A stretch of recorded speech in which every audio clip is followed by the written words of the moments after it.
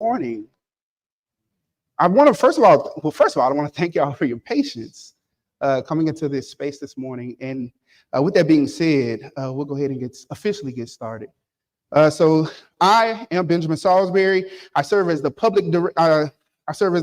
Director of Public Engagement and Museum Education at the Emmett Till Interpretive Center, which is in Sumner, Mississippi. And I'm also a proud alumnus of this fine institution, which is Mississippi Valley State University. That's right. Yeah. We can get a quick clap for that. All right. So it is my great pleasure to serve as your presiding official for this 70th anniversary commemoration, where we will reflect on the life and legacy of Emmett Lewis Till and pay tribute to his mother, Mrs. Mamie Till-Mobley, for her unwavering courage and commitment to demanding justice concerning the murder of her only child. We're honored. Okay, I want to repeat that. We are honored that each and every one of you made a conscious decision to join us at this pivotal moment in history. Over a year ago, a small team of us at the Emmett Till Interpretive Center spoke about our hopes of planning and hosting a 70th anniversary commemoration. And as a result, we wrote the vision and made it plain. And here we are today. So having said that, I want to encourage you to give yourselves a round of applause, because you made this possible as well. So yes, absolutely. So there are a number of people and organizations who poured into this moment, right? And we're extremely grateful. So we thank you all for joining us in person, and for those that are joining via live stream. And we hope you've come prepared to remember with purpose and leave emboldened to act with courage. So we have a couple of things we want to definitely uplift before going any further. We have a few requests to help us maintain the respect and integrity that we wish for these programs throughout the day. So one of those things is to please take notice of all the exits in the event of an emergency. Okay, so take a few moments to survey this space. There are a number of different exit points. We want you to be as aware of that as possible. Not that, again, we're in hopes that there isn't a need for a hasty exit, but nonetheless, we want to be as prepared as we can be. Another thing that we want to uplift is the fact that there are restrooms in the foyer of the building as you exit the auditorium, to your left and your right. So again, as you're exiting, for those or should you need to use the restrooms, they are available as you exit this space and enter the foyer. They're to your left and right. And respectfully, we ask that you please, like James Brown said, please. Well, he said baby too, but I'm saying please silence your phones and or other devices during the time that we share here. And so having said that, we're about to go ahead and have a moment of prayer. The invocation will be done by none other than Reverend Dr. Maurice Lawson, pastor of Living Faith Cathedral, and he serves as the Director of Veteran Student Affairs here at MVSU. If you don't mind, please give him a hand as he makes his way to the stage.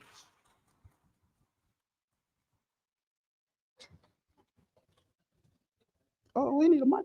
Oh, he already up, my bad.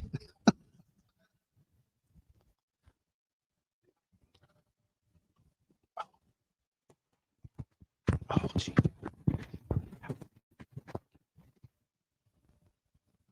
I'll keep on my bag.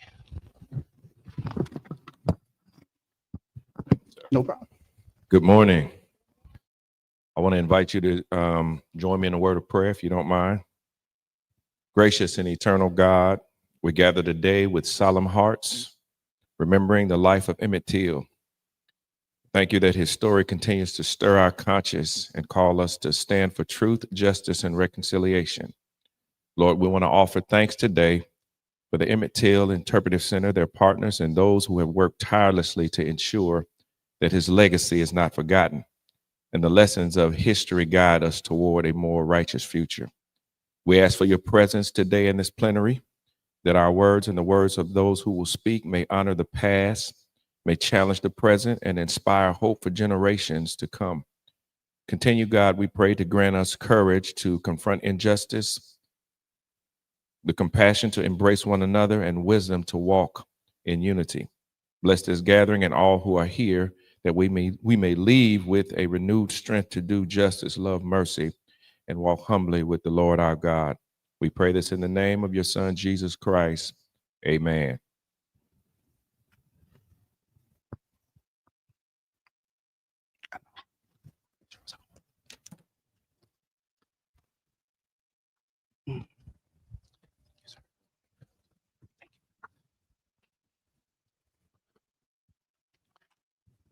Thank you, Dr. Dawson, for that invocation and prayer. So next, now at this time, we'll actually have words from none other than Dr. Golden on behalf of the president of this university to just give a very brief and concise word of thanks at this time. So whenever you're ready, Dr. Golden, please make your way to the stage.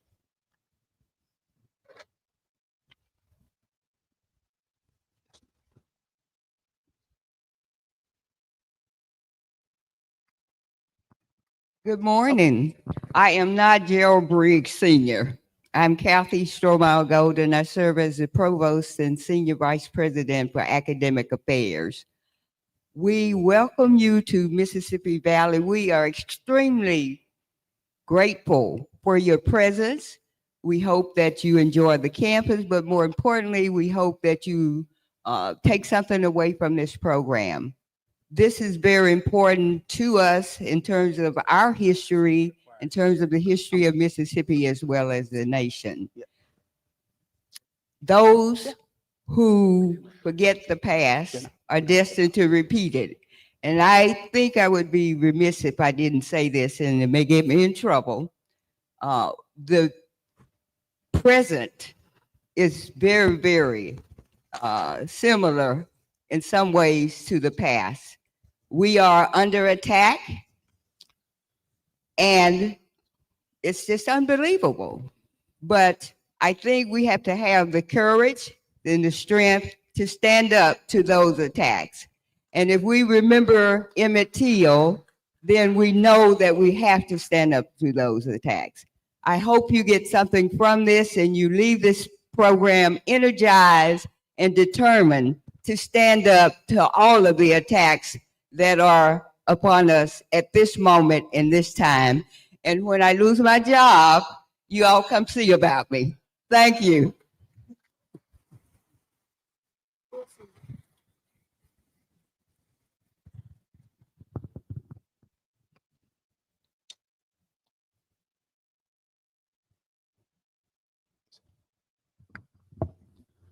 Thank you, Dr. Golden, for those words of thought. So the next two voices we'll hear from will be that of Executive Director Patrick Weems of the Emmett Till Interpretive Center and Mrs. Jessie Jane Demings, who serves as our Special Projects Coordinator for the Emmett Till Interpretive Center. And afterwards, we'll have a musical selection and by yours truly.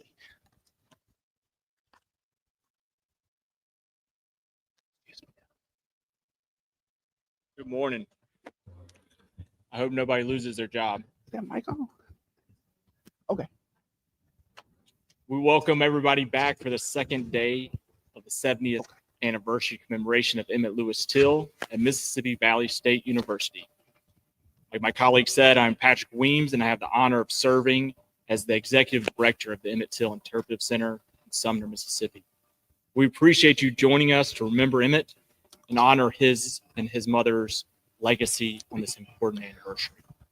We were especially appreciative of our friends who have joined us from Chicago, Reverend Wheeler Parker and his wife, Dr. Marvell Parker, Juliette Lewis, Mike Smalls, and Tina Smalls. We boarded the City of New Orleans train in Chicago and traveled overnight to Greenwood, Mississippi, repeating the journey Emmett and Reverend Parker made in 1955 when they traveled down here to visit family 70 years ago. I was honored to share that experience with Reverend Parker, and I'm deeply, deeply grateful for you all being here today. Thank you.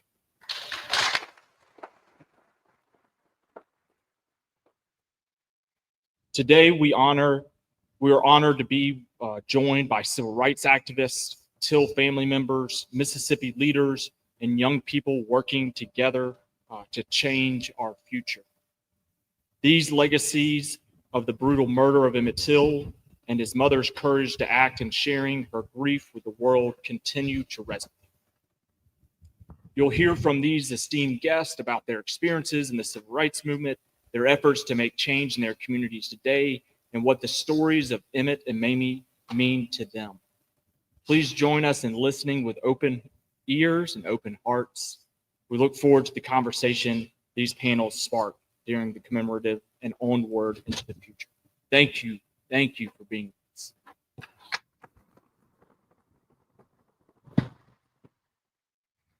Good morning, everyone. My name is Jesse James Deming. I am humbled to stand before you today to bring you the occasion. Before joining the staff of the Emmett Till Interpretive Center as Special Projects Coordinator, I had the amazing opportunity to have a front row seat to the birth of this organization as a community member and then as a board member. As a Chicago native who was very familiar with the Emmett Till story, it was troublesome that silence loomed all over Tallahatchie County, which eventually became my home. As I got more involved in the community, I was inspired to do more and break the silence with the motivation from Jerome G. Little, one of the first African Americans elected officials in the county. When the Emmett Till Memorial Commission was formed, we made every effort to reckon with this history. In 2007, on the front steps of the Tallahatchie County Courthouse in Sumner, Mississippi, we issued an apology to the Till family that reads, "We, the citizens of Tallahatchie County, believe that racial reconciliation begins with telling the truth. We call on the state of Mississippi and all of its citizens in every county to bring an honest investigation into our history.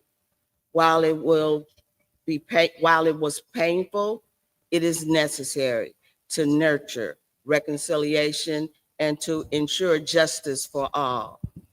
While yesterday marked the 70th anniversary of the kidnapping and murder of Emmett Lewis Till, it also marks a call to action that we should all take individually and collectively to fulfill the promise of liberty and justice for all.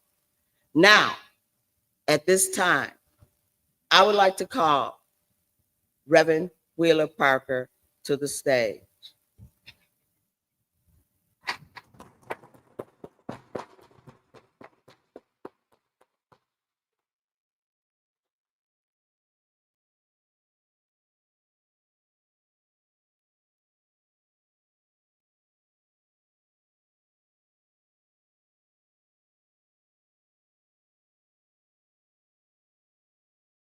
I can keep secrets. Dear Reverend Parker, we would like to present you with this plaque of appreciation that reads, "For your years of work preserving the legacy of Emmett and Mamie, and for supporting our organization and our efforts from this community to apologize to by riding the train you took with Emmett 70 years ago."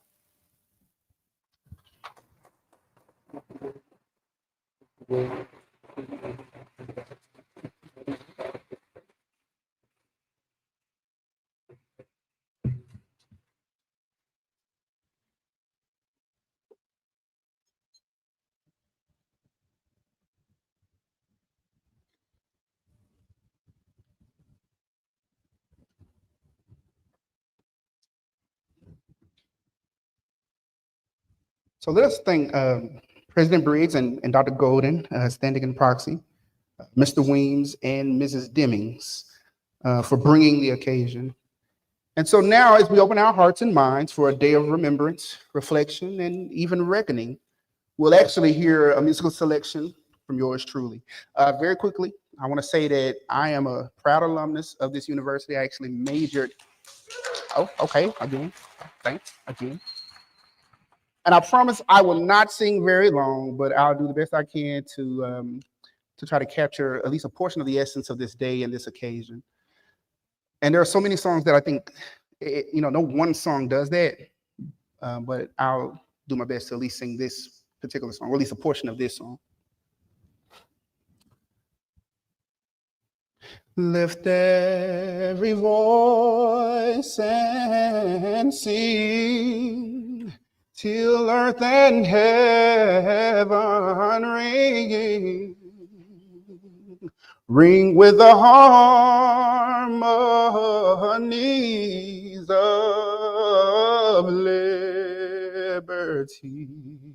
Let our rejoicing rise high as the listening skies. Let it resound loud as the rolling sea. Sing a song full of the faith that the dark past has taught us.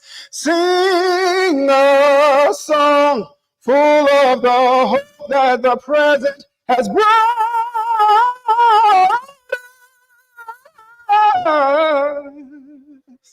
And sing the rising sun.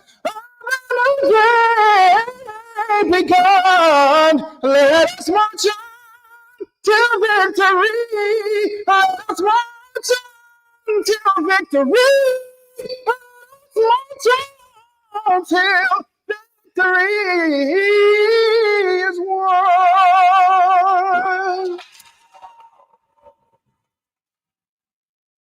Woo, that was kind of hard there, y'all. I got the 10.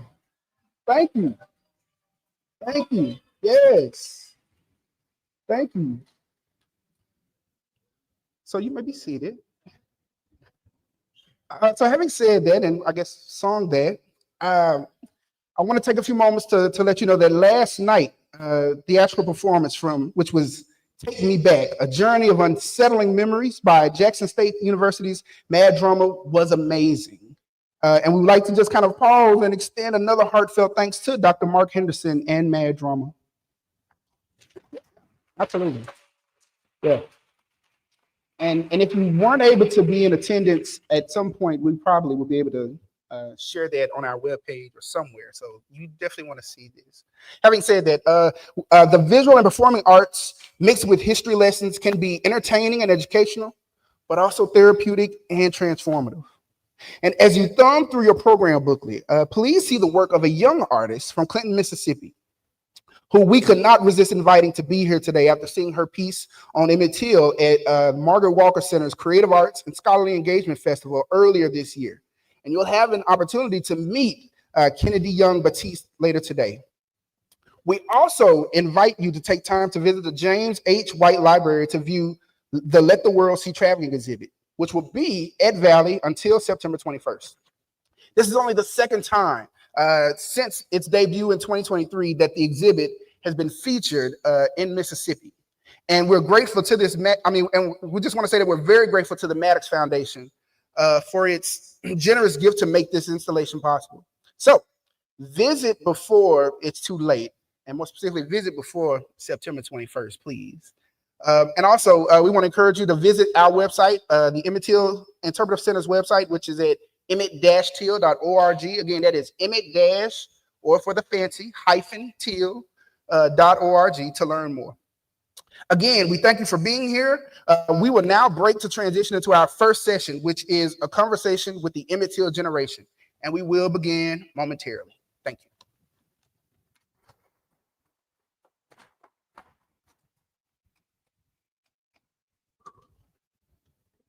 Yeah. Okay. Yeah. So this is it. So we're ready. I'm gonna give just a few more moments. All right. So y'all, we're gonna get started in a moment.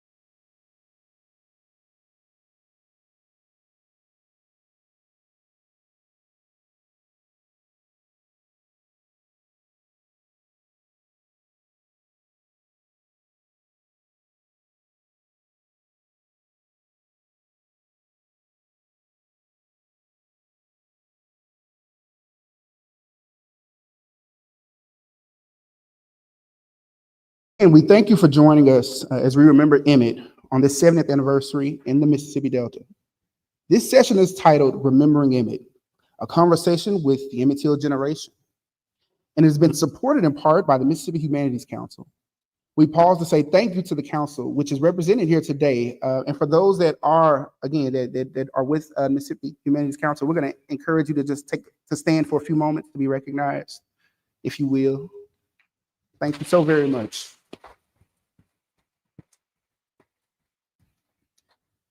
And with that being said, we want to encourage everyone in the audience and in the live stream to please support the humanities. So Dr. Daphne Chamberlain embarked upon this journey years ago and was inspired to focus her academic research on children's participation in the civil rights movement. Most of the people she interviewed spoke of how the murder of Emmett Till motivated them to join the movement. And she's had an opportunity to develop relationships with many more, including those who accepted our invitation to be here today. So I'm going to strongly, and I do want to emphasize, strongly encourage you to please welcome none other than Dr. Daphne Chamberlain to introduce our poet for the day and our moderator for this session, Dr. Daphne Chamberlain.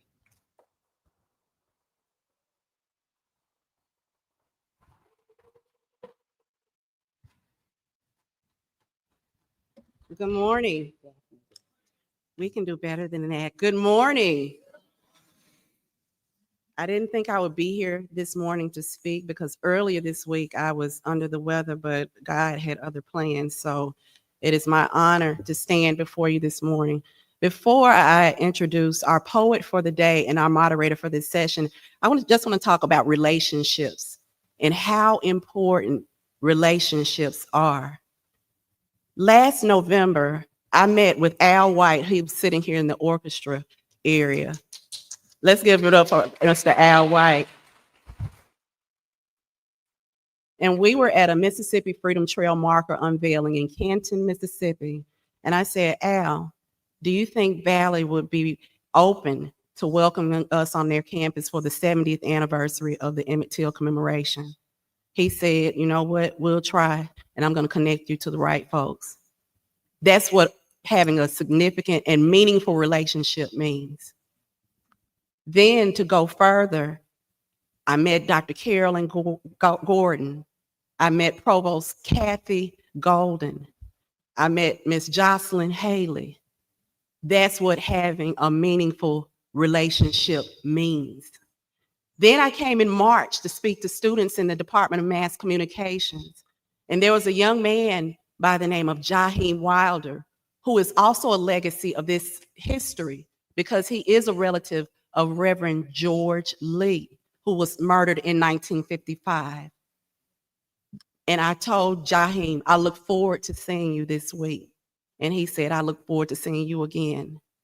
That's what having a meaningful relationship means. This institution is extremely important to my family, Dr. Love Jackson, and I did not know it until I walked into the social science complex where my late cousin, Carver Randall, the auditorium is named for him. That's what having meaningful relationships, but also understanding history means. But let me also say this, another meaningful relationship. There are 3 team members who you all will meet over the course of the day at the Emmett Till Interpretive Center, who are all alumni of this historic institution, who advocated for and made sure that Mississippi Valley State University was the venue where we would bring you all to the Mississippi Delta.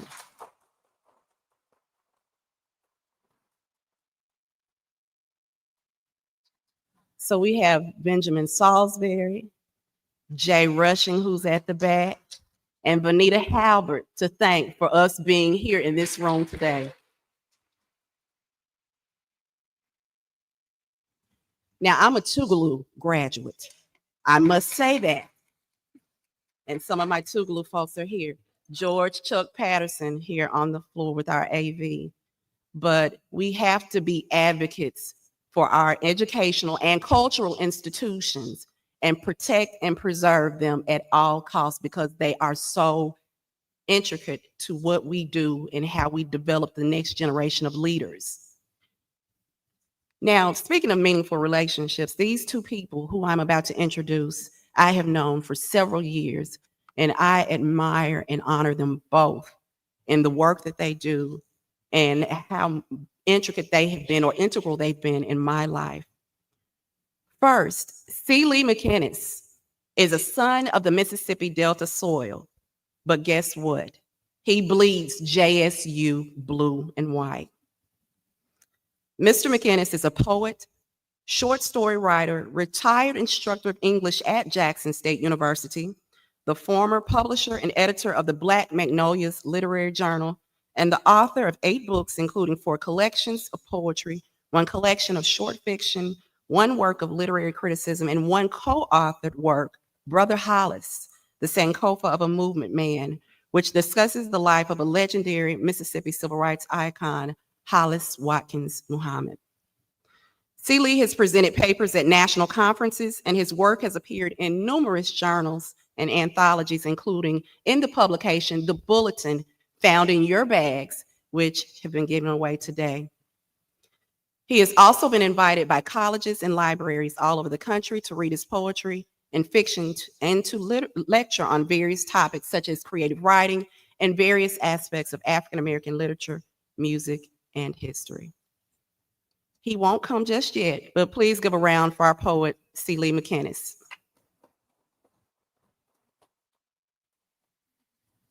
Our moderator for the morning is someone I learned storytelling from. And of course, that person is Miss Pamela D.C. Jr. She is a renowned historian, museum leader, and cultural advocate who served as the inaugural director of the Mississippi Civil Rights Museum and later as the director of the 2 Mississippi museums. With over 25 years dedicated to preserving and presenting Mississippi's complex history, she retired as Director Emeritus in 2023. Previously, she led the Smith Robertson Museum and Cultural Center, creating powerful exhibitions, including the nation's first comprehensive exhibit on Medgar Wiley Evers. Her work has earned her widespread recognition, including induction into the Mississippi Tourism Hall of Fame and numerous civic awards. She is also a graduate of Jackson State University, and she continues her community service through various boards and organizations, and she is a proud member of Zeta Phi Beta Sorority Incorporated. She is the mother of 2 sons, Alfred Rashad and Jarrell.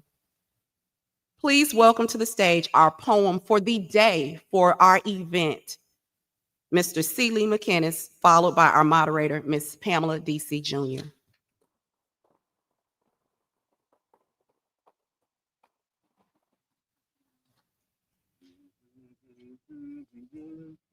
Oh, me. One day when I was lost, he died upon the cross, and I know it was the blood. We are still here because Black is the fertile state of the universe from which all colors have been pulled and woven into a tapestry of humanity, even though pale pirates try to perpetuate our invisibility by bleaching school curriculums. We have our own ink that enables us to rightfully write ourselves into the Lamb's Book of Life, which can never be amended or abridged by the Heritage Fund Project. Your latest whitewash from us dipping the White House in chocolate has only resulted in your true colors being illuminated like burning crosses engulfing the midnight sky. You tried to lynch us with legislation and handcuff our history and eradicate our education with your excessive, erroneous executive orders by an evildoer who's been more excrement than fertilizer to humanity, but we stand to withstand the neo-Confederate storm. Too many mountain women like Mamie made her way, turning death into display, turning grief into glory, and turning hate into hallelujahs. Now, let me give you 5 on the Black hand side and count all of the ways that righteousness cannot be contained. 1, Mamie's baby boy, eyes smile with sunshine, chipmunk cheeks filled with laughter, Black joy and rage is white evil.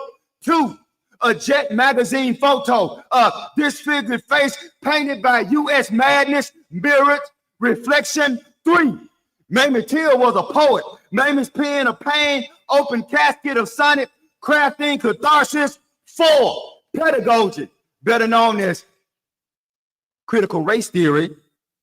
My name, Tamar Rice. Our names, James Bird, Corinne Gaines. We, Tills, blood, children, 5, time travel. Agent Orange be rolling back the clock of hate, setting on money. But we gonna finally garnish the wages of that insufficient check, and the blood that the waters flow in these fields will finally flow with the fruit of our liberation. I know it was the blood. I know.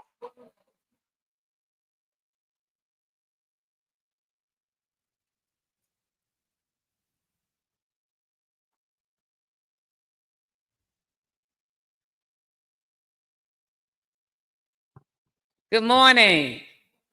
Good morning, Mississippi Valley State University. It's awesome to be here. It's very awesome to be here. These gentlemen in the back are ready to come out. They are excited about this panel. They've been asking me all kind of questions while we were back there. First, we're going to have come out the veteran of the Civil Rights Movement, Mr. Charles McLaurin.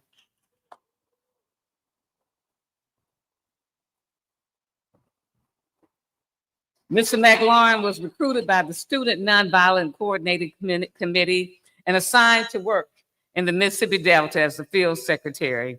He worked side by side with Fannie Lou Hamer in the effort to register African-American voters in Sunflower County. Also served as campaign manager for her 2nd Congressional District bid for the U.S.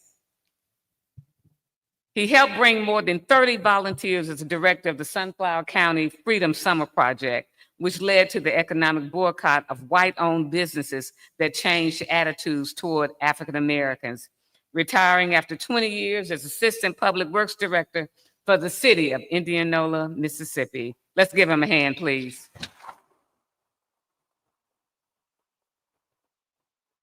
Next, Mr. David J. Dave Dennis, Sr.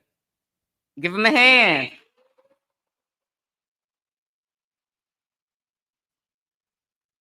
He interrupted his collegiate experience during his freshman year in 1961 at Dillard University in New Orleans, Louisiana, to work in the 60s civil rights movement in the South, particularly Mississippi and Louisiana, where he was arrested more than 30 times in relation to his activities to register disenfranchised voters. He was on the first Freedom Bus ride from Montgomery, Alabama to Jackson, Mississippi in '61. He served in both states as field secretary for CORE and the co-director of COFO. He worked closely with Mickey Schwerner, James Chaney, and Andrew Goodman, who were murdered as Freedom Summer began. Dave's practice of law gave way in 1991 to work with Bob Moses and the Algebra Project. And let's not forget his book, The Movement Made Us. Give him another hand.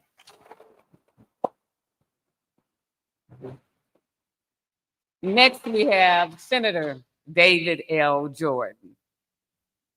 Come on out. Come on out. Senator Jordan was born on April 3rd of 1933 to a sharecropping family in Lafleur County, Mississippi. He was born on a Mississippi Delta plantation during the Great Depression, when segregation and poverty created a bleak outlook for a son of Black sharecroppers. Before graduating from high school, Jordan picked cotton and worked at a white-owned store that sold illegal liquor. In September of 1955, when Jordan was a freshman at what was then Mississippi Valley State College, and as you can see, what color is the jacket he has on? He and 3 other young men pooled their money, bought a tank of gasoline, and drove about an hour up the road to attend the reported trial of 2 white men accused of killing Emmett Till, the slaying of a Black 14-year-old who was visiting Mississippi from Chicago, galvanized the civil rights movement after Jet magazine published photos of the mutilated body. Senator Jordan has served as a city council for the city of Greenwood, Mississippi. He served as Democratic member of the Mississippi State Senate representing District 24, which covers LaFleur, Panola, and Tallahatchie counties. Senator Jordan's accomplishments included the implementation of character education in most school districts of the state, enacting the Mississippi Blues Bill to promote blues music for economic development, and passing a retirement package that benefited teachers. Let's give him another hand, please. And of course, if you have not read his memoir, From the Mississippi Cotton Fields to the State Senate, you must get a copy of that. Let's give them another hand before we get started. You know, I thought about kind of starting a little mildly when I'm asking the question, but this question kept just hitting at me. So I'm going to start off with this one. Do you remember the tragic incident when Emmett was assassinated? Think back to your feelings as a teen or a preteen or an adult. Take a moment and think back about how you felt when you heard the news. Talk to us about those feelings. Mr. Dennis, do you want to start? Oh, okay, I'm sorry. Can I just say one thing before it gets started? Yes, sir. Yes, sir. Very quickly, and that's to thank put a little history. Mississippi Valley State has played last night. We had this great performance. Those who missed it, you missed a good show, Mad Drama from Jackson State. And so they brought back a lot of memories. So remember 1963, right out front here, the highway, a car which Bob Moses and Jimmy Travis were in to attack ambushed by the Ku Klux Klan. Jimmy Travis was shot right out here. I remember also that the Algebra Project, when we first came into Mississippi, which was 1992, to kick us off the Deep South, it happened right here on this campus here, under the work with the late Dr. Constance Bland. So I want to give credit to that piece and mention that before it started. So pieces. So a hand of Mississippi Valley State for that contributions and work and help us do what we did.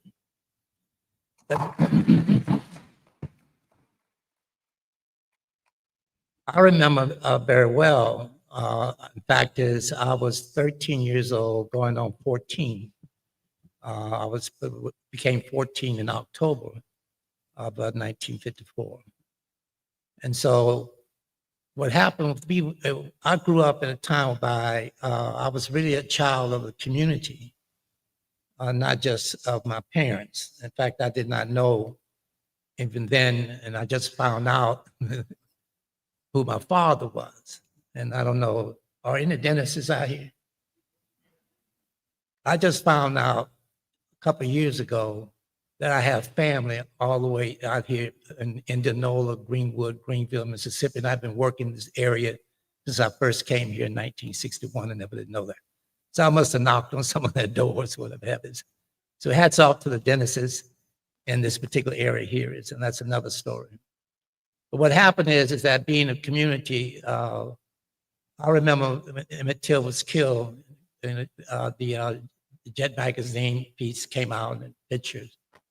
The men in the community was Shreveport, Louisiana. I was only 4 years off of plantation. I've been born and raised at plantation, beginning at Tallulah, Louisiana, and to another plantation right outside of Shreveport. And so the men took the boys to a church. And what they brought back with Mad Drama last night was hearing Mr. Till's mother talk about what he should do or should not do if he's coming to Mississippi. And I remember the men told us almost exactly the same thing as kids, what it's not to do. It wasn't because they wanted us to be afraid. It was all about survival, because at that time, what came first in the Black community was his family and how to protect the children. I mean, I didn't know my dad, but all the men were our fathers in the census, and the women were my mothers. Mr. Jack had the right to jack me up if I did something wrong because my parents gave him that permission to do that. So you had better respect the elders, and they in turn respected. When you say, talk to my grandmother, You say, hi, Miss Bessie, how the children always came first. So in this case, with the Emmett Till pieces, was the first thing of the community where I was raised was gathering the children, especially the boys, and trying to teach the boys on how to survive. Grandmother always told, hold your head up high, you know, but at the same time, do this because we can't protect you all the time. So that's the piece that I brought in. And so as we move through the movement, one of the things I remember also is that by opening that casket, that mother did one of the greatest things. That's what really stirred the movement pieces. Because what happened there is also, we were angry. And the difference between what's went on there and went on through the movement pieces, I don't understand is why things are happening to our children. Why aren't we angry? You see, we ought to be angry, because the anger doesn't mean you have to be violent, but it means I'm gonna get up and do something, you know? And so what happened there is certain people decided we've got to do something. It was based around, we got to protect our children. Yeah. So the comparison between the two is what the feeling was there. That was what stuck with me at that particular time, is that the Emmett Till, the impact it had on my life and the community that I was raised in. Mr. McLaurin, tell us about your feeling. Good morning. Well, I grew up in Jackson, and I was 16 when Emmett Till was murdered. And I spent a lot of time up and down Farish Street as a young boy, because we lived just one block off Farish Street on Mill Street in Jackson. My family did.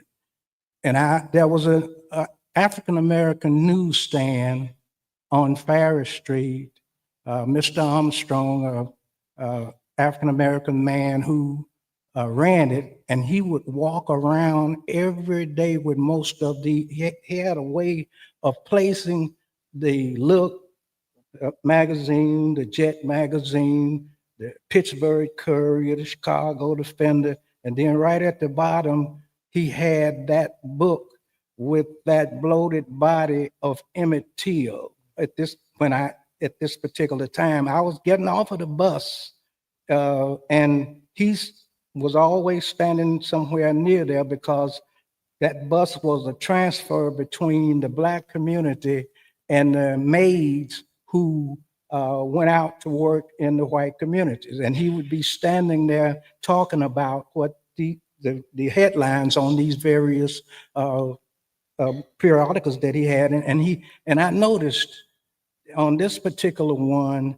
that bloated body, and then he's talking about what's happening there. So I purchased me one of those and took it with me.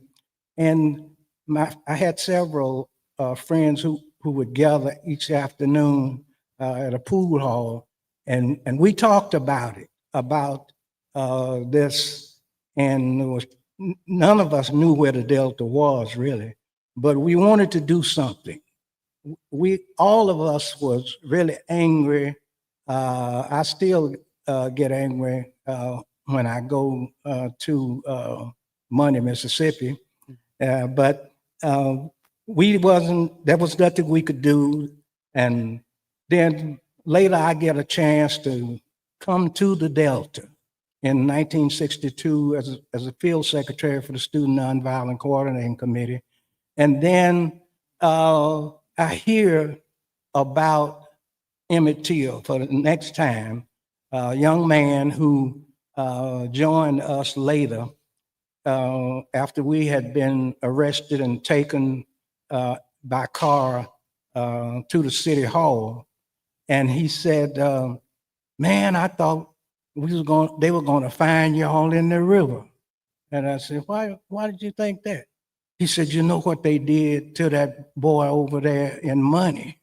So this is, again, the next time I hear about Emmett Till.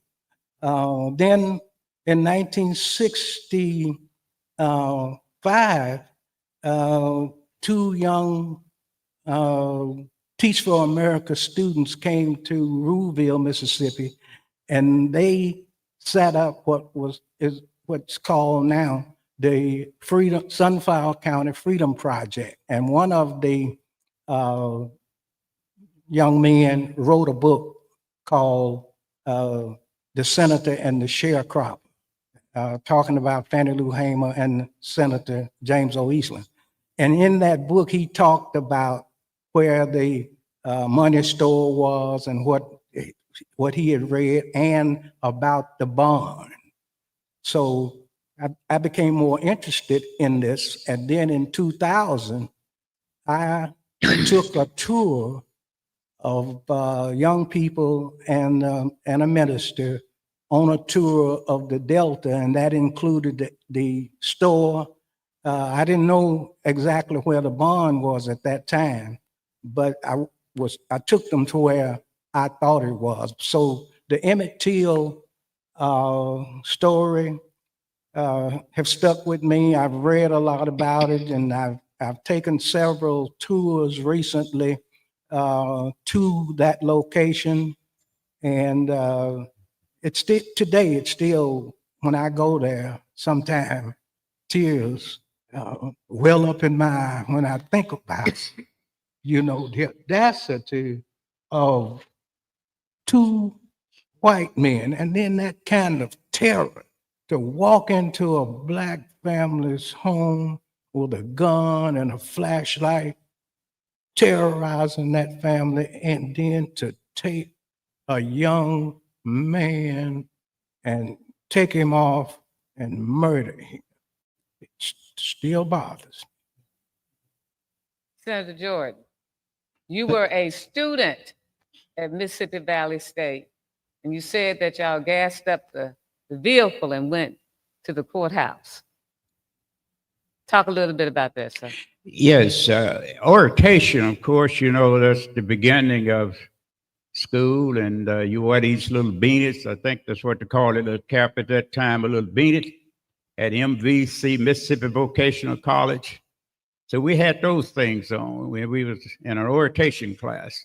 And the instructor, I believe, was from Texas, and he told us to read whatever we could in the newspaper about Emmett Till and bring in a report the next day. Well, the four of us just had finished high school, and we were mad, I was, because of what had happened. So I had a little job at Holiday Inn. So what happened was gasoline was 25 cents a gallon. Can you imagine that? So my brother didn't have a quarter, so I paid for him, and one boy didn't have one. So C.J. Harris let all four of us go. And so we headed for Sumner, Mississippi. The four of us, but when we got there, we had those beanies. We pulled those things off and put them in our back pockets. So we didn't want to, because at that age, young Blacks at that age would be in the field this time of year, but we were casually dressed. So we stood up on the outside a little while, and we just stood around. And after a while, a car drove up, had a very attractive lady got out, and she had with them a well-dressed young man. And the reporter said, "This is Mamie Till. We're going to ask her some questions. Does she think Emmett Till would get a fair trial?" And when she walked up, she said, the reporter said, "Are you Emmett Till's mother?" She said, "Yes." "Do you think he'll get a fair trial?" We were standing back, the four of us, watching. She said, "I don't know. I'm here to observe." She said, "I'm here to observe." And they repeated. Could have been, it was national news. Yes. So she said, "I have with me Congressman Charles Diggs, all the way from Detroit, with me. Well-dressed, well-mannered. I didn't know but one congressman. That was Adam Clayton Powell, and he had got slapped in Washington when I read about it. But this was another one. I didn't know Congressman Charles Diggs. So she said, "By the way, I have Congressman Charles Diggs all the way from Detroit with me." And the reporter said, "What he has to do with Chicago?" She said, "I wanted him to accomplish me." Congressman Diggs very intelligent man. And and then they decide after they got there, the four of us were still standing back. So they went and we followed them as a distant and went in. And when we went in, Mrs. Till and Congressman Diggs went over and sat with some more people. I don't think Meg Evans could have been there that day as well. And we went in. We sat right in the center, way behind in the center. And we put those old beaners in our back pockets because we didn't want anybody to know. Keep in mind, it was tough then. Strider, H.G. Strider, big old sheriff, was just watching us because students our age was supposed to be in the field. Here we were, cashing dress, four of us. He kept his eyes, Strider kept his eyes on us. So when we walked in, we saw the funeral home director, Mr. Miller, who lived in Greenwood, who Century had picked up the body. And Mr. Miller was given a description of the body. And believe it or not, we didn't have air conditioning at that time. They had a big old exhaust fan that they put behind everybody. Now, it was similar to the way this structure is here now. But that big exhaust fan was blowing from back here up through the courthouse. And so Strider was sitting over, Big Sheriff was sitting over to the right, if I recall. And it was a good person I learned to be a friend of was there, Bill Miner. I didn't know him, but I described what it was like when I was there, and Bill Miner described what it was like, and we were 100% correct because he was there and I was there. So Mr. Miller was being testified, the funeral home director, and they was just like that somebody was pouring a pail of water down over him. He's wet all up. He was wet. He's being interrogated, and he was saying, "Yes, sir. Yes, sir. Yes, sir. Yes, sir." And they was asking, but the J.W. Mile and Roy Bryant, they was over there smiling as though nothing ever happened.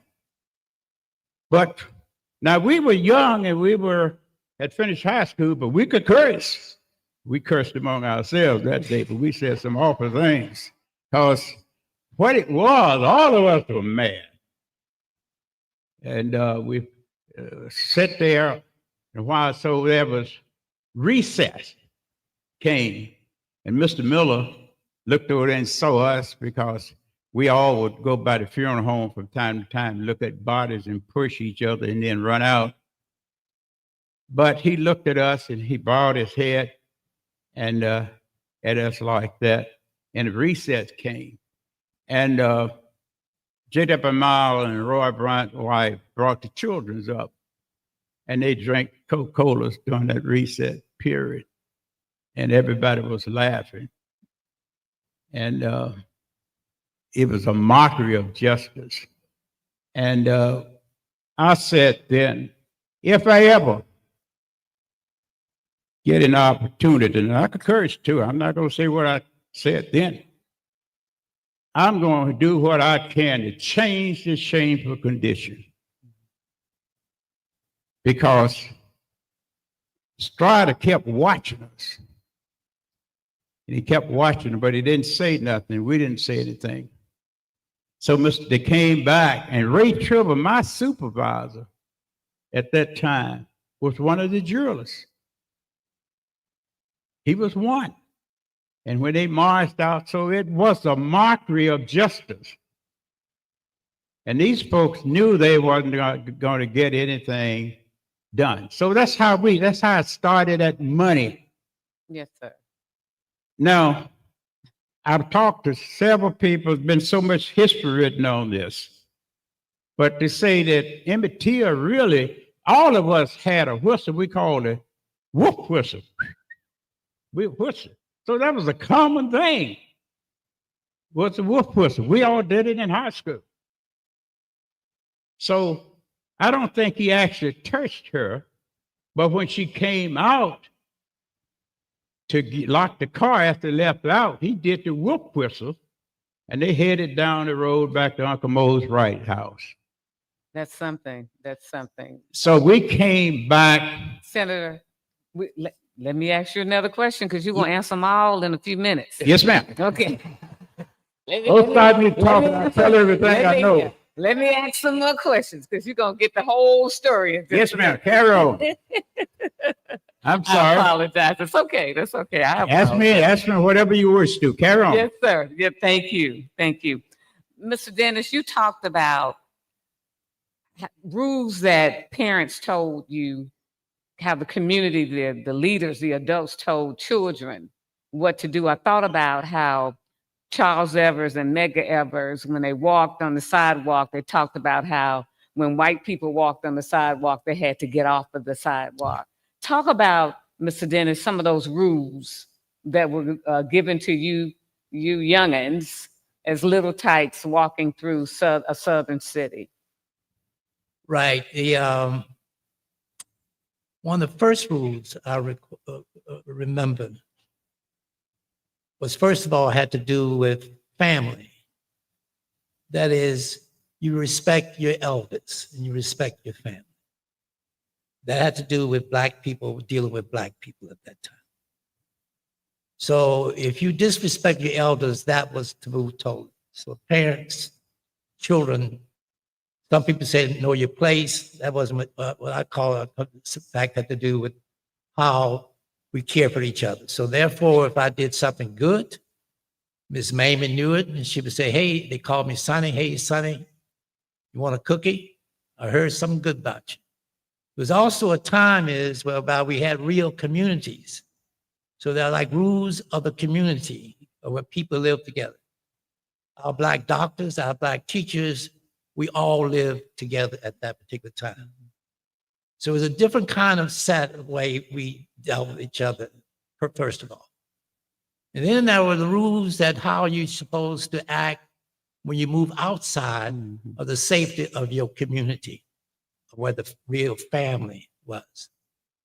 And that had to do with the fact is that white people, number one, were not to be trusted. In terms of the fact is, they not only would you didn't have to do anything wrong. You didn't have to whistle, but they can say that you whistle, you know.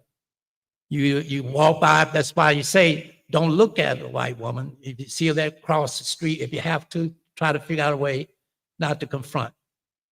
The other piece happens to be is don't look them in the eye, you know, because the fact is they tend to take that as a threat, you know. And the other piece had to do with the fact is that, you know, don't show that you're strength, you know, in terms of being a pride or whatever you have is. Because that also made them angry, especially white males. There's a whole issue around the fact is that white males had a whole big thing of protecting, or trying to keep Black males especially from anywhere close to their white women. So that was like their holy grail or whatever you want to call it. So this was what I talked about, the fact you did it differently. I mean, Black men and the white men could deal with each other different. The fact is, there's no relationship or contact that particular time is, you know, between a Black male and white females. So the rules are very strict. They were different. We had two sets of rules. And the one that we dealt with the most is about family. We actually had, in the community pieces, those rules is how you look out for each other.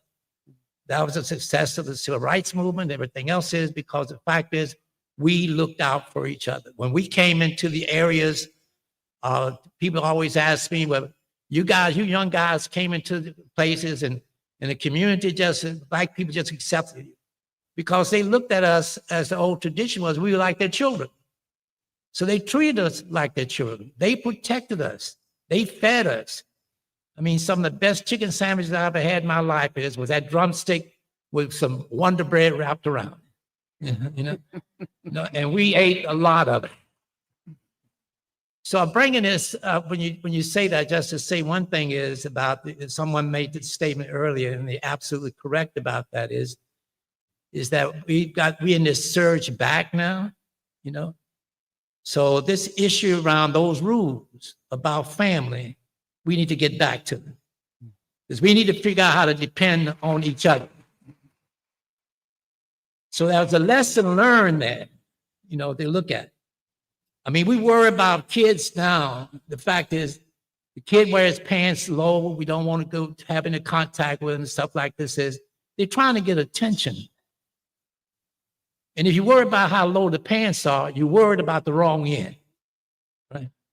So when Miss Mamie would give me a hug or give me a cookie if I did something right, and Miss Mamie would check me, and Mr. Jack would jack me if I did something wrong, all right?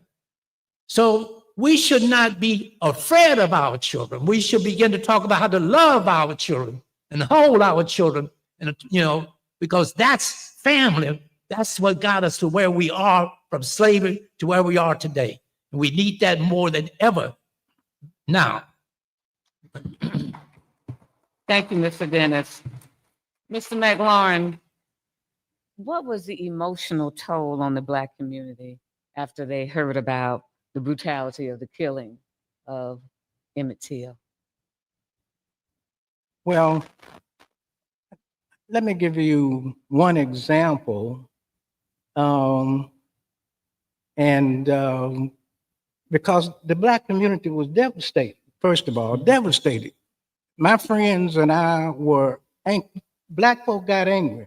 And you can thank Mamie for, helping to raise that manhood or whatever it is in us that want to do something. If you think about, the kinds of things that we had to face, and then you realize that fear. Now, think about the fear of two white men walking into your home with a gun and asking for a member of your family. And this, so you think about, that there's nothing you can do, but you're mad. Now you think about, now Mo's right. I know he wanted to do something to them, and I know his wife wanted to do something. But here they are in a situation where historically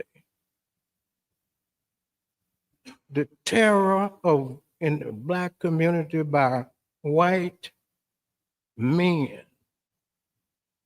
And then you think about the really not, to me, from what I've read and the documentaries and listened to Mr. Wheeler, read his book, the kid didn't do nothing. But it was that white supremacy, the fact that a Black man dared to do whatever or say whatever. The Black community was real. My friends and I, one night after we read this story here in Jackson, and most of the young guys who were the first freedom riders in Jackson were the group of my friends who met in the pool hall where we usually meet to try to figure out how we could do something about these men. And then, the newspaper, the magazine article come out and talking about the kid whistling, as Senator Jordan said. I couldn't never whistle, but I knew about the wolf whistle, and there was an old man. I delivered newspapers in Jackson. I'm quickly say this. I delivered newspapers. and Clarion Ledger, Jackson Daily News, State Time, Jackson Advocate, you know. And there was one black man, elderly guy, and he was always on his porch most of the time when I got there with the newspaper. And soon as every time he'd see me, he'd say, "Remember the wolf whistle. Remember the wolf whistle." So yeah, we weren't. I think black folks today, and you know, the fact that they told told the Till family to bury that body immediately. You know, they had dug a hole. They had dug the grave and was about to bury that body and had not contacted his mother. The family contacted, isn't that right, Mr. Will?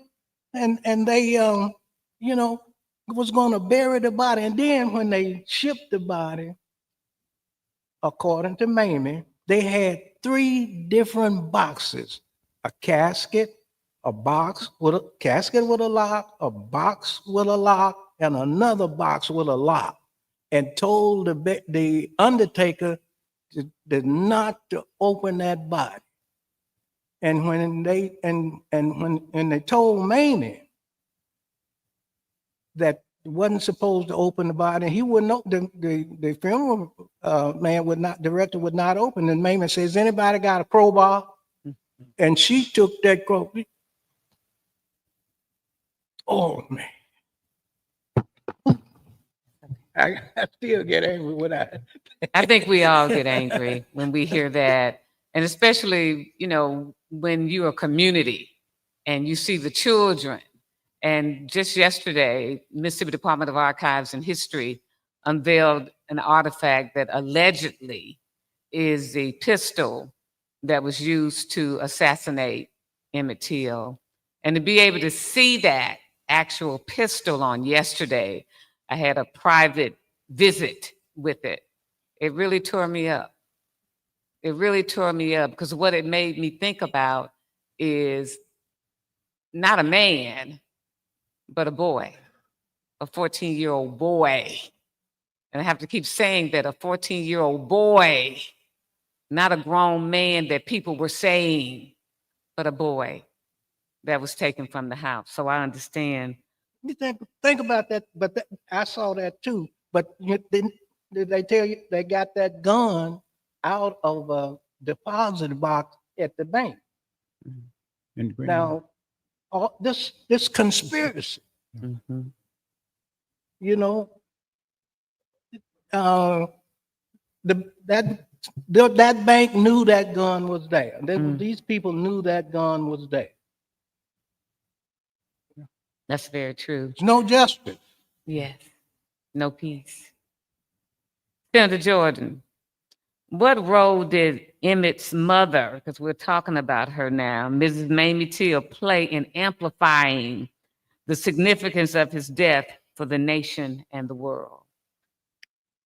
Well, she wanted the world to see what had happened to her son. And let me back up a bit. We went to the movie a week or so before to start the trial in Greenwood. And the Central Funeral Home just had picked up the body. And I tell you, the movie was Duel in the Sun. How many of you remember Duel in the Sun? Gregory Peck. Oh, that's what the movie about. 4 of us, 3 or 4 of us together, we saw it a couple of times, right across the street with the funeral home. And they were saying the boy has been found. The report came out that he had been missing, that the boy had been found.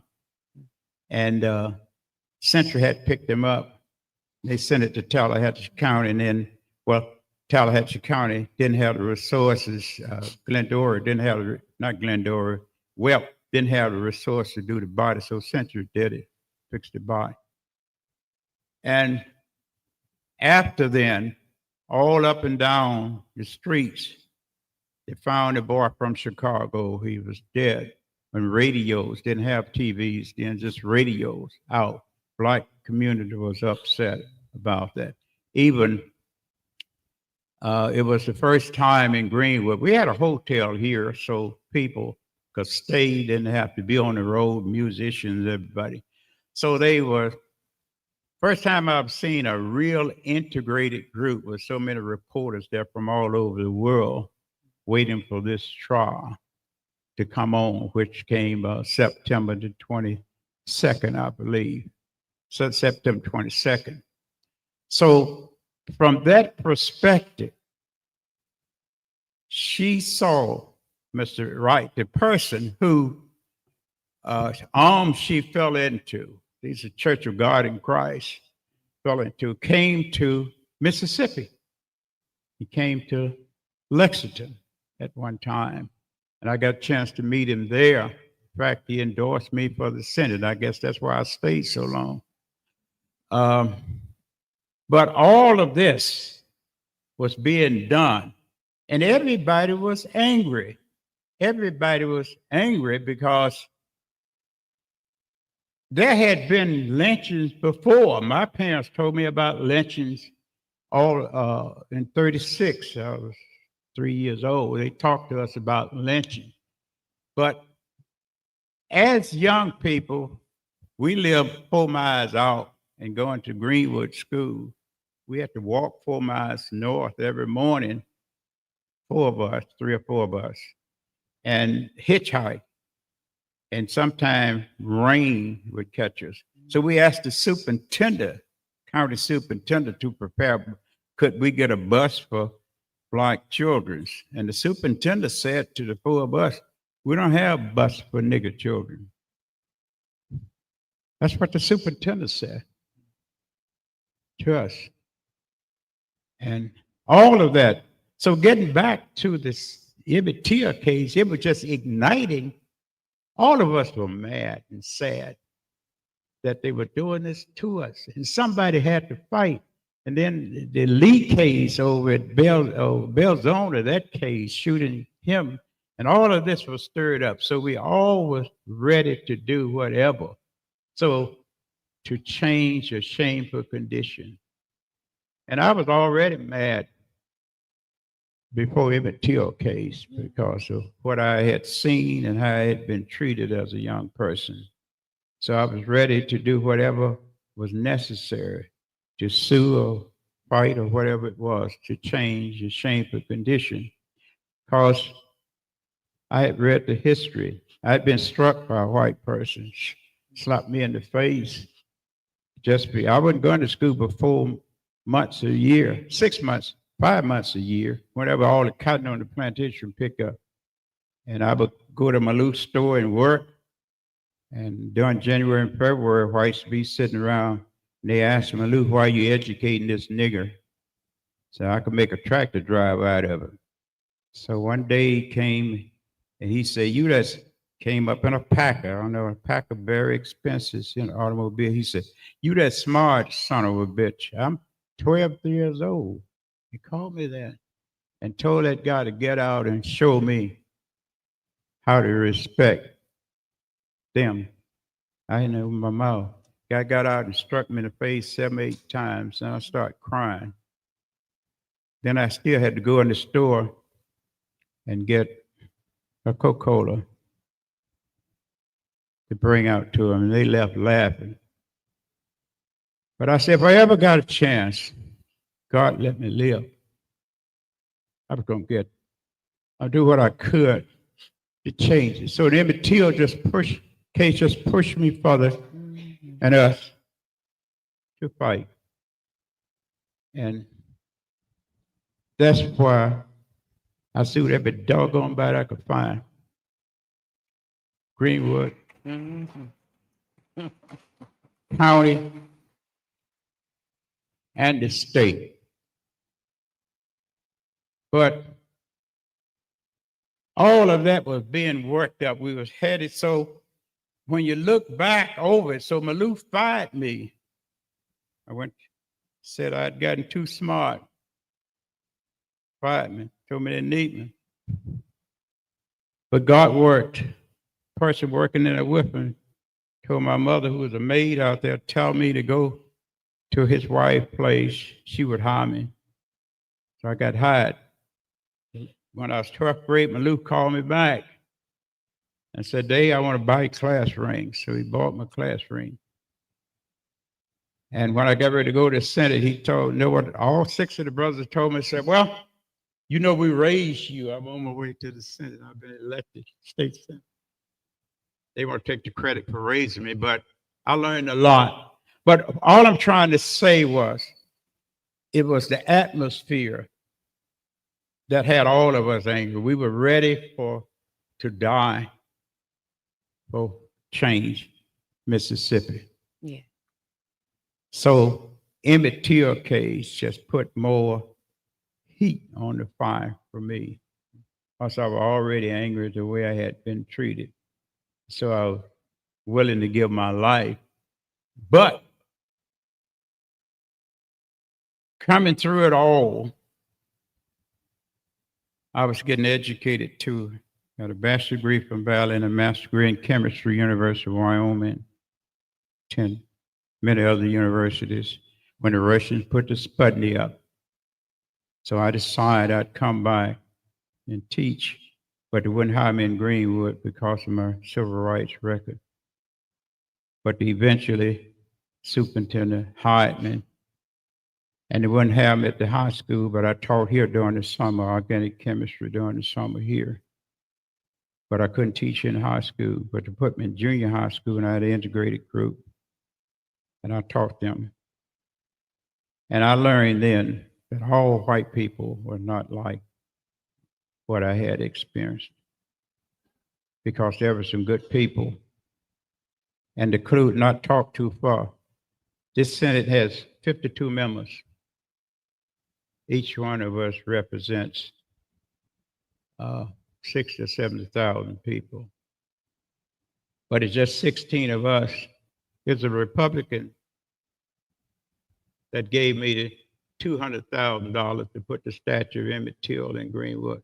Mm-hmm. So my point is, all white people, as you have indicated, are not bad. Don't get me wrong. All of them. So he didn't have to do anything. You got 52 members and you only got 16 of us. And I wanted a statue of Emmett Till. He gave me the money to get it done. So there was compassion all over. Jimmy Carter invited to the White House 3 times. Clinton invited me to the White House. I cast Mississippi votes for Obama. So I had a lot of national experience, and I had all of these experience. I had the Governor Bill Waller, the first one to come to my hometown at my request. First black on the college board, Dr. White was here now, was because of us, Voters League in Greenwood. So we was fighting, I was in civil rights, but I would be wrong as 2 left shoes to say all white people, but there were some. But living through all of that, I know it's a God somewhere, because I'm old as the hills, and I'm not a poor man. So I know somebody was watching the process. That's why I'm so glad to be here today to let young people know. I'm writing on another book. I may not finish it before I die, called The Potholes of Life. Young people, if there aren't many here, talk to some older person. Doesn't have to be your cousin, your grandmama, your granddaddy. May not can read and write, but he's been on the road of life long enough. He knows where the potholes are. And he can tell you, we have too many young people falling in potholes. Killing each other is what I'm talking about.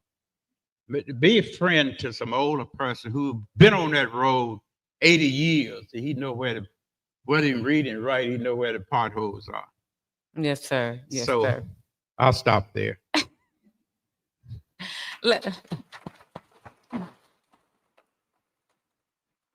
Let's talk about that trajectory, that switch in your mind, Mr. Dennis and Mr. McLaurin, because Senator has kind of touched on that. What was it, that trajectory that made you say, okay, it's time for direct action. I got to do something. Remember that time for us. You want me- Yes, go on. Okay, I'm Yes, sorry. sir. Mr. Dennis. Okay. Yeah, that's a toughie because personally myself, as I went through some changes, and I actually, my grandmother used to tell me as I was growing up, she said, God put you on this earth for a purpose. Mhm. And I'm like, what's that? And she would say, I don't know, he knows. As long as you're on track, you're gonna be okay. But he's got you here for a purpose. So things begin to happen in my life. It's like fate, you know. I mean, really and truly, as I went through this thing, plantation, I got angry. And that was when the Emmett Till piece died, Mr. Till. But I was also scared as a young Black kid, same age. So I got lucky enough I was the first person in my family to graduate from high school. So my first thing was to make sure I didn't go back on the plantation and get a job. And I graduated, went to high school, and I ended up at a high school in Baton Rouge, Louisiana. I lived with my aunt then. And that's where fate began to deal with this, underthink civil rights movement. And so this, my best friend, we played on the same basketball team. And his brother was leading a demonstration from Southern University and was trying to get us from the lab school to join him. We said no, so we went to play basketball. He didn't want to have anything to do with it either. My classmate I graduated with later on became known as H. Rap Brown. At that time, it was Hewlett Brown. I go to Dillard University, get lucky, get a scholarship, go to Dillard University. I want to get a good job and not go back on the plantation.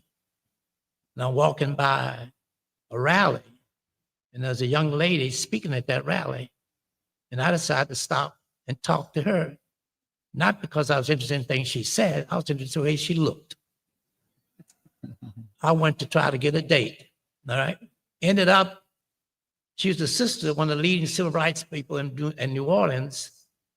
And also we ended up, she took me for what she considered the first date, I didn't consider it a date, to this church for a civil rights meeting as a core group.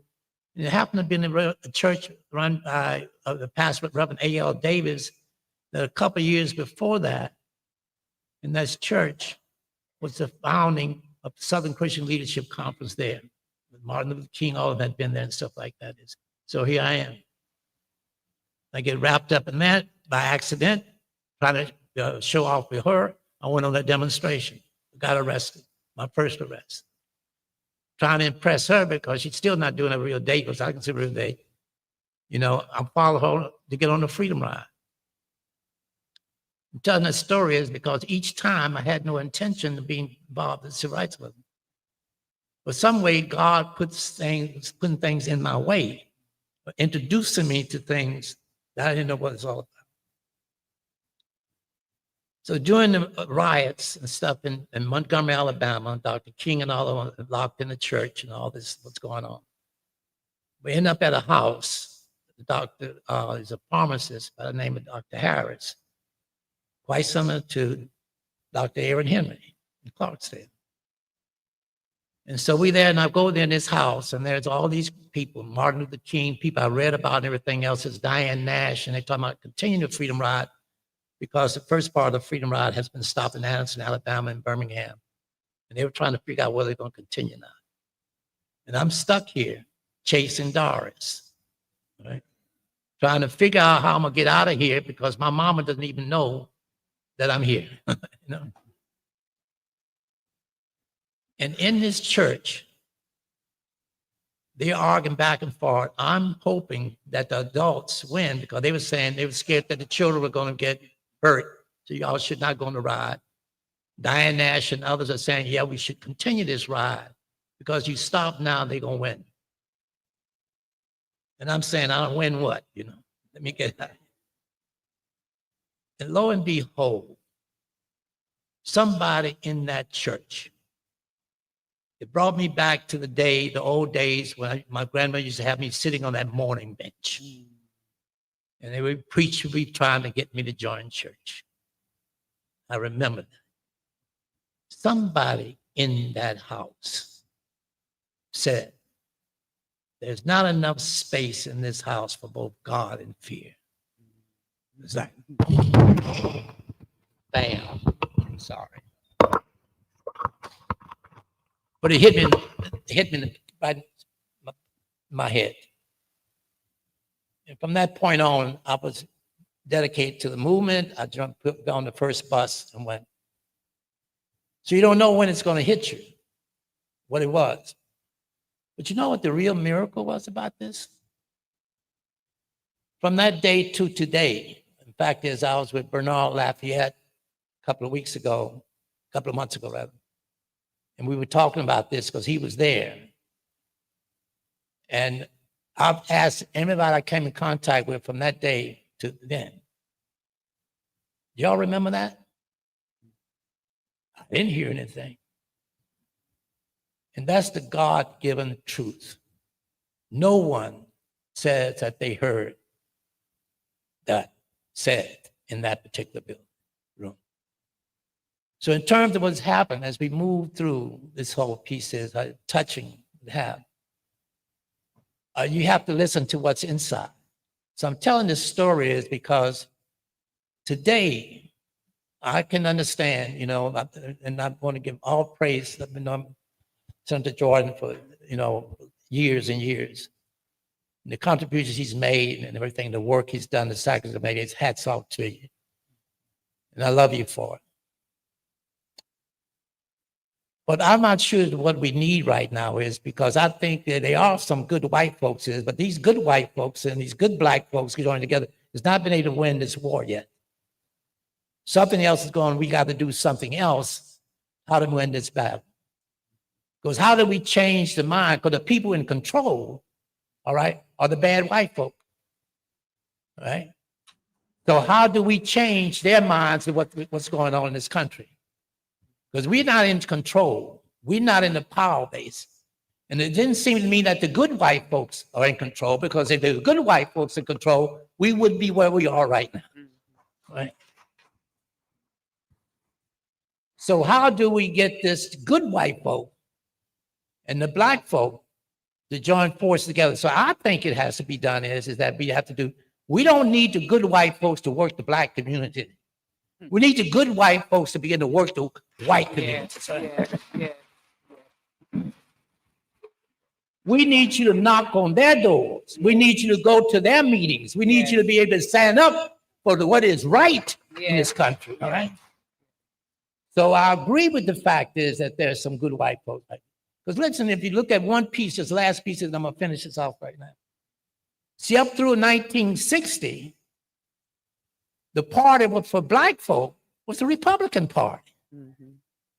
The switch began in around 1960s, you know, because in 1960, 61, 62, Martin Luther King was a Democrat and his daddy was a Republican. Yep.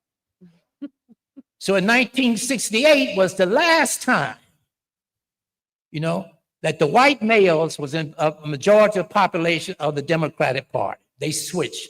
And because they switched, it had a lot to do with what happened in Mississippi in 1964.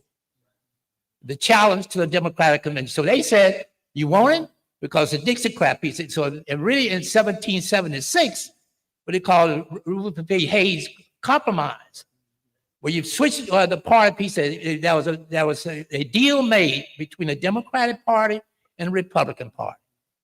And to get for the Republicans to maintain the presidency, they made a deal with the Democrats to give them back the South, right? And so when they gave them back the South, there was a Civil Rights Act, a bill that was in place at that time that was stronger than the one that came out in 1964. They even called the Ku Klux Klan a terrorist organization. And the deal was they would pull out all the troops, all right, out of the South. If the Democrats would let the a deal, and the sacrificial lambs of that particular deal were black folk. And so since that time, all right, we've been part of the deal. All right. People always telling us is, well, it could be worse, you know.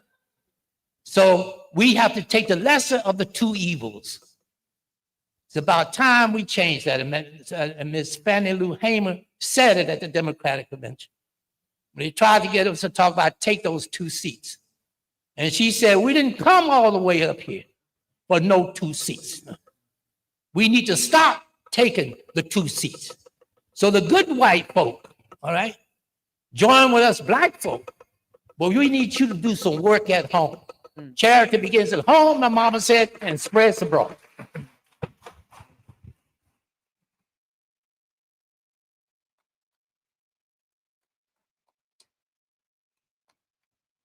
That's all I got to say about that.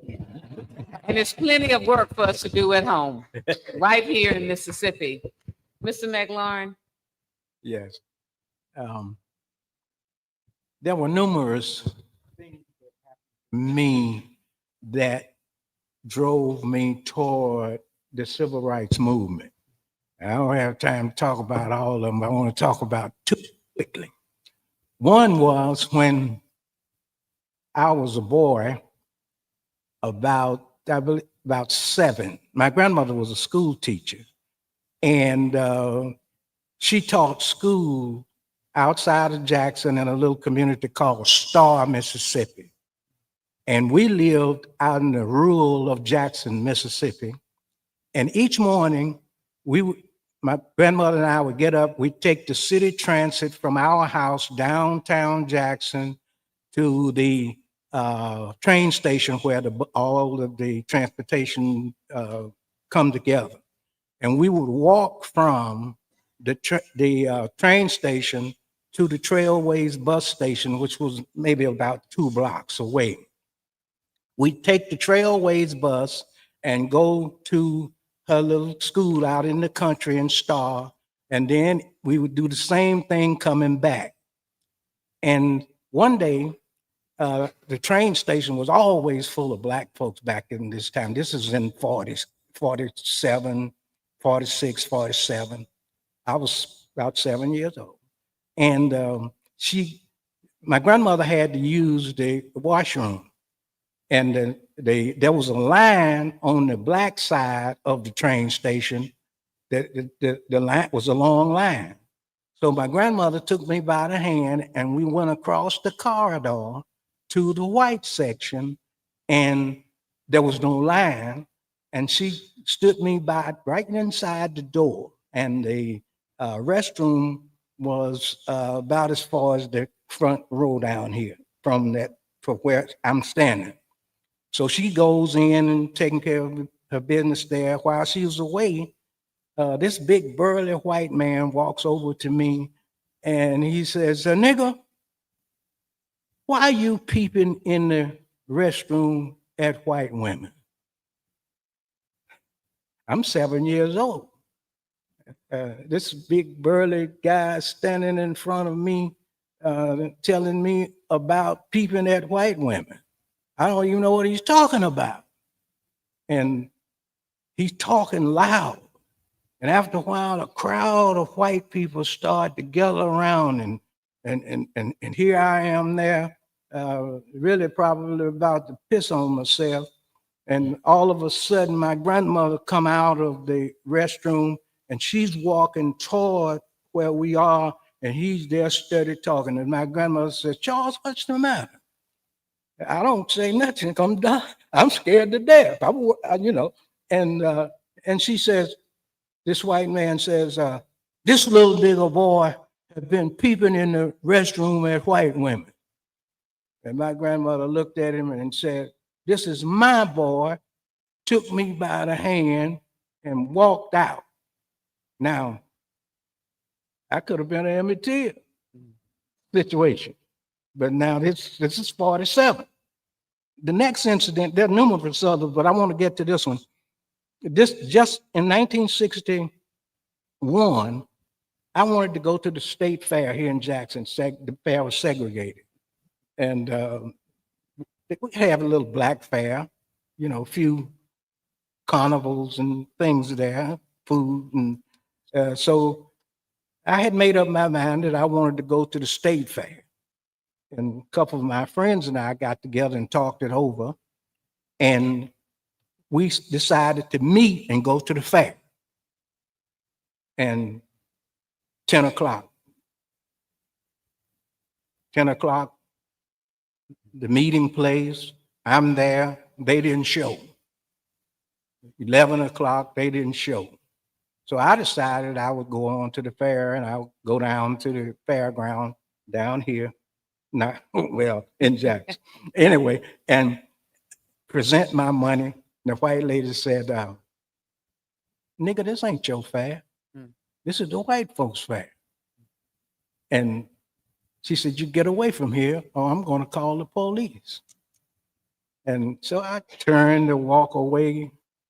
And I thought, and it made me angry, really, because, I mean, the newspaper, the radio and everything was talking about state fair, y'all come. I thought I was one of y'all. So anyway, I decided to go back. I walked back up there, tried to put my money up there. She said, I told you to get your so-and-so away from here. And if you don't, I'm going to call the police. And so I'm mad now. I'm pissed off. Something rose. And I didn't leave. So I got arrested. Big police come, said, they told you to get away from there. Why didn't you leave? You know, I didn't say that. I didn't know what to say because I'm still kind of angry and afraid. So take me to jail. I stay in jail all night. Next morning, the jailer come to me and he said, hey, nigga, boy, there's a nigga downstairs coming to get you out of jail. I walked down there and we walk into the courtroom and he said, hey, he is up there. And I look up there and I see this tall, young, handsome man with a briefcase in his hand. And he walks down. He says, I'm Med Gales, State Field Secretary for the NAACP. Takes me out to his office on Lynch Street, talks a lot about a lot of things that the NAACP was doing and about stuff they had coming up. This is prior to the Freedom Riders coming in. And so he talks about it. And then I get to helping around with the Freedom Riders happen. And then a lot of my friends go on the Freedom Rides. And so one day I went to Medgar's office and I asked him, I said, Mr. Evans, how are we going to stop white folks from lynching us? He said, I tell you what you do. You get the guys together, Jesse Harris and all those guys who went on the Freedom Ride, and y'all come to my office, 3 o'clock tomorrow. So we get there and Medgar takes out a big map, pulls down a big map, and he draws a circle around the Mississippi Delta. And he says, this is where we will start. This is how we'll do it. And then he talked about how the Mississippi legislature was apportioned, how the 52 senators that Brother Jordan talked about there, and how members of the House. And then he talked about how the number of counties within the Delta that had Black majorities. And he said, we're going to have a big project. And then he sent me to a training down to Mount Beulah, Mississippi.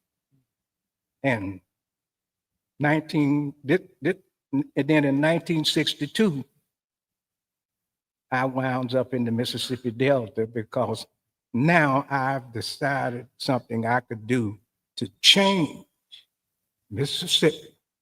And it was the vote. get the blacks registered to vote, he said. We will send members of the legislature. We'll have justices of the peace. We'll have judges. And that's how we will stop Mr. Charlie from lynching us. So here we are today. Mhm. And they alluded to the political situations we wound up in Atlantic City, New Jersey. We battled, got the right to vote, got the Voting Rights Act, got the Civil Rights Act. And then the challenge he talked about with Fannie Lou Hamer, I was there, I was a delegate. But then in 1968, if you recall, a group of called the Loyalists, made up of the Freedom Democratic Party and a white group of Democrats who got together and then unseated the regular white delegation in 1968. And following that, you remember, Mississippi had been the solid Democratic South. Dixiecrats, they called themselves. And when the black folks, when the Loyalists come back to Mississippi, all of those Ku Klux Klan and racist white people who had been the Democratic Party is now the Republican Party. There was no Republican Party to an extent prior to 64, 68. They decided they would go the Republicans rather than integrate the party. So they threw the Mississippi white folks who used to be Democrats through the Republican Party, through the Democratic Party in the hands of black folks in Mississippi. So it's been our black folks' responsibility to organize, mobilize, and make change. And if I make a mistake, you tell me, Senator Jordan. You can't get 10 Mississippi Democrats in a room and they come out united. Here we are. I'm finished. Just a couple of more questions. Let's get to today, right now, Senator Jordan. I want to ask you a question. Sure.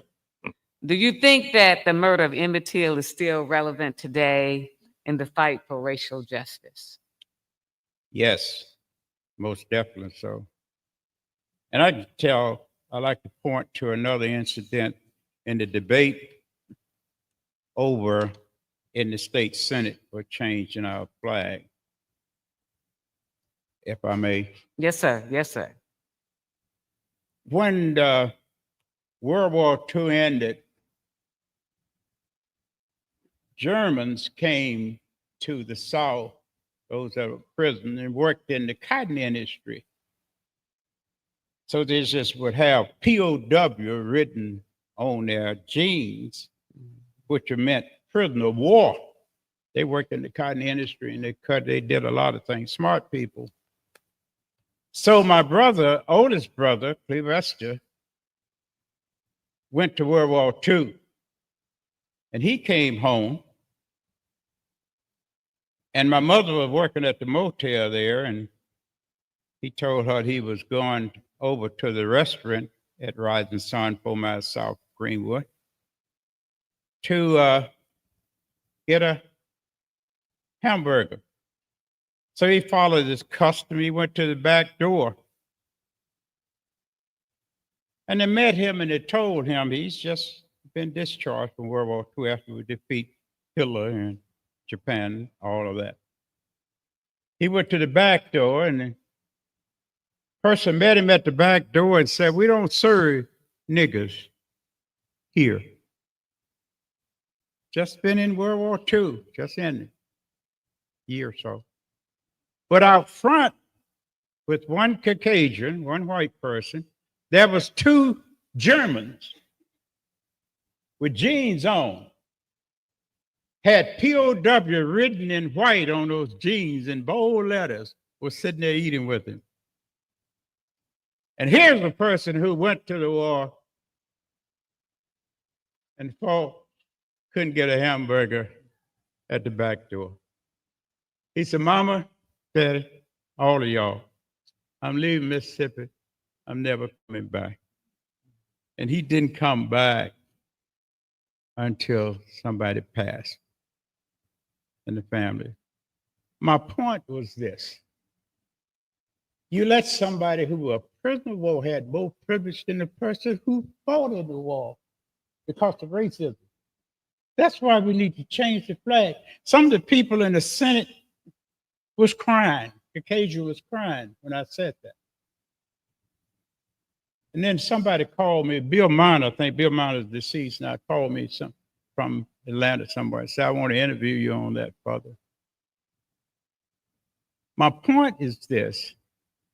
We've watered this land with our tears and made it rich with our bones. All we ask is enough stuff here for everybody. You can be born poor and work hard, you can be a success. I know from the experience. So all I want to say to Mississippi, we can make Mississippi an oasis. All we have to do is work together. There's enough stuff for us. Look, from Arkansas all the way across the Mississippi Delta, we got a railroad. All we have to do is just pull up those little tracks and make it tourist.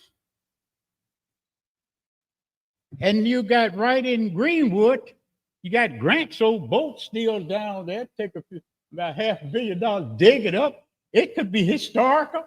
So tourism is the way to go. All we have to do is to realize that there's enough stuff for all of us. We all do look alike. Don't believe this Greek mythology that one person had 5 eyes and all that. Look at yourself. Got a pair of eyes, a nose, and a mouth, and you walk upright, and we all are related.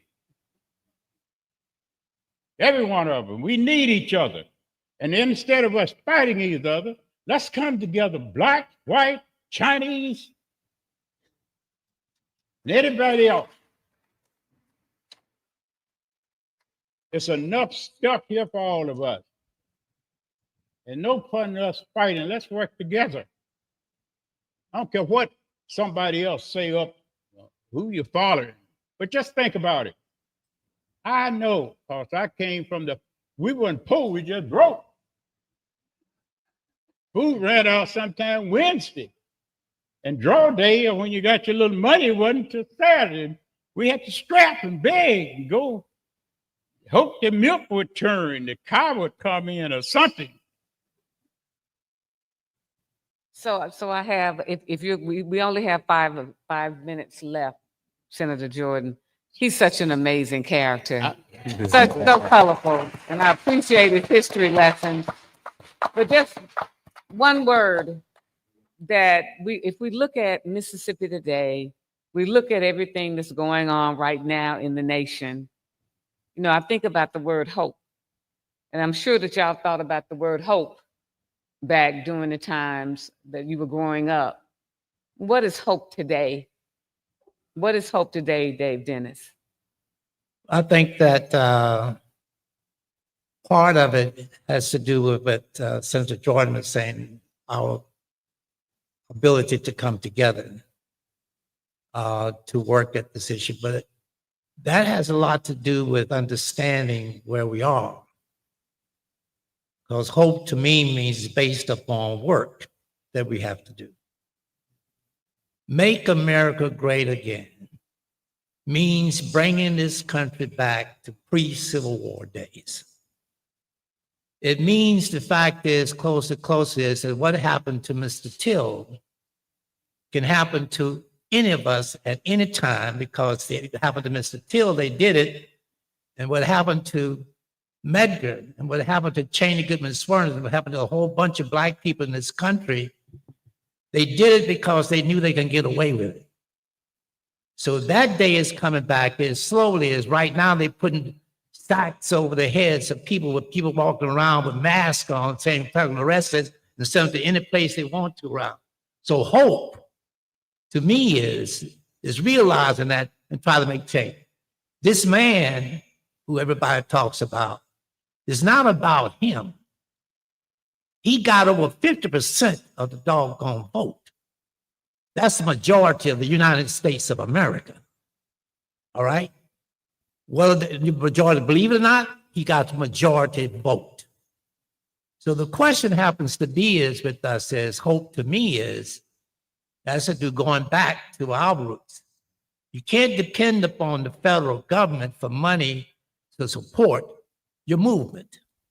We've got to begin to figure out how we can depend on ourselves to support them. We have to be able to teach our children.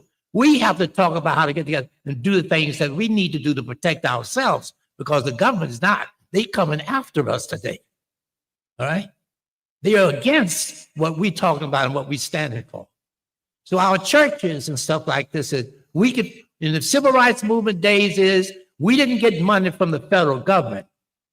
We got money from ourselves. You talked about it right, Mr. Jordan's talk about is, we weren't poor, we just didn't have money. Because we shared, we looked out for each other, we had each other's back. That's where we got to get back to today. So we have to begin to figure out how to depend on ourselves for our own freedom. We can't depend upon the other side, the slave owners, all right, to free us. We have to figure out how to free ourselves from the slave owners, because they want to keep us as slaves in this country. So what I'm saying is, hope to me means our figuring out how to do the work that's necessary to make the change that we need to make. Ladies and gentlemen, this has been a lively conversation. Let's give a hand to Senator David Jordan, Dave Dennis, and Charles McLaurin, veterans of the Mississippi Civil Rights Movement. Thank you so much. Thank you so much.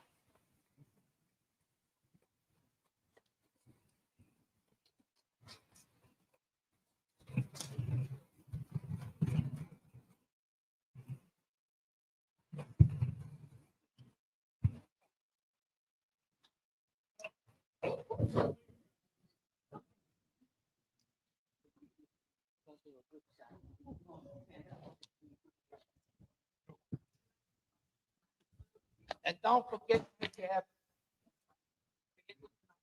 don't forget Emmett Till. Don't forget Mamie. Yeah. And so as this amazing panelist gets ready to take this, I'm sorry? Okay.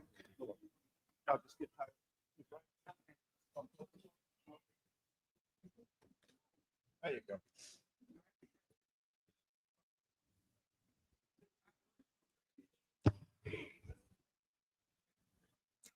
Okay. So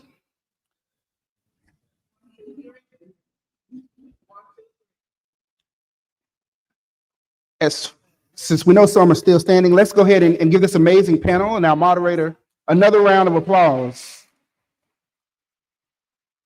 Words to live by from those who've lived it. Thank you so much. So one of the Emmett Till Interpretive Center's commitments as an organization is telling the full truth of Emmett Till's story. And what we just heard was both powerful and profound. This is the Emmett Till generation. If there are others present that belong to this generation, we're going to ask that you please stand. If you are a veteran of the Mississippi Civil Rights Movement or consider yourself to be a part of the Emmett Till generation, we're going to ask that you take a few moments to stand. And as they stand, let's also take a few moments to recognize them by way of applause.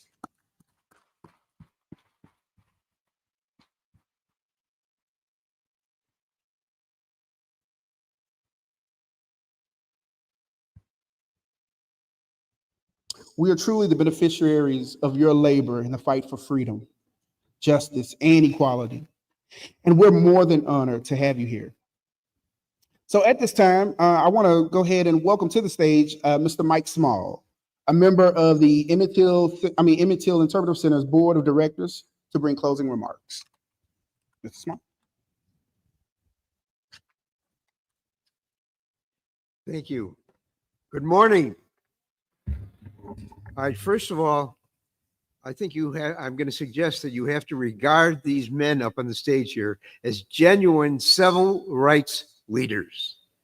And also, too, I'm going to suggest to you, along with these men, Wheeler Parker, if you get an opportunity sometime today, Wheeler Parker obviously was the only living member who was in the house that night. They took Emmett out.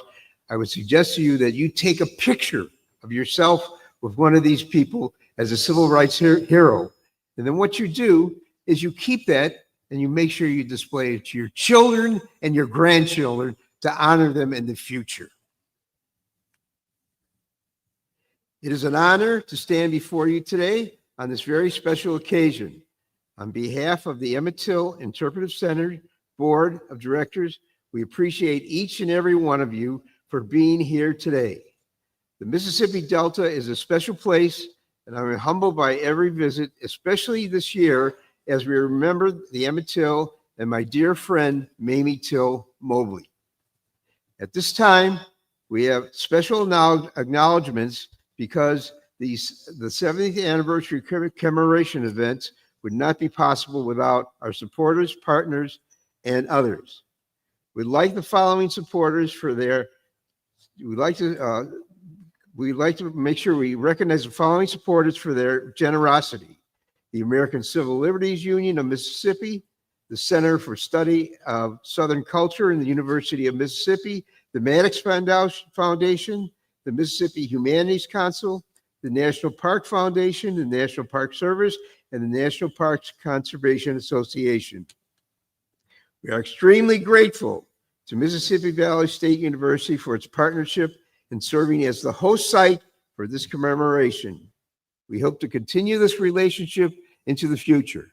Please give a big hand to the Mississippi State University.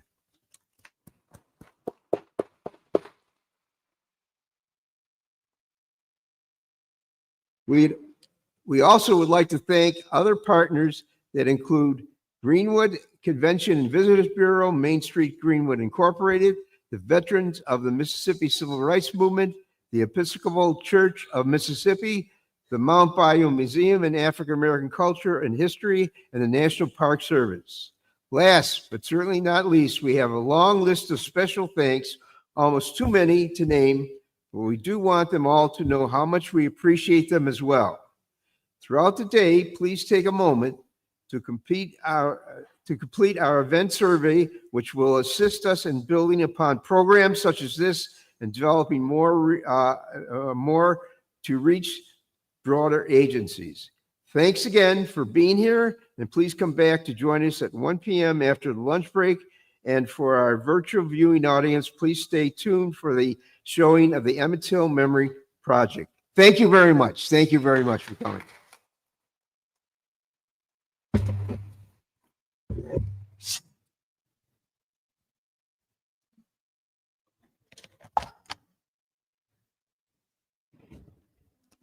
So at this time, I would like to give instructions for lunch. A variety of box lunches will be served at the food court in the breezeway between the Mass Communications Building and the Education Building.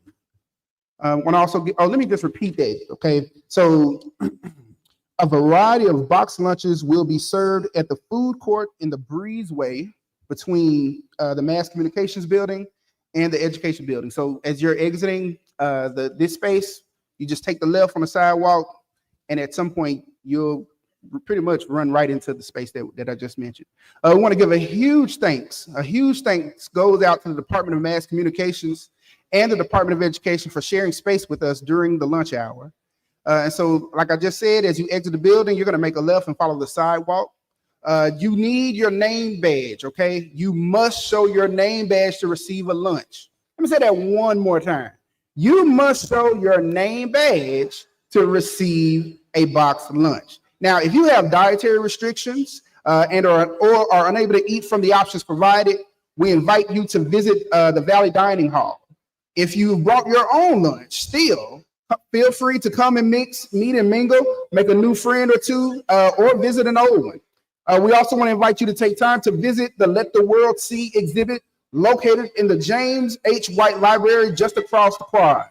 The library is located straight ahead as you exit this building. So we want you to enjoy lunch. We'll see you back around 12:50 p.m. for our next session, which will make every effort to begin at 1 p.m. And last but certainly not least, there are copies of The Mississippi Conflict for Change, co-authored by Dr. Byron DeAndre O'Ray, who is an alumni of this university, available to your left as you exit this space. So we're going to do the best we can to make sure that we're back in this space at 12:50 to begin with our next session at 1 p.m. On behalf of the Emmett Till Interpretive Center and those that have made this possible, thank you for coming, and we'll see you at 12:50. Yes.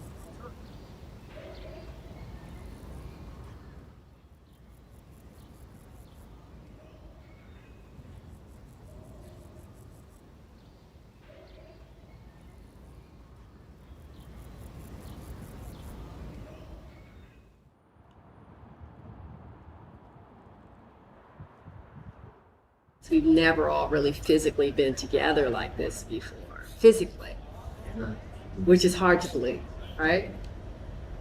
And again, it's so clear just the depth of what has transpired over these years. It's a really, really special connection. The project is 11 years old. The genesis of the project was the first 2 days of August, the summer of 2014. Because what was going on, there's a nonprofit in Mississippi whose entire mission is to tell the story of Emmett Till. And they had been trying for years to tell the story through the sites where the tragedy unfolded. And they were putting up roadside markers at each of the sites where the tragedy happened. And these signs were subject to vandalism. The signs were shot. They were defaced with acid. They were thrown into the river. They were pulled out of the ground with pickup trucks. They were run over with cars. Like, the vandalism was targeted and it was persistent. And by July of 2014, it was obvious that we needed a new strategy for how to tell the story. My hope for this project is that it carries its legacy infinitely. Because, we live in a time where many of the history of the civil rights movement, the struggle, the sacrifice that was made in order for there to be equity, for there to be what's now called diversity, those sacrifices aren't really known, certainly not firsthand, by today's generation.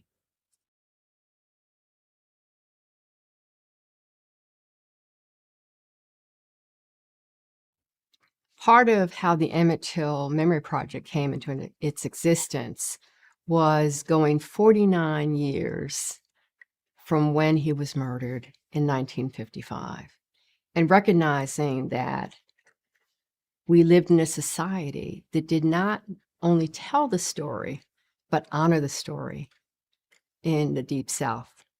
So the monumental aspects of what we're doing is understanding that as these monuments or ways of bringing the story forward were happening, this is no more than 20 years ago. each sign that went to each location so people could understand what the story was were brutally vandalized. We're talking over 100 bullet holes into signs being torn down. So part of what the Emmett Till Memory Project does again is it preserves that story in a way that they will not be vandalized, in a way that people can come in and experience these sites. And not only experience the sites, they can read the story, they can hold the story, they can download the story, they can pass that forward. And our hope and our prayer is that no bullet hole can go through our website in that regard. Emmett Till was a 14-year-old African-American boy who was living in Chicago. And in the summer of 1955, he took a vacation with his family from Chicago to the Mississippi Delta. 3 days after he arrived, he whistled at a white woman named Carolyn Bryant at a rural grocery store in the Delta. 3 days after he whistled, he was kidnapped by Carolyn's husband, his half-brother, and some accomplices. 3 days after he was kidnapped, his body was discovered floating in the Tallahatchie River, weighed down with a 75-pound cotton gin fan that had been affixed to his body with a length of barbed wire. A month after the body was discovered, 2 white men stood trial in Sumner, Mississippi for the murder of Emmett Till. It will surprise no one that he was acquitted, despite the fact that every juror later went on record saying that they knew the men had killed Emmett Till. A month after the trial, an activist from Mississippi named T.R.M. Howard, who housed the Till family during the trial. So Howard gets in his car, he drives from the Mississippi Delta to Montgomery, Alabama, and he tells the Emmett Till story from the pulpit of Dexter Avenue Baptist Church. And in the front row that night were 2 people who everyone knows. First, Dr. King was in the audience that night, and second, Rosa Parks was in the audience that night. 3 days later, Rosa Parks refuses to give up her seat on a Montgomery bus. People ask her why she refused to give up her seat, and she says she was thinking about Emmett. The Emmett Till Memory Project came to me through another client that I work with by the name of Kim Gallen. We work very closely on the COVID Black project, and she had given my name to Dave Tell and Patrick Reams from the Emmett Till Interpretive Center because they were looking for somebody to help them who can do this work, bring this project to life, and take it to a next level. Until I think 2018 or 2019, every member of the team was a content expert. At the time, we had a fairly big grant that we were using to do early development work, and we had $10,000 left. And we used the last $10,000 to pay this independent diversity and equity firm to audit the Emmett Till Memory Project and tell us what we did well and tell us what we did poorly. Unsurprisingly, they said, you guys do content great. I'm like, okay, well, no surprise. That's all. Everyone has been a content person. But they said our design was really bad. They said it was too wordy. They said the app itself was hard to navigate. They said the words felt like they had been written by a middle-aged white man. Well, okay, well, I wrote them, so. But it was like, that was really like this moment to me where I knew I needed help, not just in a fact-checking sort of way, but like if this project was going to thrive and if it was really going to bring the story to the masses, I needed expertise that I didn't have. And so eventually, through some friends, I reached out to Renee Payne at the Rhode Island School of Design. And Renee brought a team of her current and former students together. And it was the first time I had ever worked with people with the training in design. And I got to say, it just revolutionized the project. And it's not easy. I mean, I can show you what it used to look like and you can compare it and it will look like 2 different projects. And it's exponentially better than it used to be. So I'm so grateful for RISD. So my hope with the way that individuals approach, experience this project, and possibly learn about the Emmett Till story for the first time, I mean, this really there was an experience I had as a child in which I remember pretty clearly how I learned about Emmett Till's story growing up. In my house, we had a book about the civil rights era, and there was like a spread that showed that famous Jet magazine cover of Emmett Till at his funeral.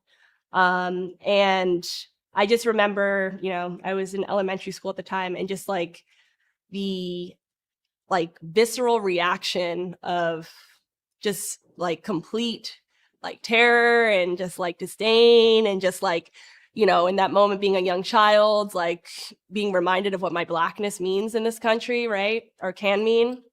So with that I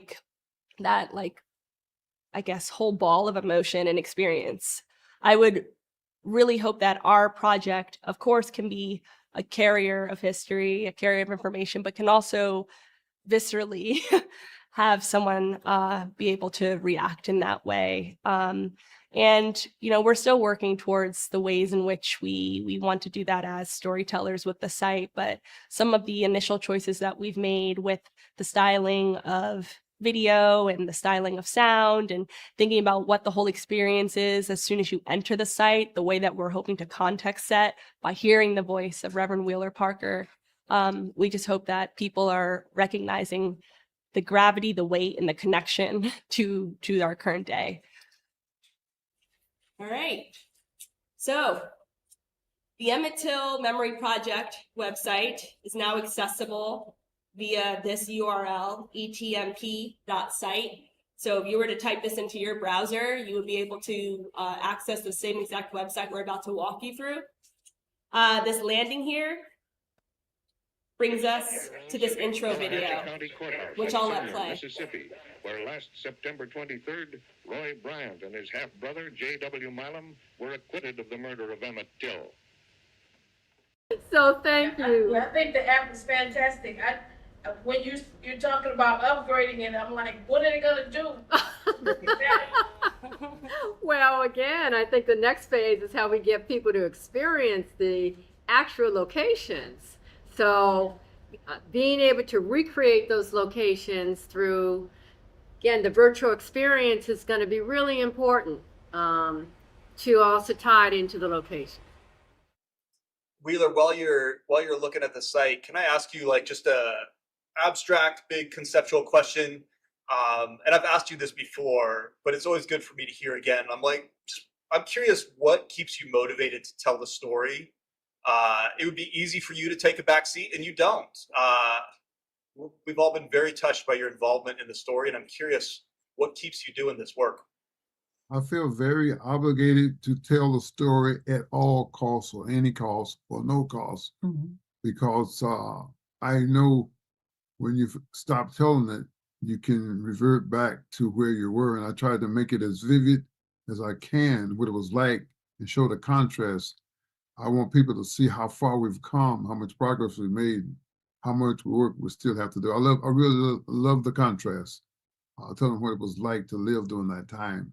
People have no idea. If you didn't live there and experience it, you have no idea what it was like. It's hard for me to even believe sometimes. And I like to talk about the first 30 years, the attitude about Emmett Till. He got what he deserved, and we didn't talk about it, and then since then, it's amazing to me and unbelievable to where it has come, how far it has come, and where we're at with it now. It's mind-boggling to me. Just being from the 30s, the 40s, and 50s to see the differences, just hardly believable. I just thank God for people like you all who are doing the work, and I really tip my hat to you and want to encourage you to keep. Thank you for your service. So good to see you, and thank you again for everything. Thank you for what you do again. Yeah. God bless you both. RISD has a deep commitment to social equity. And in doing so, it means that it cannot shy away from difficult conversation, difficult moment, and from allowing its pedagogy to address these histories directly and with an eye toward making a difference into what the future can be. But again, we have to look at those histories. So, as part of its commitment to equity and social justice, it made absolute sense for RISD to support this project. And what a privilege to have someone like Renee Payne as part of our faculty who is leading this. To me, there was a presence that Renee brought with this project, and that Dave Tell brought before that, and that the Parkers brought before that, and that Mamie Till-Mobley brought before that, that was undeniable. And so in our office, we are always thinking about the ethical implications of the kinds of partnerships that we engage. We want partners who are going to dream with us, who are going to create with us, and who are going to make change with us. And this was just a profound yes on every level. The way that I approach coding is spatial and environmental, because I feel it's very important in today's day and age as individuals who are using smartphones, computers, any form of technology, our attention and the way that we use these technologies really are, we're kind of just in the heyday, like beginnings of like, how do we even like make sense of this? Like we have a little tiny magical computer in our pockets every day, and we spend 2 hours, 3 hours, 4 hours, 5 hours, 6 hours. I know many of us have laid in our bed just staring at our phone, like aimlessly scrolling. So really one of my dreams is imagining like what is a sort of computer interface that aligns with people's intentions and is also kind to people's attention, in the way that how do we give people autonomy when they're actually viewing these things? So instead of moving away from the sort of paradigm of optimizing people's attention and keeping them almost like captive, using these like techniques to, you know, subtly capture their attention to stay on it, instead giving them autonomy and using the same way that like if I enter a building, you are capable of like looking at a door and choosing to open that door. To be honest, being a part of the project has been great as someone who's not only an audience member, but also like a designer, because I think oftentimes when I and the team were conceptualizing what the project would be, we were asking ourselves questions like, what would be appropriate to place here? Like, how would my experience be aided with, say, a sound or like a visual or a message or a word or, you know, snippets of archival moments right now. And every time we were going to our weekly meetings and thinking about like how we wanted to progress and push the project forward, we were always thinking about ourselves as, of course, designers, right? Which, you know, was our roles, but, you know, particularly as the audience that this was intended for, and like, how would we be most enticed by this, right?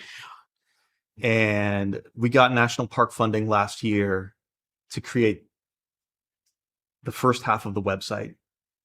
We don't yet have the funding to create the immersive version of the website, and we don't have the funding to create the smartphone app. And that last part hurts because the app was the birth. And a lot of people say, Dave, why do you need an app if you have this amazing website? Well, here's the reason, because the whole point this project exists is so people can walk in, 300 of them unannounced a year, can walk in to the storefront of the nonprofit, download the app, and then visit each of the sites on their own and get to experience it. So that's still in the future. I feel like at times I talk to Mamie Till-Mobley. I feel like she is somebody that I just connect with, some ways channel in saying, please let me get this right for you. Let me get this right for you. A mother, a Black mother that had only one child, that was her world, you know, did everything for this child. And as every Black mother knows and understands, we just don't tell our children to go out without being aware of where they are. I know that feeling as a mother, and that resonates me more than anything. And Mamie Till-Mobley was the one that had the greatest sacrifice in her son that would be a catalyst to impact the world and the civil rights movement to where it is now. And there's a lot of weight to that. It's a lot of weight. And ultimately, I feel that weight because I don't want to get it wrong and do whatever I can to honor not only Emmett, but who she was as a mother for her son, and not just who Mamie Till-Mobley is as a mother for her son, but so many that have lost their lives brutally to violence, to racism. So many that are not known. You know, this is their story. This honors them.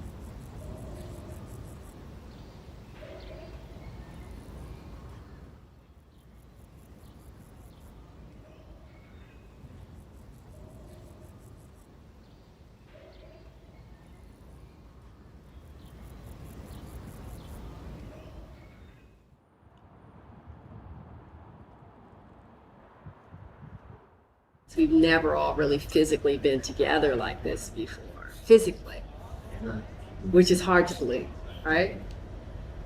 And again, it's so clear just the depth of what has transpired over these years. It's a really, really special connection.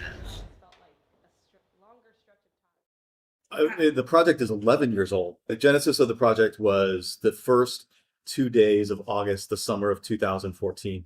Because what was going on, there's a nonprofit in Mississippi whose entire mission is to tell the story of Emmett Till.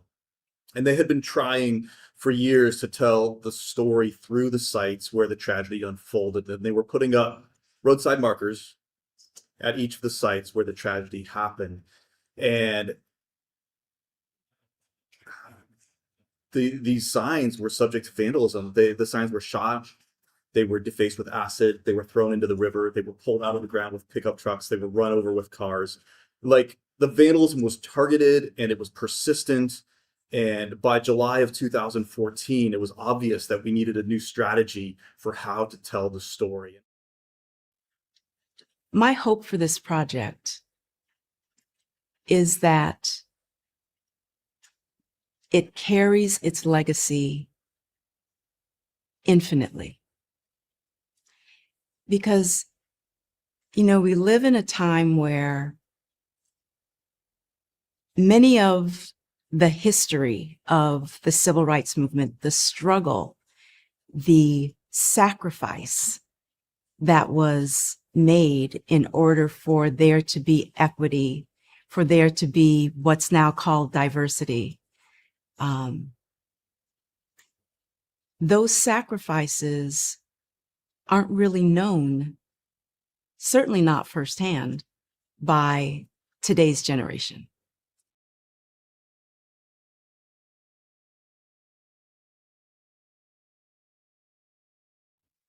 Part of how the Emmett Till Memory Project came into its existence was going 49 years from when he was murdered in 1955, and recognizing that we lived in a society that did not only tell the story, but honor the story in the Deep South. So the monumental aspects of what we're doing is understanding that as these monuments or ways of bringing the story forward were happening, this is no more than 20 years ago. Each sign that went to each location so people could understand what the story was were brutally vandalized. We're talking over 100 bullet holes into signs being torn down. So part of what the Emmett Till Memory Project does again is it preserves that story in a way that they will not be vandalized, in a way that people can come in and experience these sites. And not only experience the sites, they can read the story, they can hold the story, they can download the story, they can pass that forward. And our hope and our prayer is that no bullet hole can go through our website in that regard. Emmett Till was a 14-year-old African-American boy who was living in Chicago. And in the summer of 1955, he took a vacation with his family from Chicago to the Mississippi Delta. 3 days after he arrived, he whistled at a white woman named Carolyn Bryant at a rural grocery store in the Delta. 3 days after he whistled, he was kidnapped by Carolyn's husband, his half-brother, and some accomplices. 3 days after he was kidnapped, his body was discovered floating in the Tallahatchie River, weighed down with a 75-pound cotton gin fan that had been affixed to his body with a length of barbed wire. A month after the body was discovered, 2 white men stood trial in Sumner, Mississippi for the murder of Emmett Till. It will surprise no one that he was acquitted, despite the fact that every juror later went on record saying that they knew the men had killed Emmett Till. A month after the trial, an activist from Mississippi named T.R.M. Howard, who housed the Till family during the trial. So Howard gets in his car, he drives from the Mississippi Delta to Montgomery, Alabama, and he tells the Emmett Till story from the pulpit of Dexter Avenue Baptist Church. And in the front row that night were two people who everyone knows. First, Dr. King was in the audience that night, and second, Rosa Parks was in the audience that night. 3 days later, Rosa Parks refuses to give up her seat on a Montgomery bus. People ask her why she refused to give up her seat, and she says she was thinking about Emmett. The Emmett Till Memory Project came to me through another client that I work with by the name of Kim Gallen. We work very closely on the COVID Black project, and she had given my name to Dave Tell and Patrick Reams from the Emmett Till Interpretive Center because they were looking for somebody to help them who can do this work, bring this project to life, and take it to a next level. Until I think 2018 or 2019, every member of the team was a content expert. At the time, we had a fairly big grant that we were using to do early development work, and we had $10,000 left. And we used the last $10,000 to pay this independent diversity and equity firm to audit the Emmett Till Memory Project and tell us what we did well and tell us what we did poorly. Unsurprisingly, they said, you guys do content great. I'm like, okay, well, no surprise. That's all. Everyone has been a content person. But they said our design was really bad.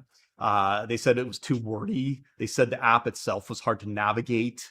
They said the words felt like they had been written by a middle-aged white man. Well, okay, well, I wrote them, so.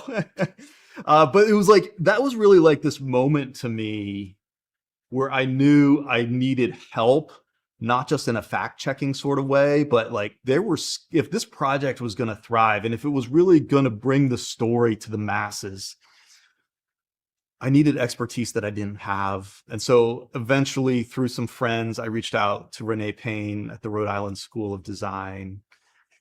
And Renee brought a team of her current and former students together. And it was the first time I had ever worked with people with a training in design. And I got to say, it just revolutionized the project. And it's not easy. I mean, I can show you what it used to look like and you can compare it and it will look like two different projects. And it's exponentially better than it used to be. So I'm so grateful for RISD. So my hope with the way that individuals approach, experience this project, and possibly learn about the Emmett Till story for the first time. I mean, there was an experience I had as a child in which I remember pretty clearly how I learned about Emmett Till's story growing up. In my house, we had a book about the civil rights era, and there was like a spread that showed that famous Jet magazine cover of Emmett Till at his funeral. And I just remember, I was in elementary school at the time, and just like the visceral reaction of just like complete like terror and just like disdain and just like, in that moment being a young child, like being reminded of what my Blackness means in this country, right? Or can mean. So with that I guess whole ball of emotion and experience, I would really hope that our project, of course, can be a carrier of history, a carrier of information, but can also viscerally have someone be able to react in that way. And, we're still working towards the ways in which we want to do that as storytellers with the site. But some of the initial choices that we've made with the styling of video and the styling of sound and thinking about what the whole experience is as soon as you enter the site, the way that we're hoping to context set by hearing the voice of Reverend Wheeler Parker. We just hope that people are recognizing the gravity, the weight, and the connection to our current day. All right. So the Emmett Till Memory Project website is now accessible via this URL, etmp.site. So if you were to type this into your browser, you would be able to access the same exact website we're about to walk you through. This landing here brings us to this intro video, which I'll let play. Mississippi, where last September 23rd, Roy Bryant and his half-brother, J.W. Milam, were acquitted of the murder of Emmett Till. So thank you. I think the app is fantastic. When you're talking about upgrading it, I'm like, what are they gonna do?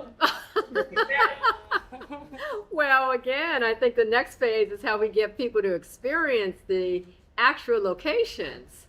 So being able to recreate those locations through, again, the virtual experience is going to be really important to also tie it into the location. Wheeler, while you're looking at the site, can I ask you like just a abstract, big conceptual question? And I've asked you this before, but it's always good for me to hear again. I'm curious what keeps you motivated to tell the story. It would be easy for you to take a back seat, and you don't. We've all been very touched by your involvement in the story, and I'm curious what keeps you doing this work. I feel very obligated to tell the story at all costs or any cost or no cost, because I know when you stop telling it, you can revert back to where you were. And I tried to make it as vivid as I can, what it was like, and show the contrast. I want people to see how far we've come, how much progress we've made, how much work we still have to do. I really love the contrast.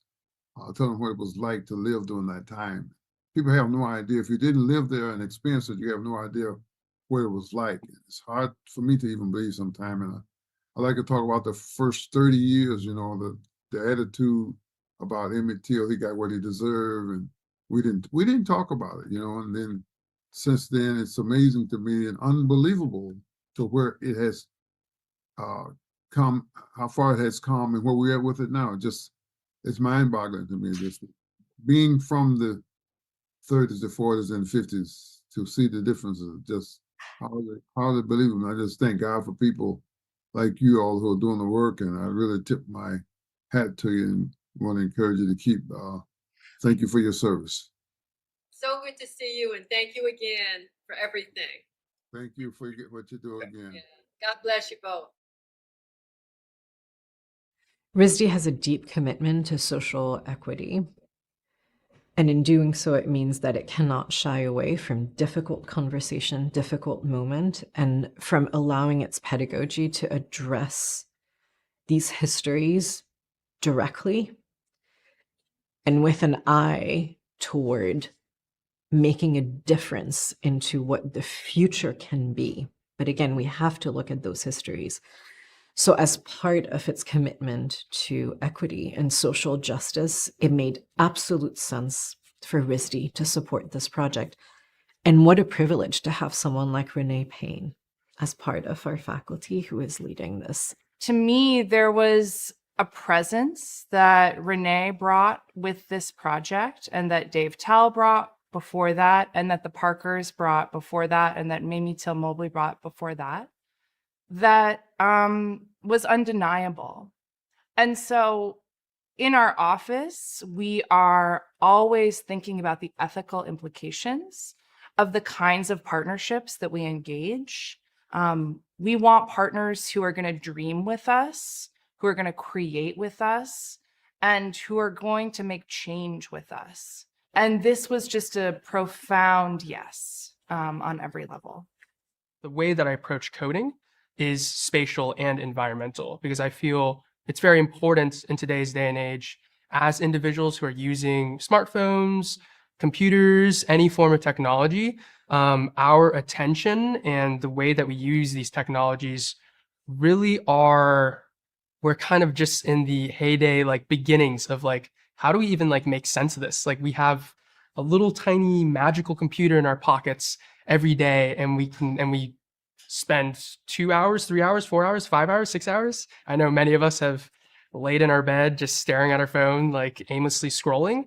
So really one of my dreams is imagining like what is a sort of computer interface that aligns with people's intentions and is also kind to people's attention, in the way that how do we give people autonomy when they're actually viewing these things? So instead of moving away from the sort of paradigm of optimizing people's attention and keeping them almost like captive, using these like techniques to, you know, subtly capture their attention to stay on it, instead giving them autonomy and using the same way that, like, if I enter a building, you are capable of like looking at a door and choosing to open that door. To be honest, being a part of the project has been great as someone who's not only an audience member, but also like a designer, because I think oftentimes when I and the team were conceptualizing what the project would be, we were asking ourselves questions like, what would be appropriate to place here? Like, how would my experience be aided with, say, a sound or like a visual or a message or a word or, snippets of archival moments, right? And every time we were going to our weekly meetings and thinking about like how we wanted to progress and push the project forward, we were always thinking about ourselves as, of course, designers, right? Which, was our roles, but, particularly as the audience that this was intended for, and like, how would we be most enticed by this, right? And we got national park funding last year to create the first half of the website. We don't yet have the funding to create the immersive version of the website, and we don't have the funding to create the smartphone app. And that last part hurts because the app was the birth. And a lot of people say, Dave, why do you need an app if you have this amazing website? Well, here's the reason, because the whole point this project exists is so people can walk in, 300 of them unannounced a year, can walk in to the storefront of the nonprofit, download the app, and then visit each of the sites on their own and get to experience it. So that's still in the future. I feel like at times I talk to Mamie Till-Mobley. I feel like she is somebody that I just connect with, some ways channel in saying, please let me get this right for you. Let me get this right for you. A mother, a Black mother that had only one child that was her world, did everything for this child. And as every Black mother knows and understands, we just don't tell our children to go out without being aware of where they are. I know that feeling as a mother, and that resonates me more than anything. And Mamie Till-Mobley was the one that had the greatest sacrifice in her son that would be a catalyst to impact the world and the civil rights movement to where it is now. And there's a lot of weight to that. It's a lot of weight. And ultimately, I feel that weight because I don't want to get it wrong, and do whatever I can to honor not only Emmett, but who she was as a mother for her son, and not just who Mamie Till-Mobley is as a mother for her son, but so many that have lost their lives brutally to violence, to racism. So many that are not known. This is their story. This honors them.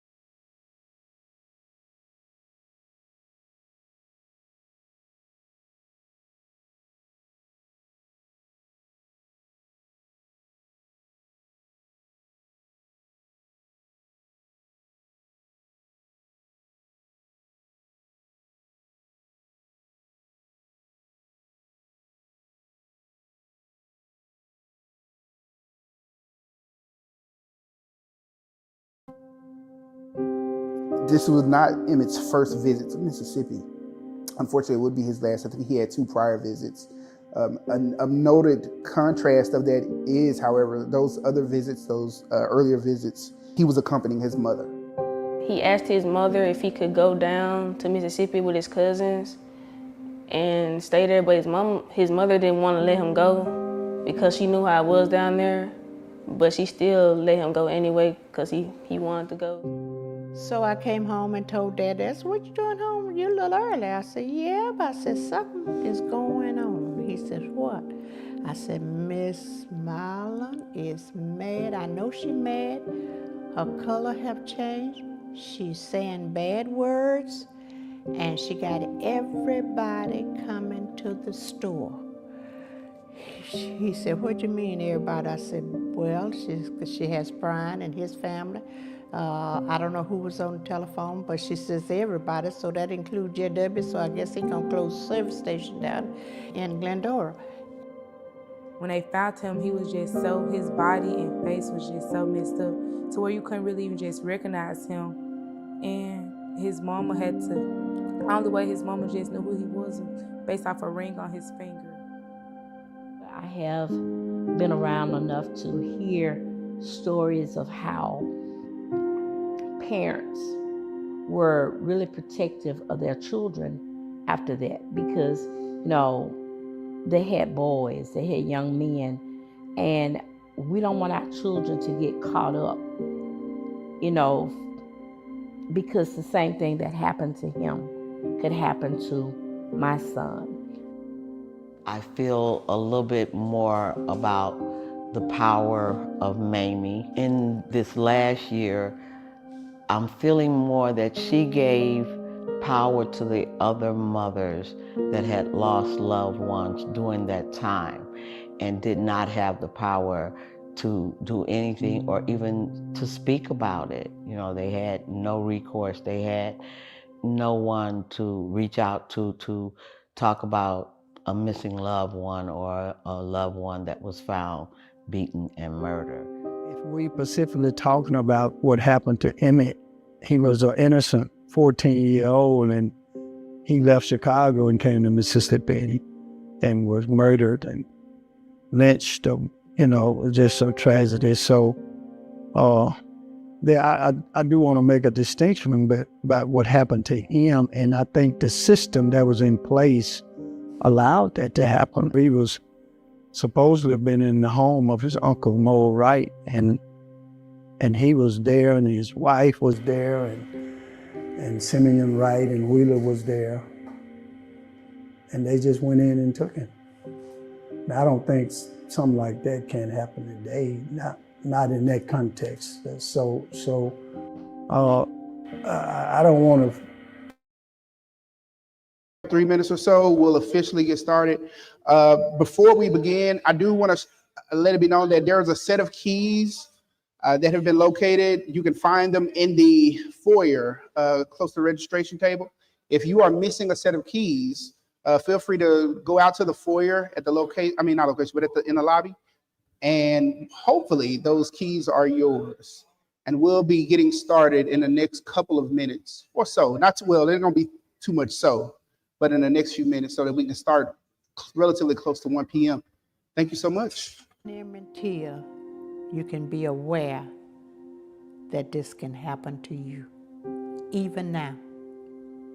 We're not that far, even now.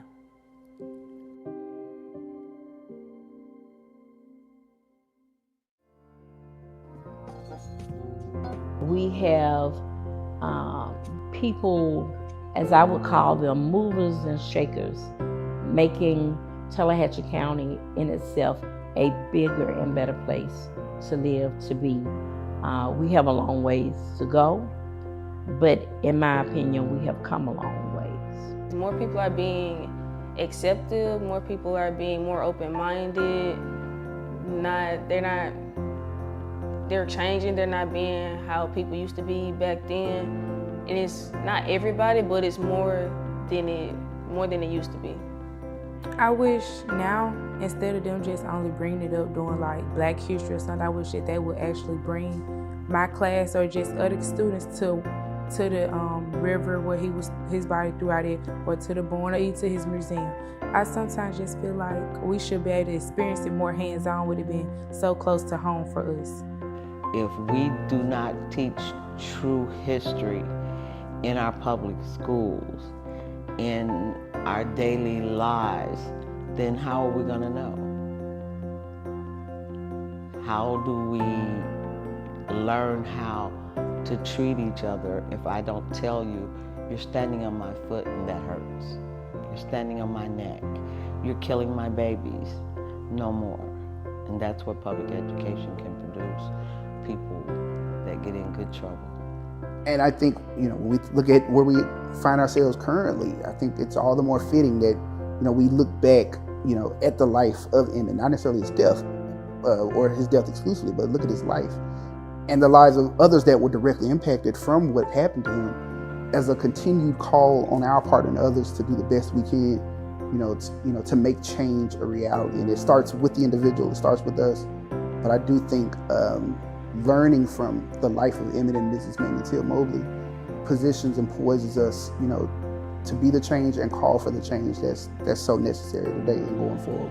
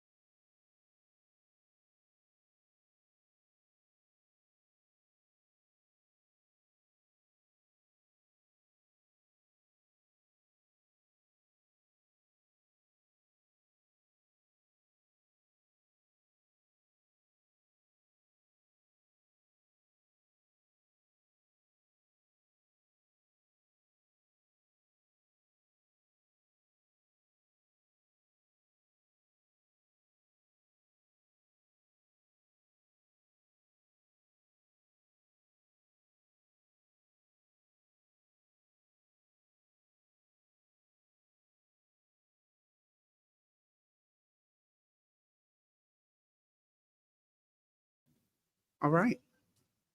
So first, we want to officially welcome everyone back. We welcome you back. We hope you enjoyed this morning's session with the Emmett Till generation. So these voices and memories play an integral role in preserving history. And each of us in this room has a role to play in ensuring that these histories are not lost. So to share how you've been inspired by this history, the Emmett Till Interpretive Center wants you to join us in our social media campaign, the 70th in 70 Seconds. Please post a 70-second video of yourself sharing what the Emmett Till 70th anniversary means to you, and use hashtag Till 70th in 70. That is hashtag capital letters TILL 70, THIN 70. Also, we want to encourage you to use hashtag ETIC and hashtag Till 70th. And so before going any further, I want to give an opportunity to allow you to hear the melodious voices of the MVSU Valley Singers, which is headed up by none other than Dr. Brandon Cash. They will come in their own way with a single selection, and we thank you again for coming. Ms. Cash, the stage is yours.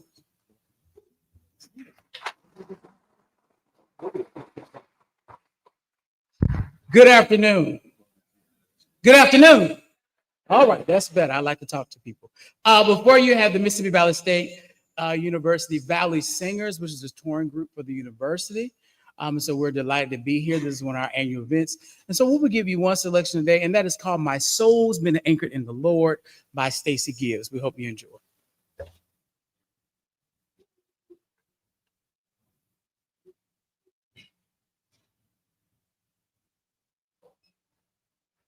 My soul's been anchored, my soul's been anchored, my soul's been anchored in the Lord. It's in the Lord. My soul's been anchored, my soul's been anchored, my soul's been anchored in the Lord, my good Lord. My soul's been anchored, my soul's been anchored, my soul's been anchored in the Lord. It's in the Lord. My soul's been anchored, yes, my soul's been anchored, my soul's been anchored, my soul's been anchored in the Lord. Yes, for my soul, yes, for my soul, my soul's been anchored in the Lord. Yes, for my soul, yes, for my soul, my soul's been anchored in the Lord. My soul's been anchored, yes, my soul's been anchored, my soul's been anchored in the Lord. It's in the Lord. My soul's been anchored, my soul's been anchored, been anchored, yes. My soul's been anchored in the Lord. My good Lord. Shout to the mountains, shout to the mountains, my soul's been anchored in the Lord. Shout to the region, mountains, I said my soul's been anchored in the Lord. My soul's been anchored, my soul's been anchored in the Lord. Yes, in the Lord. My soul's been anchored, my soul's been anchored, my soul's been anchored, been anchored. My soul's been anchored in the Lord. My good Lord. I am with you, Lord, yes, Jesus, love you, my soul, my soul, holy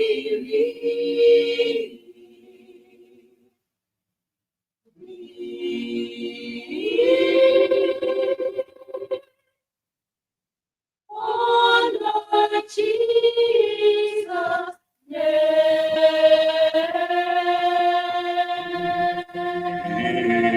Yes. In the Lord, my soul's been anchored. In the Lord, my soul's been anchored. My soul's been anchored in the Lord. My good Lord, very good Lord. My Jesus saw he was anchored.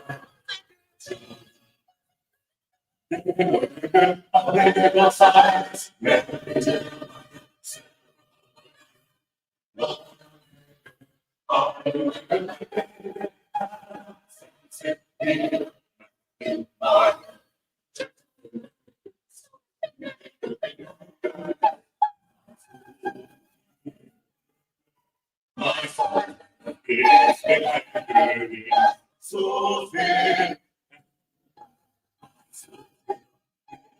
God have mercy.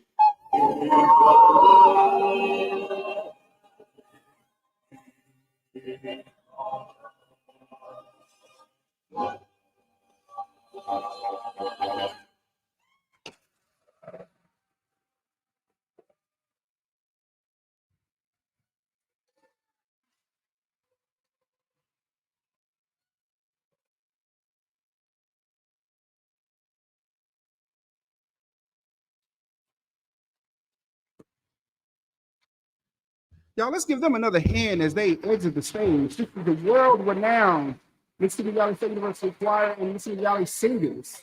And I'm not just saying that because I'm an alumni. They are actually world-renowned. They recently came off of a stint in Italy where they participated, I want to say in the Italiano Festival. I'm not sure if it was this past spring or the last spring, but nonetheless, you see the good work that is taking place in this institution.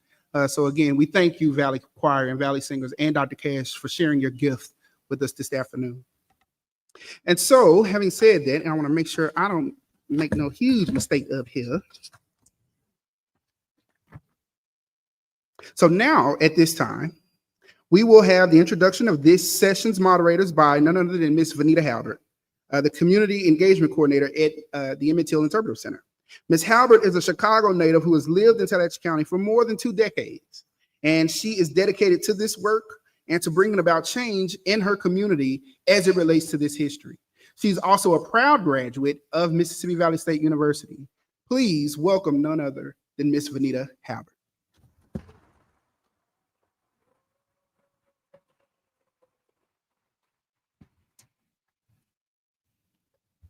Good afternoon. I am Vanita Halbert, and I serve as the Community Engagements Coordinator at the Emmett Till Interpretive Center. It gives me great pleasure to stand on this stage at my alma mater as we remember Emmett on the 70th anniversary. I have the honor of introducing our moderator for the first session of the afternoon, Ms. Wakenya J.S. Clayton.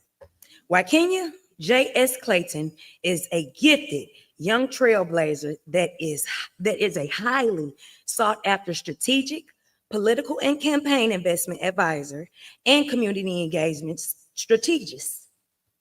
And she currently serves as the inaugural state director of the Southern Poverty Law Center, the first in the organization's 50-year history. As state director, Wakenya has led the charge through newly initiated Southern Poverty Law Center Advocacy Institute, a community leadership program designed to strengthen and support communities by educating and empowering emerging activists and advocates. Wakenya is most commonly known for her role as chief architect of the leading Democratic organizing campaign, Seat at the Table, a program that galvanized thousands of Black women throughout the country to secure key electoral victories in 2018, 2019, and 2020. As a fierce warrior for equity, equality, and acceptance, Clayton helps and has helped to advise the social impact strategy of a number of organizations and has also consulted, advised, and directed major tech and media conglomerates around philanthropic giving. Wakenya is a graduate of the historic Tougaloo College, where she earned her Bachelor of Arts in Sociology with an emphasis in pre-law. Wakenya also holds a Master's in Business Administration and certificates in Strategic Diversity and Inclusion from Cornell University and Campaign Management from the Campaign School at Yale University. She has received numerous accolades to her name, and she is a proud member of Delta Sigma Theta Sorority Incorporated, where she serves as both the local and national level. Please join me in welcoming to the stage our moderator for the afternoon, Miss Wakenya Clayton.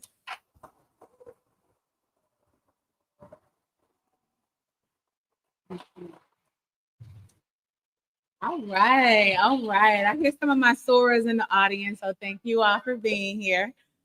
Good afternoon and welcome to what I know will be a profound and transformative conversation as we gather not just to remember history, but to hear the voices of those who lived it, were shaped by it, and continue to carry its lessons forward. Welcome to Legacies of Till Story Remembered. Hi, I'm with Kenya Clanton. And it was exactly 70 years ago that a 14-year-old boy named Emmett Till traveled from Chicago to Mississippi to visit his family. But unfortunately, he never returned home. What happened to Emmett in the summer of 1955 became a defining moment that helped spark the modern civil rights movement. But behind that moment were real families, mothers and fathers, sons and daughters, witnesses and advocates whose lives were changed by the courage it took to seek justice in a system designed to deny it. Today, we have the extraordinary privilege of hearing from 5 remarkable individuals who carry these legacies forward. They are not just historians or scholars. They are the children, the spouses, and the descendants of those who stood at the crossroads of history and chose courage over comfort, truth over silence, and justice over safety. So let's meet our panel. Let's begin with, we're going to begin with Director Rena Evers Everett, who at the age of 8 witnessed the assassination of her father, civil rights leader Medgar Evers, and has dedicated her life to preserving the vision and her mom's legacy through the Medgar and Merle Evers Institute, where she serves as executive director. Next, we have Mrs. Juliette Lewis, whose late husband, yes, thank you.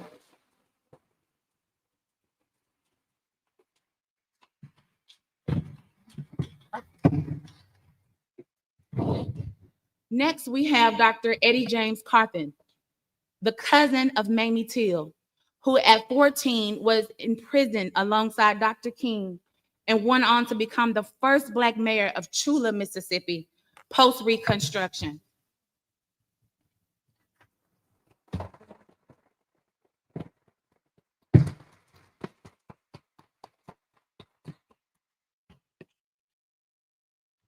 Mrs. Juliette Lewis, whose late husband, Willie Reed, which you're seeing her be seated now, showed remarkable courage as an eyewitness in the Till case.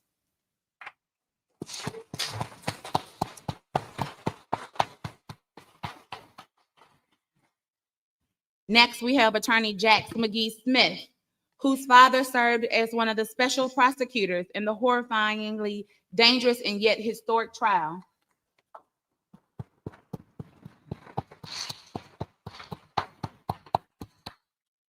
And finally, Andrew Ron Withers, whose father, Ernest, documented the iconic moment in history through his camera lenses.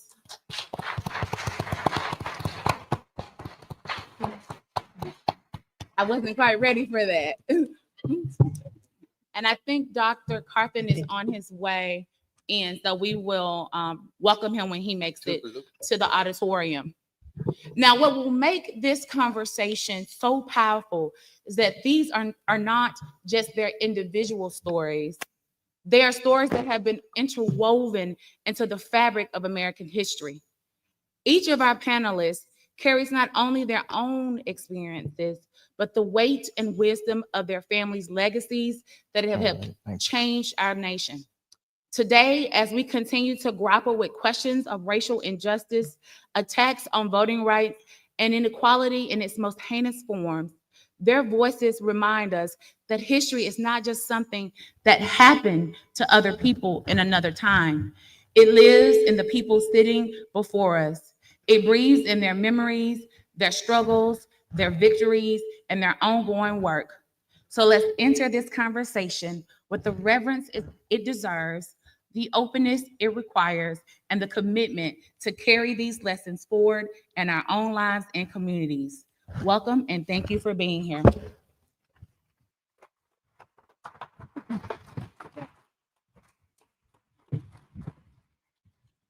All right. Hi.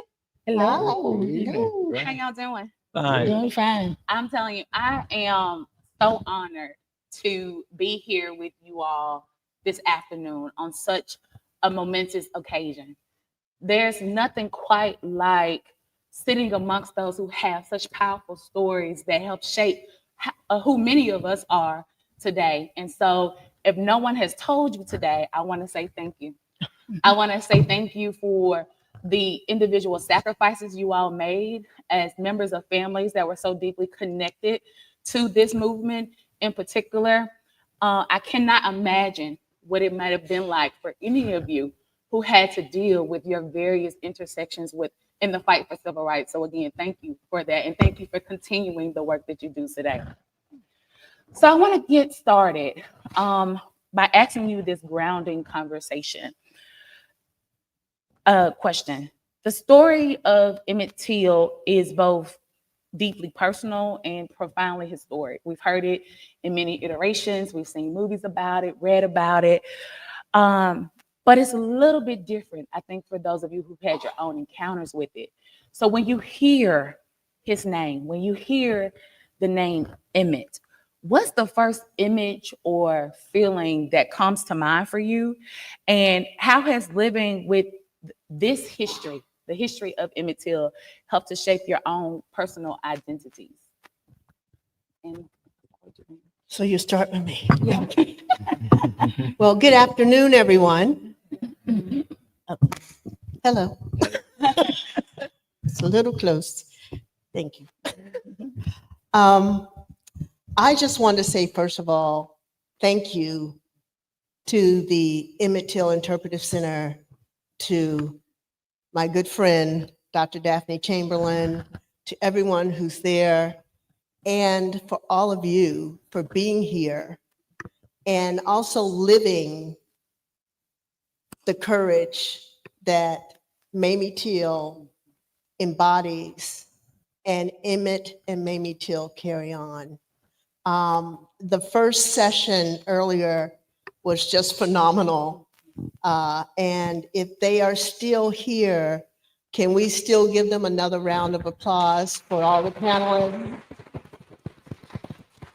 For Pamela B.C. Jr. for moderating, and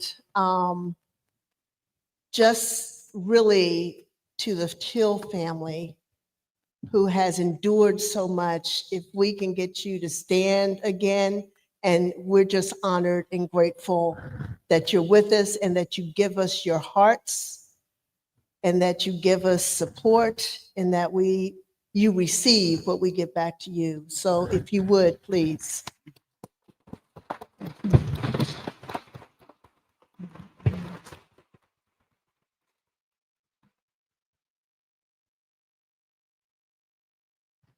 So to answer part of the question, the images that come up first, and let me just put this in perspective. I was a baby.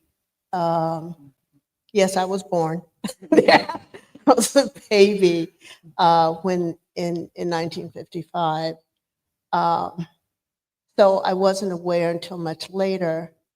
But the first image that comes up, in all honesty, is Emmett's beautiful smile. Mm-hmm.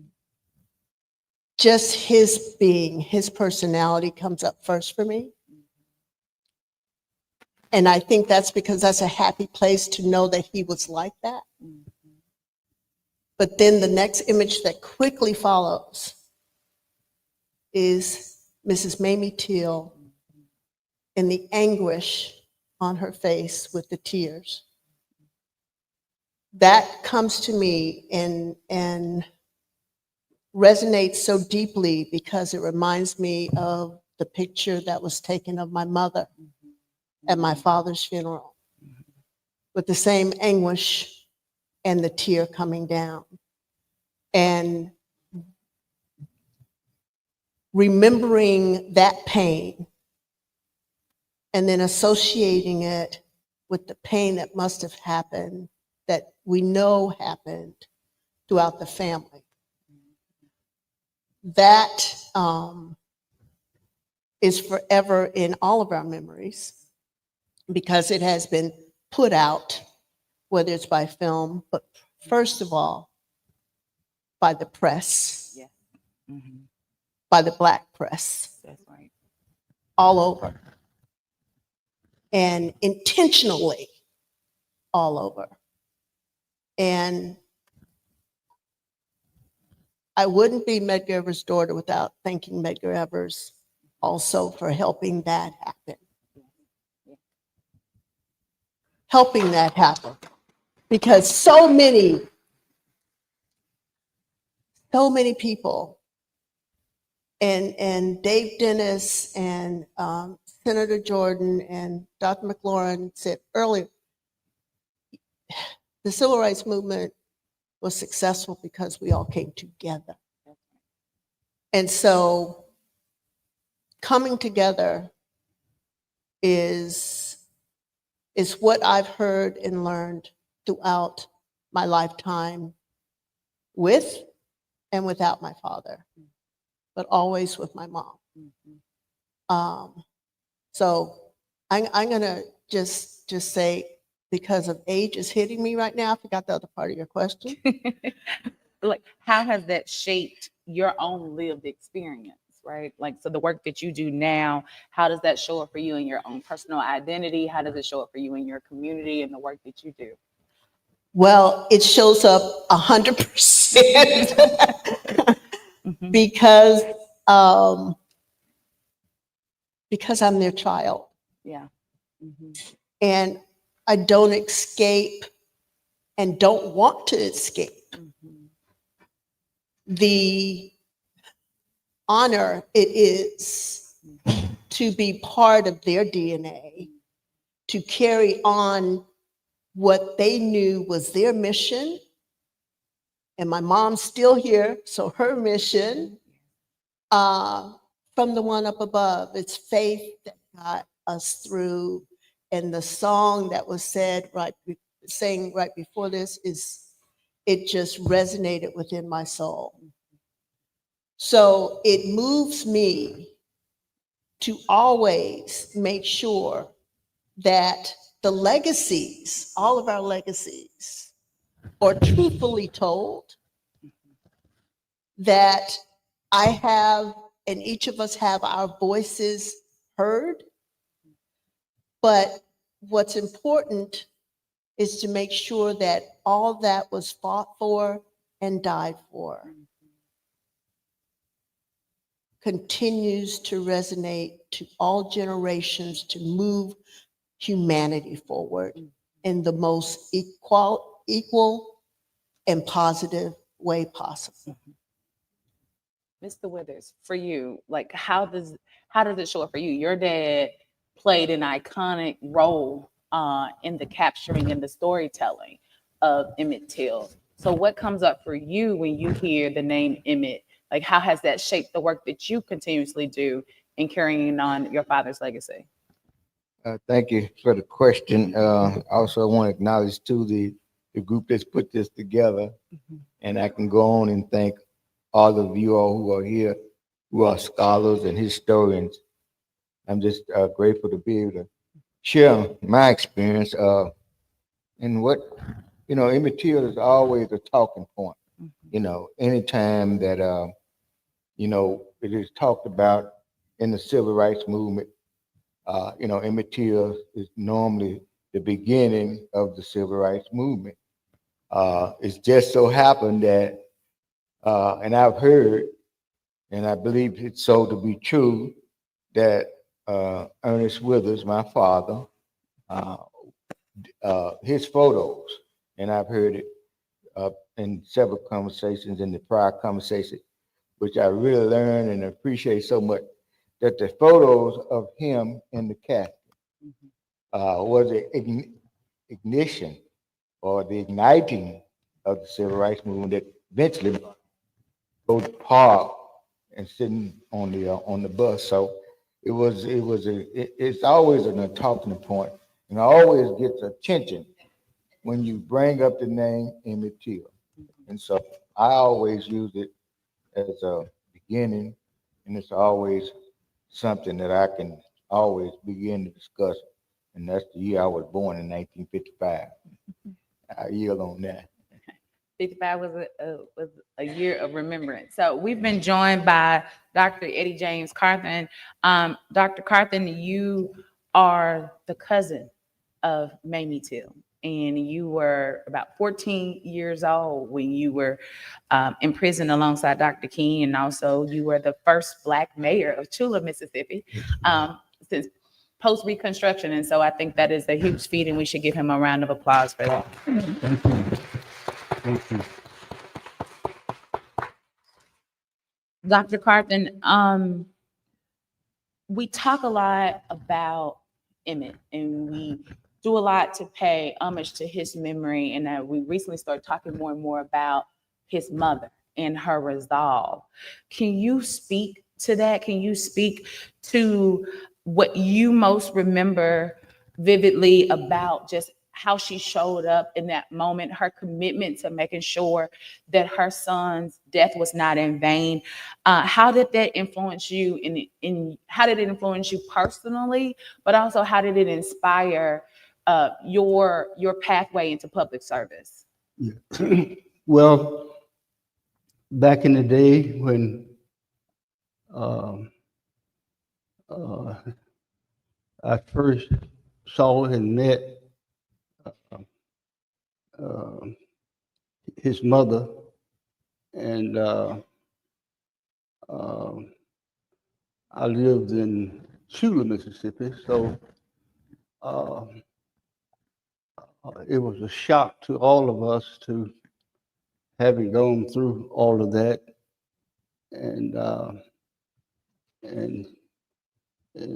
my uncles knew the whole family very well, and they are the ones that informed me that Emmett Till had been murdered, and they I was related to him, and his mother was a Carthen, and so I guess at that time I was probably 8, 9, 10 years old when that happened, and it was a great tragedy back then, having him being killed like that.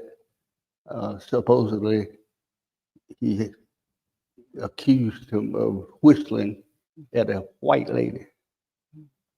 Please. But anyway, I got to know him. My father and my uncles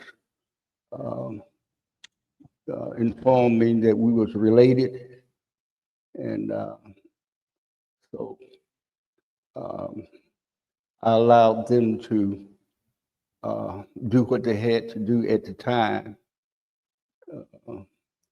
to follow up on his murder. Yeah.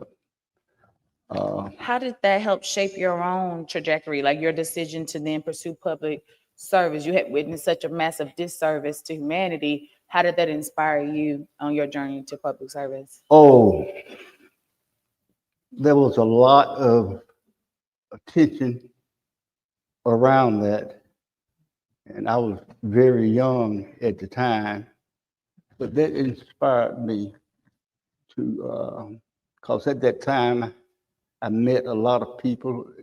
They were concerned about what had happened. That influenced me to get into public life, and having gotten elected mayor of Chula and president of the school board back during that time, that motivated me to be more interested in politics at that time. It was a tragic event that happened, but that what mainly educated me to participate in politics. Thank you. Mrs. Lewis, I'm gonna Yes. actually switch a little bit because you know, I reflect on the resolve of Mrs. Till, but then I also think about the 50s in Mhm. Mississippi and what that looked and felt like for many folks, but particularly Black folks in the Delta, right? And so your late husband, Willie Reed, he was the epitome to me of courage over comfort, right? Yes. And so can you share with us like what it meant for him to speak out in that moment, like how that felt for you as his wife during that time as well, knowing that you know this would have a profound impact on your lives. Can you speak to that moment for us? Yes, I can.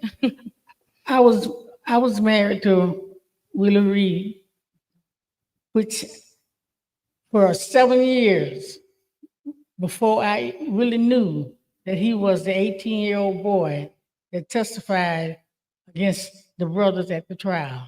I didn't know he kept it a secret. He kept it hid.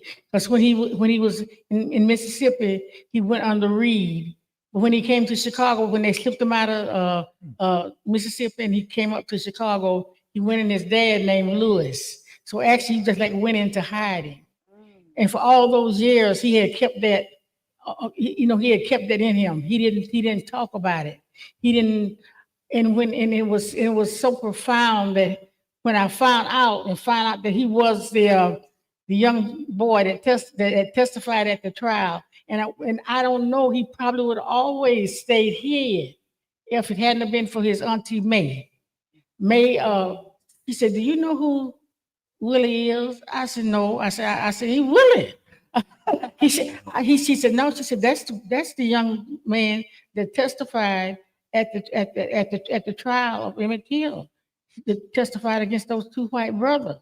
I said, "He never talked about it to me. He never mentioned it. He never even really mentioned it." But I know that sometimes things would bother him because I know like sometime at night he would like seem like he would like have nightmares that he had saw something. It was eerie. And he went on to tell me, that that day that he was at the well. It was a well. He said him and Miss Bradley was standing at the well. He said, and Brian and them, he saw the truck going down the road going toward the barn. And he said in the back of the truck, he didn't know it was Emmett then. He said, but in the truck, here was a black gentleman that was holding someone down. So I guess that was Emmett that it was holding down, taking him to the barn. And he said that when they got out of the truck, they took him in the barn. He said, and he actually heard the hollering. He heard Emmett hollering. He said, and he hollered and hollered, and so until he didn't holler no more. So I guess that's when probably he knocked him out, killed him or something. But he said he heard the hollering. He said, and in all those years, I guess he kept that in. So I know that must have bothered him because it's made me really sad when I heard what all he had did, how he had kept it in him.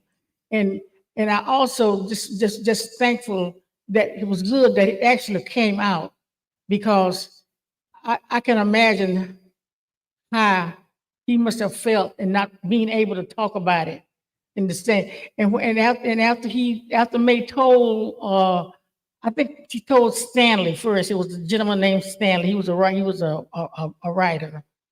And I guess they were looking for Willie. They didn't know what had happened to him because he was a Reed and then he was a Lewis. So that way they didn't know what had happened to him. But when after Stanley found him, he came and he started talking about it more, and I think that helped him more because when he had a nervous breakdown from that, and so when he started talking about it and getting it out more, I think it helped him, and I never will forget that. he actually got to meet Miss Mamie before she passed. He Wheeler and Simeon, they would come over sometime, and they would come over and pick him up and take him, take him around with them and take him to the mom's house and everything, and so he kind of got out of that the being so like word and something, always something that's on his mind, because I guess that even though he testified, he told what he had saw, that they didn't believe him. Because he would always say, he said that when he was on the stand, testifying, he said that they were laughing. And so it seemed like they didn't. He said I had an idea that they wasn't going to do anything. He said, because even while I was up there telling what I saw, he said they were sitting over there, the brothers and all of them, they were sitting over there laughing at. The decision had already been made. The decision had already been made, so they knew. And he said that when they did dismiss, go out to get a verdict, they didn't even go to try to find out, say, well, is this right or this right? They went and got Cokes. They went and got pops and drinks and stuff, and then came back. So actually and truly, I think that bothers him that, that they got really into that they actually got away with murder. And he saw it with his own. He didn't see them actually beating him, but he heard the hollering and he heard the screaming. And nothing was done about it. And even before he passed, he actually they tried to open up the case again. The FBI's came to Chicago and got him. He came back down, and they but still, I guess nothing never really came of it. But anyway, at least he said that he had his granddad had told him, "Don't you open your mouth. Don't you say anything what you have heard." Fear and fight. Yeah. Yeah. So And I think that takes us to Attorney Smith, whose father actually stood as a prosecutor during that time, right? And which was really unusual, particularly for a white man to represent a black man, a black family during that type of occurrence. And so, what stories can you share, Attorney Smith, about what your father shared with you as it related to the Yes, ma'am. I'd like to thank everyone, Patrick Weems and everyone, for having the honor of coming here and speaking at this momentous occasion of the 70th year after Emmett's death. The Emmett Till case started the civil rights movement in America. I think everyone recognizes that. Your father's pictures, Mamie Till's courage in not doing what people wanted her to do, but instead showing the world what had happened to her son, is what was the initiating action of the civil rights movement that is still ongoing today and is still relevant today. It started. Now, as my friend Wheeler Parker once said to me, he said, he gave a speech at Northeast Mississippi Junior College when I first met him, to a packed house. And he said, if you think things haven't changed in Mississippi since 1955, you weren't here in 1955. And things have changed. Now, they're not where they should be, but everyone agrees. My father was quite an interesting man. He had been an FBI agent before World War II and was in the FBI at the start of the war. And he told me he wanted to get out of the FBI and get in the Marine Corps. He said, we're from Ripley, Mississippi. And he said, I don't want to be the only son of a bitch that didn't go to the war from Ripley, Mississippi. So he got Jamie Whitten to get him out of the FBI and into the Marine Corps. And he ended up at the island of Peleliu, which was one of the toughest fights of the whole Pacific theater. But anyway, so he was one of these characters that was not really scared of anything and treated me and my two brothers about that way too. He let us do pretty much anything we wanted if we were men enough to do it. J.P. Coleman called him one night. I was 7 years old, and I still remember it. And I remember the look on my mother's face that night. I could tell 7 years old, something was wrong. But my dad had no problem in telling J.P. Coleman, who was the attorney general, that he would be willing to help Gerald Chatham prosecute, because every lawyer in that county had agreed to defend these two thugs. And so my father agreed to help prosecute. The significance of the trial, and I agree, I think the decision was made in 1955. You got to understand, this was an all-white male jury in 1955, and they were not about to convict two white men for killing a black 14-year-old boy. The significance of this trial was that this was the first time that there had ever been a serious attempt at prosecuting white people for killing a black person. George Lee, Lamar Smith had both been murdered in broad daylight in Mississippi less than a month or two before Emmett Till. Let's don't forget them. But nobody even attempted to prosecute them. The men that killed them in broad daylight. Everybody knew who killed them. They wouldn't do it. But Judge Swango was the judge, and he was, if you read all the trial transcripts, there's no question nowadays with a jury nowadays, they would have convicted them. So they put on, I'm very proud of my father, frankly, for putting on a really good case. They questioned Willie Reed, and he had some guts, I'm telling you, to come up there in 1955. Are you kidding me? And testify against two white men that had killed these, and Mose and all those folks that testified. Mamie, my father was the person that questioned Mamie Till in the trial. I've read the entire transcript of the case, and I've read it, and it would have been a total conviction, slam dunk nowadays. And they put on all the proof, but you had an all-white jury. If any of you are familiar with Isaac Woodard's case in South Carolina in 1947, you had an all-white male jury. The sheriff blinded Isaac Woodard, and they tried it in federal court over there and acquitted him.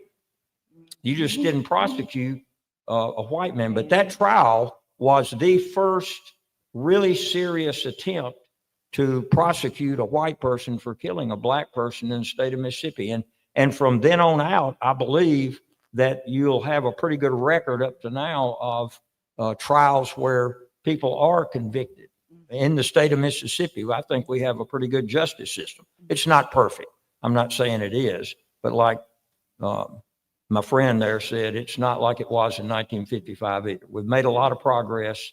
And I can remember one thing I'll relate to you. I was 7 years old, and I remember a few things about the case.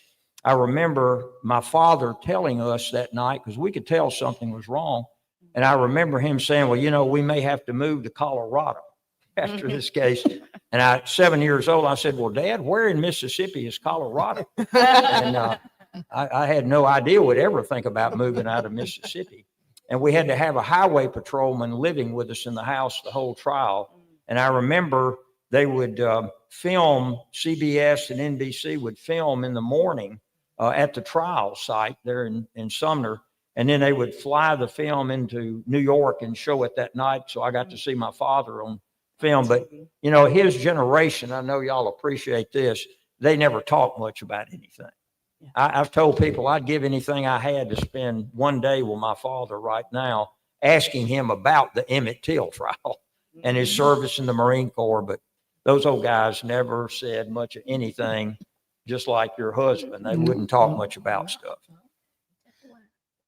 Yeah, thank you for that. That was a lot, but it also speaks to the courage and the tenacity that it actually took during that period that kind of translates even into today. And so, Rena, I know we just celebrated your father's 100th birthday a couple of months ago. Wow. A couple of weeks That's ago. right, couple months. Yeah.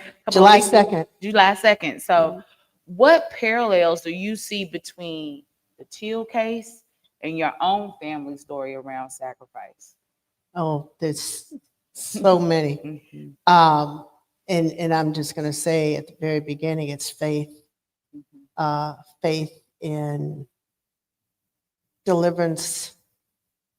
Even though, as was just said, that the 1955, 1960, 1963, it took 31 years for justice for my father's death and assassination. So Mississippi is a little slow at getting some of those things done, but it's definitely better. It is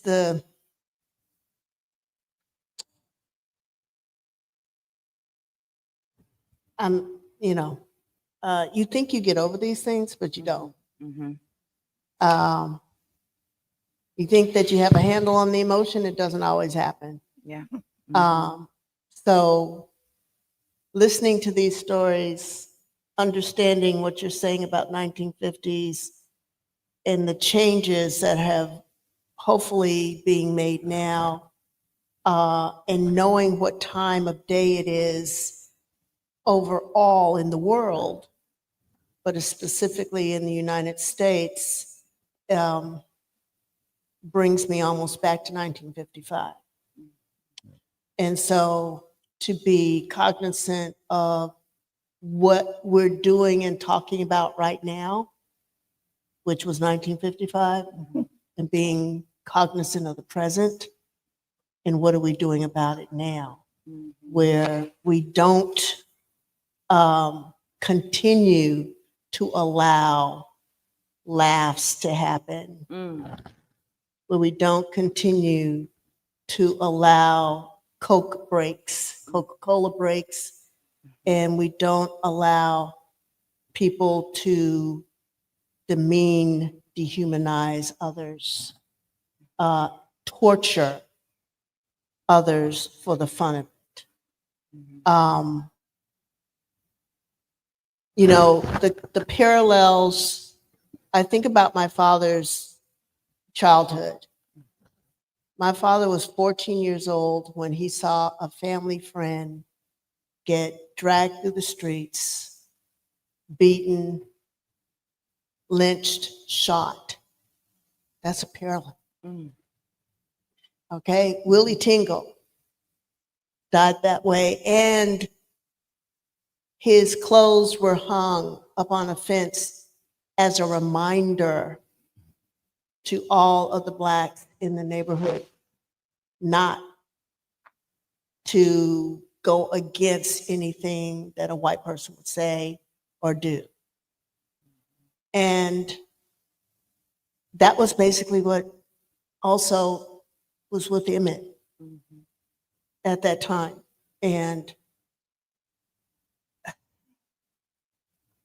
we are in a state now that just 2 days ago was a hate crime. Again and again and again. And it wasn't against one particular race. It was against a lot of races, a lot of beliefs. And children died, assassinated, tortured, trauma, like we all are. Like we all are. You can't be in a space on this earth and not be touched. Because if you're that cold, are you still living? That's so powerful. And just allow me to say, you will never get over that. And I think the moment that you do, if anyone's ever lost anyone, that's hard. Like, they are part of you. And so don't ever apologize for having emotion, and especially when there was such a tremendous sacrifice associated with it on behalf of other people. And that goes for everybody in the room. I think people sometimes take for granted that the work of civil rights and social justice is hard. It is never ending. It requires commitment and sacrifice. And there is hurt associated with that, right? all in the name of joy, peace, and equality. And so, again, thank you for your sacrifice and for your vulnerability, because I think it's important for us to know that this is an emotional time, and because someone's life was lost, and we have a role to play in ensuring that that doesn't happen, continue to happen. Can I just make Sure. one other parallel real quick? Of course. And that's with my father, with Willie Tingle and Emmett at 14. That's one parallel. But my father and my mother had just had my elder brother, Daryl Kenyatta. And so he was then looking at his son at that time, understanding that could be my child. And that drove, a lot of things drove him, but that really drove him into the passion, the courage, the dedication, the resilience to sustain what he went through because of what he sees others have gone through in the Delta, especially, and in Mississippi. And his love for Mississippi was unwavering, unwavering, and he wanted it right. And he wanted it right here. Right. So, thank you for that, Rena. Dr. Carpenter, because when we're talking about history, a lot can be misconstrued, right? A lot of half-truths, mistellings, misaccounting of things happen. And so, in your opinion, what has been the most harmful myth or misunderstanding about the Till story, and how should we, what role do we play in correcting that? Well, a lot has changed since then, and a lot has happened since then. You know, I've been in every jail on every level here in the United States. Even went to Geneva, Switzerland to meet with Nelson Mandela once he was relieved from jail.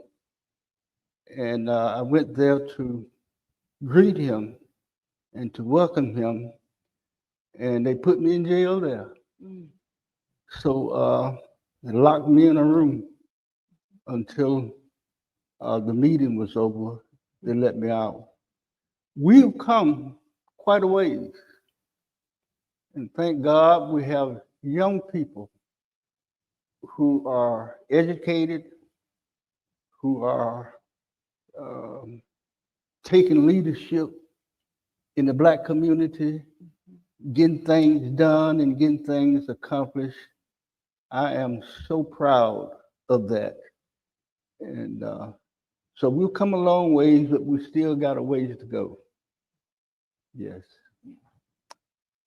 Mr. Withers, many young people are learning about the Emmett Till story for the first time, whether it's through documentaries or memorials or through legislation, even like the Emmett Till Anti-Lynching Act, right? What messages would you most want them to take away from what they're learning now, particularly as it relates to storytelling and the power of storytelling? That Martin Luther King used to say, injustice anywhere is a threat to justice everywhere. You know, I marched with Dr. King as a child just because of my father, you know, being part of the civil rights movement. I had 7 brothers. We all were part of the movement. And all of us were photographers. And that leads me to, I'm the last of the living son. And, you know, and I'm encountering youth all the time. I knew my daddy and Mr. Evers was best of friends. They were best of friends, and they worked together because every story that the NAACP had, they always collaborated. He had the story, My dad had the pictures, and they sent it to the press. They sent it to Pittsburgh Courier and to Jackson Advocate and the Tri-State Defender and the New York Amsterdam. That's how the news got out. It was a coalition. So, you know, I guess my message to young people was that you have to build coalitions with and with other people. You know, you can't do nothing by yourself. It's a team effort. No Amen. matter what the situation is, ain't nothing gonna happen.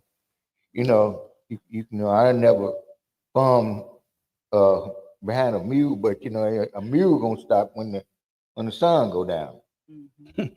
But the team, there's somebody there to take the baton. Amen. Now it is the young people's time.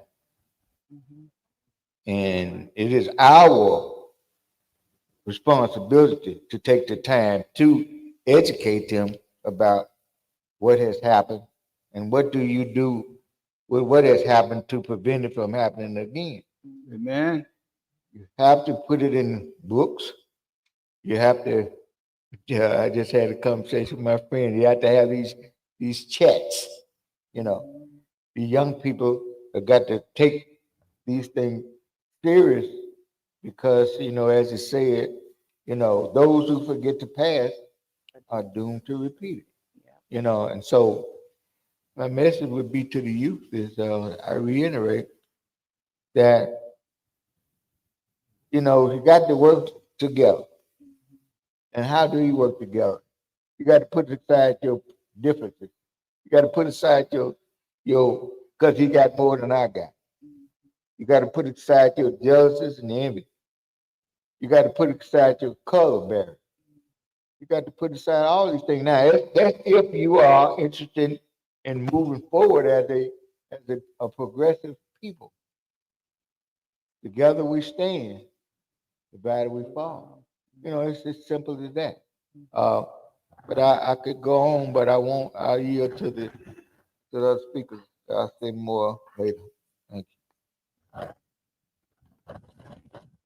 All right, thank you so much. Thank you so much. So they're telling me we're coming close to a close. So I actually want to pause if I could and see if there are any questions coming from the audience. Is that okay? Okay, are there any questions coming from the audience? Yes, sir. And give us 1 second. I think they're gonna move a mic around to you. I am, but I'm waiting for them to bring you a mic. Okay, you can project if you like.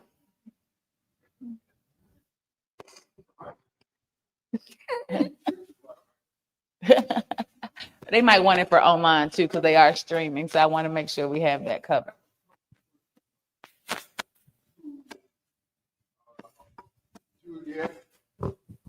To Jack.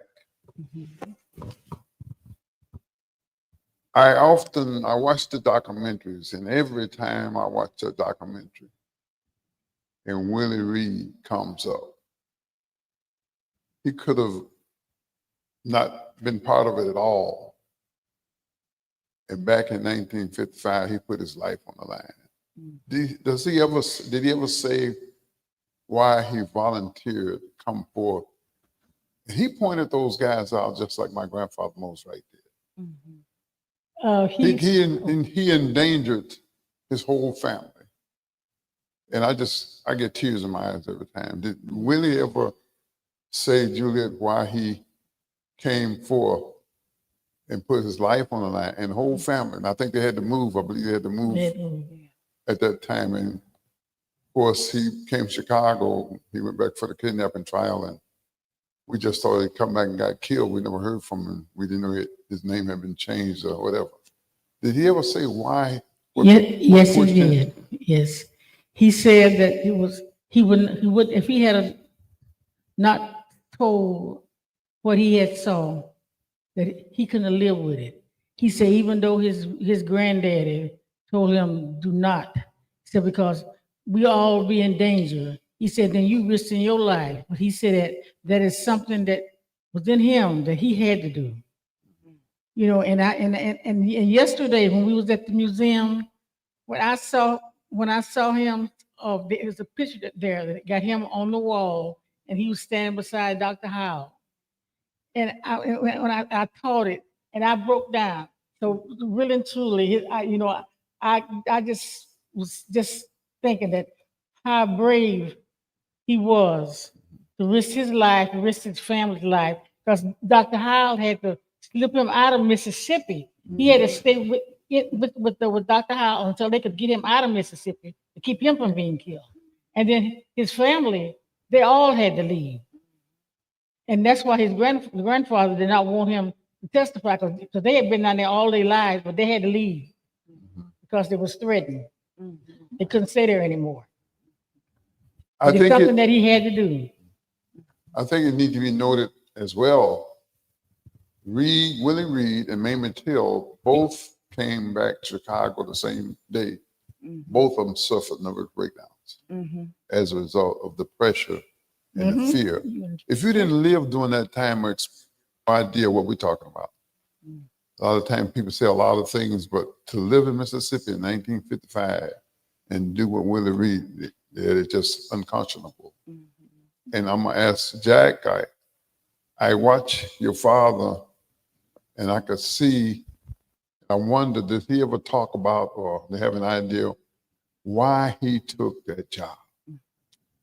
He put his life on the line. He got threats just like Willie Reed and the rest of them. And you can see the fear in your father's. When you see the documentaries now, you can see the fear, but he had the fire in his belly. And like Willie, something he was driven to come forth and prosecute those guys. Did he talk to your mother, anyone about that, or explain why? Because I tell people every area where black folks made progress, there was some white person had the fire in their belly to stand up. Yeah. And we need people to still stand up and do what's right. I don't know why he did take it. He was one of these guys, having been in the FBI and the Marine Corps, he just really wasn't too scared of anybody.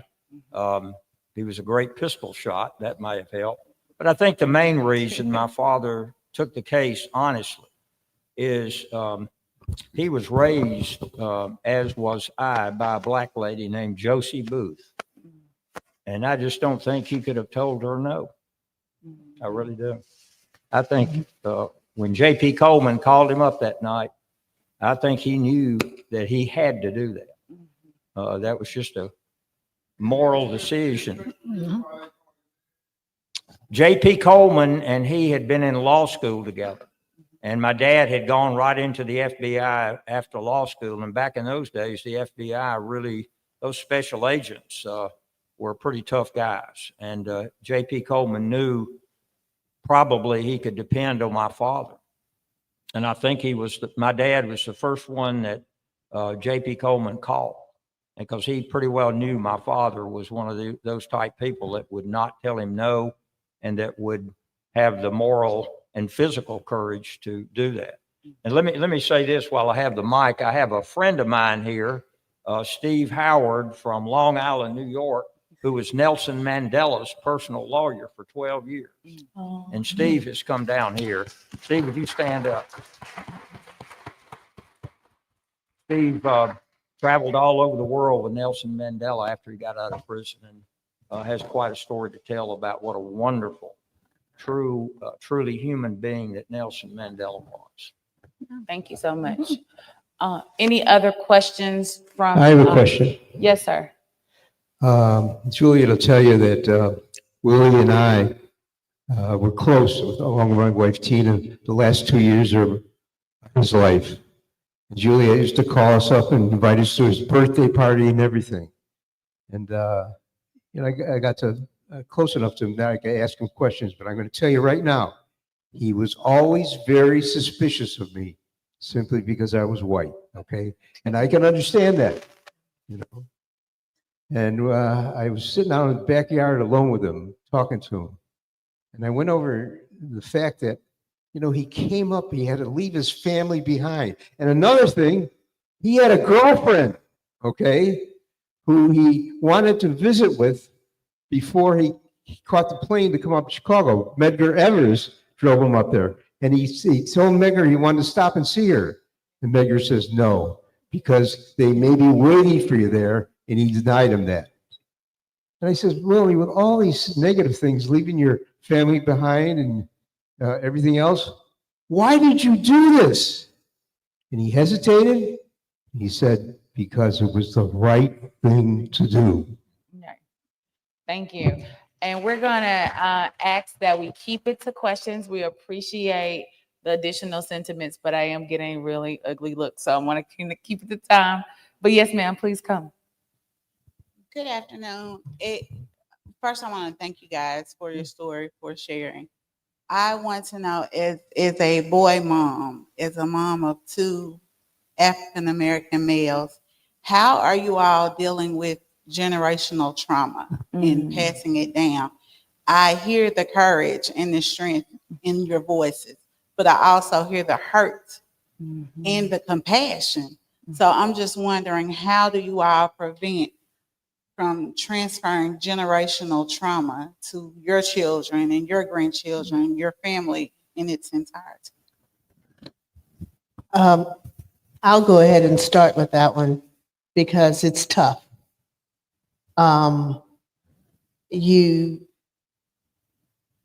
go through life thinking that you understand it, that you have a handle on it, and then it pops up. Every once in a while it pops up, and then you have to go ahead and deal with it. Because you know, when you start having children, and I have 3 plus others raised, you start seeing signs and you start going, okay, that can't happen. And so you need to look within yourself first to see what your triggers are and to see if they're the same type of triggers that you see in your children. And you need to sit and you need to talk to them and get help. And the most important thing for me is that you're open and you're honest.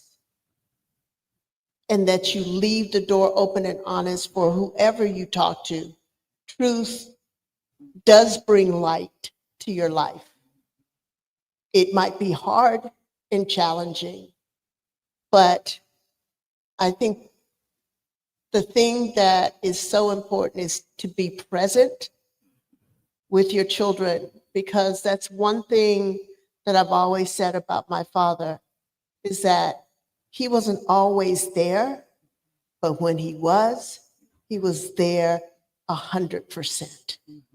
And so I never felt like I missed anything from him because the quality of love that he gave us. Perfect. Miss Juliet. Well, I think that for today, the parents, they should lead their children in the right way. Lots of parents now, they party with the kids, and things like that. But you're supposed to be a leader, not you're not their companion. You are to lead them, guide them in the right way, and to tell them, to never look back, to never think that they are not as good as someone else, but to just tell them to go in the world, to be positive, think positive, always think positive, and to be with your children, take time with them, spend time with them, spend family time with them. I think it will be a better world. There's kids out there, mom at 10, 12 o'clock, they're running down the street. Parents don't know where they're at. You're supposed to be a leader to your kids. You're supposed to teach them the right way. You're supposed to tell them the right way. They may depart sometime, but they'll always know that this is what I'm supposed to do. This is the right way. This is what I should do. Thank you. I think mirror all of that. I agree with everything she said. But there's one thing you also need to do. Teach them to vote. We have got to, I don't understand, Mississippi's Black population is 38%. And we have got to get this younger and the older, I've carried Black people to the polls in their 70s that had never voted. And George Lee, Lamar Smith, Medgar Evers died so that people in this state could vote. And yet we don't. We need to vote, and we need to vote Trump out. Whenever we get a chance, we need this next midterms. Americans need to step forward and vote for the right people to run this country. That's right. And if you live in 5 of Mississippi state legislative districts, you got a race November the 4th. So just keep that in mind. We do have to shift power at every level of government. But on the question of generational trauma, Mr. Withers, how are you like preventing that from becoming something? How do you take the pain and turn it into power for folks that you deal with and interact with every day? Thank you for reiterating what turning to power. That's a good way of starting. But it is pretty painful, you know, the legacy of somebody.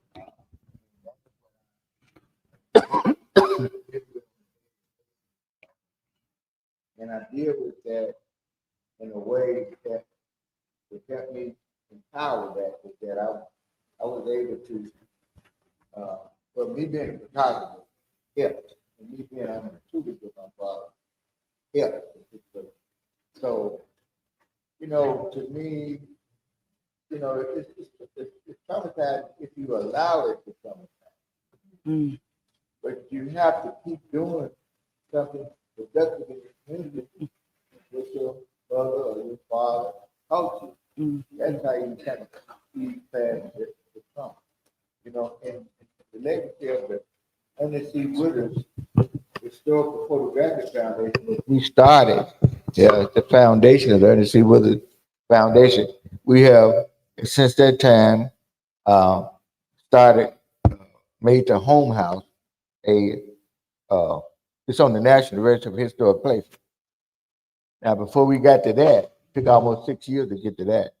Before we got to that, we had a step on the state historical legacy, state landmark. And then before that, we was a city landmark. So some of these things, when people know and appreciate, you know, what, you know, your family has went through, you know, it gives you that relief of knowing that you're doing something very positive. So I want to invite anybody and everybody, if you come to Memphis, that you come to visit the Ernest Withers Historical Home. And I hope that since this conference has carried on, and I want to again tell you all you're doing a tremendous job, that, you know, the Ernest Withers Home, I always use the point that Emmett Till, my daddy left the house at 480 Brooks Road in Memphis, Tennessee, to take the pictures. The house that we now have on the National Register. He left that house in 55. I was still in my mama's womb at the time. And he came down to Mississippi, and he almost lost his life. Not only in Emmett Till trial, but he always told me the story. When he came to the courtroom, he said, they told him, you got 6 seats over here for you black boys. You got 6 over here for the white, or 13 seats for them. He said, we don't mix them down here, and we don't intend to mix them down here. That was one of his most profound statements. And after he left there, the Ku Klux Klan followed him, and they were able to ditch away from the Ku Klux Klan before they could get to Mount Bayou. So not only that, see, my dad's legacy also was the picture of, he did the pictures of a lot of people don't talk about the Mac Parker murders in Mississippi. That's not talked about much. But they pulled him out of jail and killed him. He was a photographer for the Swerner, Cheney, and Goodman. Those were his photos. The pictures of, even before Emmett Till, there's the Door Banks in 1954 in Arkansas. So, my thing in dealing with trauma, that people, all I want them to do is acknowledge Ernest Withers' photos. When he used them, acknowledge that he did it. Maybe a lot of people don't know that he did these photos. So as a family, in order to maintain the legacy and to keep the trauma from, because it's all about you got to have a certain amount of economics to keep your legacy going. So I have children and grandchildren, so that's my position, is to keep the legacy going, not get caught up in, okay, my dad almost died in Arkansas, he almost died in Mississippi, and if that had happened, I wouldn't have had a father. So give me one word that you want to issue to this audience right now, and we're going to go down the line because we have to wrap this panel. But I want one word of charge that you want to leave with the people who are listening to us today. I'm gonna say it's not one word, but it's one couple of phrases. My dad used to say, "Be who you is, and not who you ain't." Because if you ain't who you is who you ain't. That's right. He has one. He has a lapel. Okay. Go the other way. Okay. What am I to? Give us one word, one charge to the audience today. One word charge. I would say continue struggling for freedom and civil rights. Thank you. Jack, you're going to have to share. Thank you. I would implore everyone to remember Emmett Till and all the other martyrs of the cause, and to vote and try to keep this movement going. We're in a real jam right now, I think, and we've got to all stay together on this thing. Thank you. Ma'am. Always think positive. Do what's right. Follow your heart. It won't lead you wrong. Look forward. A better day is gonna come. Thank you. Gosh, can I say everything they said? Is Yeah. that one word? But it's also be true. Have your voice, and voice can be heard in so many different ways, and voting is definitely key. And have the courage to speak and stand up for what's right, for not just you, but for humanity. That's a lot of words. It's all right. I love paying homage. So you all did a wonderful job. Y'all give it up for our panel. Thank you so much. One thing I know about wisdom, when it speaks, listen. So thank you all again. Thank you. Thank you.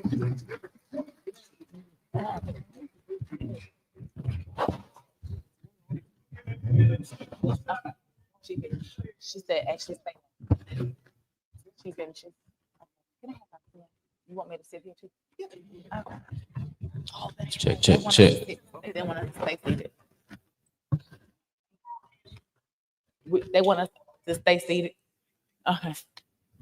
Everyone look forward for him, please. Hold on, Mr. Jackson. Have a seat. You want to look quick? You want us to stand or sit? Okay, they want us to stand. All right, we do what we told. Okay, thank you. Yes, sir.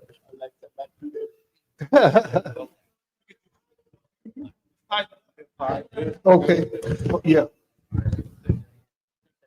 Okay. Now. Right? All right.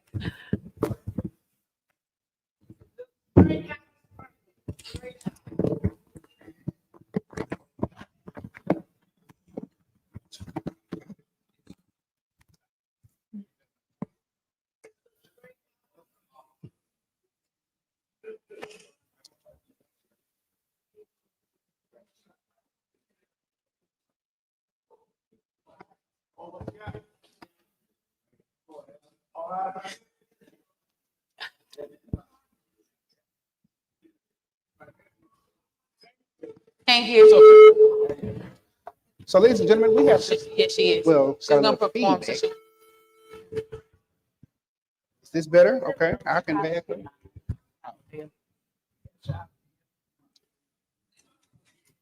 So they want us to sit back down. Okay. Because they have a performance.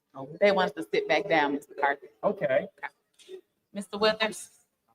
So we want I'm sorry, let me make sure I'm on point.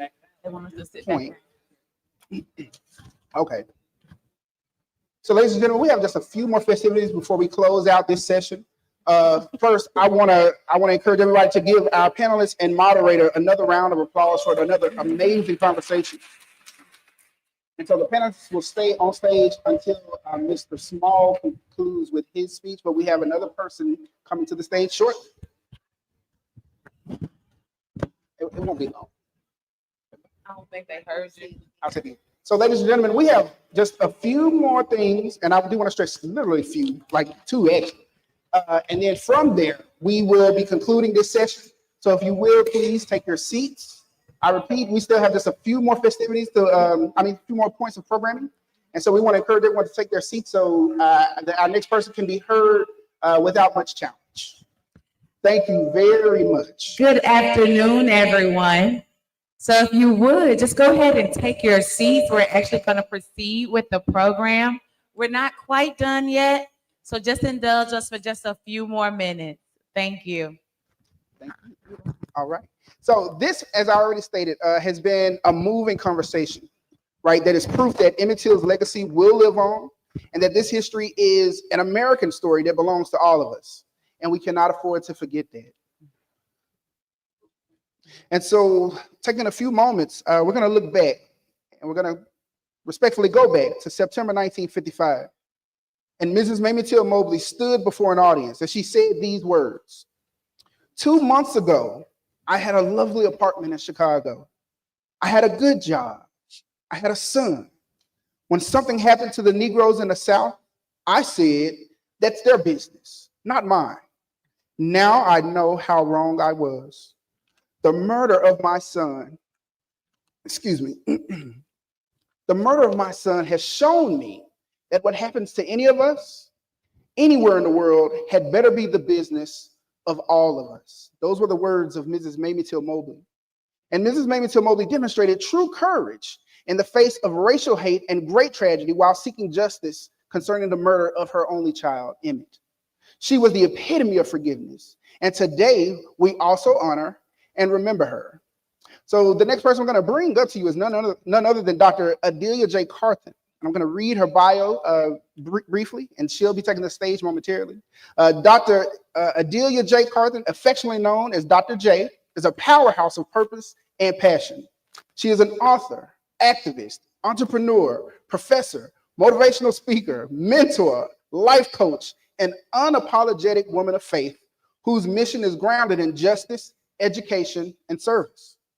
Currently, she serves as the president and CEO of Carpenter Enterprises. Through this work, Dr. J empowers communities, equips leaders, and expands opportunities for growth across Mississippi and beyond. A lifelong advocate, Dr. J has been a vocal leader in the fight for civil rights, racial equity, educational justice, women's empowerment, and systemic reform. She is the founder of Camp Fabulous, a transformative mentoring initiative for young women across the state, instilling confidence, character, and leadership skills in the next generation. She served for 7 years as an assistant professor at the historic Tougaloo College, teaching in the Division of Education, Supervision, and Instruction. Her impact in the classroom and community has shaped countless lives and amplified the voices of those often left unheard. Above all, Dr. J is a proud mother. Her son, EJ, is a graduate of Tougaloo College, continuing the family's legacy of academic excellence and community engagement. At this time, I am honored to bring to the stage none other than Mrs. Till-Mobley's cousin, Dr. Adelia Carthen.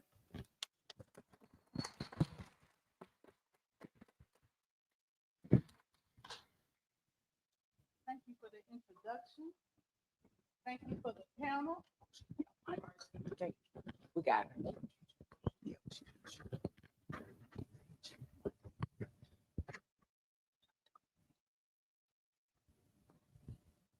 Thank you again for the introduction.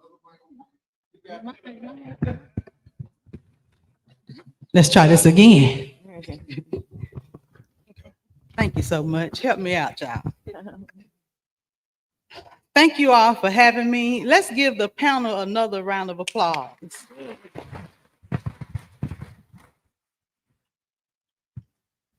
So the title of my tribute is Let the World See What They Did to My Boy. A tribute to Mamie Elizabeth Carpenter Till-Mobley. It wasn't the river that woke the world. It wasn't the scream in the dark or the whistle they said was too bold for Black lips. It wasn't the kidnapping. It wasn't the lynching or the torture or the bullet through the head or the barbed wire tied to a cotton gin fan. It was you, Mamie Elizabeth Carpenter Till-Mobley. August the 25th, 1955, they came in the night for your son, Emmett Louis Till. He was just a baby, 14, kidnapped from his uncle's home in Money, Mississippi, mutilated, shot, murdered, violated, tossed like trash in the Tallahassee River. And when the world wanted you to shut it down, to close the casket, to hide the horror, you said, no, let the world see what they did to my boy. You stood straight back, grief heavy, unbroken, unshaken, and unmoved. You stood before the casket, you stood before the crowd, you stood before the country, and you told the bold truth with his face. With a photo, and America flinched. You lifted the lid and exposed the lie of liberty and justice for all. Not with the gun, but with the power of a mother's love, a mother's rage, a mother's refusal to be silent. September 23rd, 1955, they acquitted the killers, Roy Bryant and J.W. Milam. An all-white jury took 67 minutes to declare them not guilty. One juror said it wouldn't have taken that long if we hadn't stopped for a drink of soda. But the devil don't keep secrets for long. January 1956, Look magazine. They confessed for $4,000, bragged about the murder, and still walked free. Because in America, white men cash in on Black death. But your courage didn't die with your son. It echoed. December the 1st, 1955, Montgomery, Alabama. I thought of Emmett Till, and I just couldn't go to the back of the bus, Rosa Parks said in an interview. You lit the match and burned down segregation's house. You inspired a movement, a generation, a revolution. Your grief gave us fire. You became the mother of millions, and they became Mamie. And oh, did they come. Sabrina Fulton, mother of Trayvon Martin.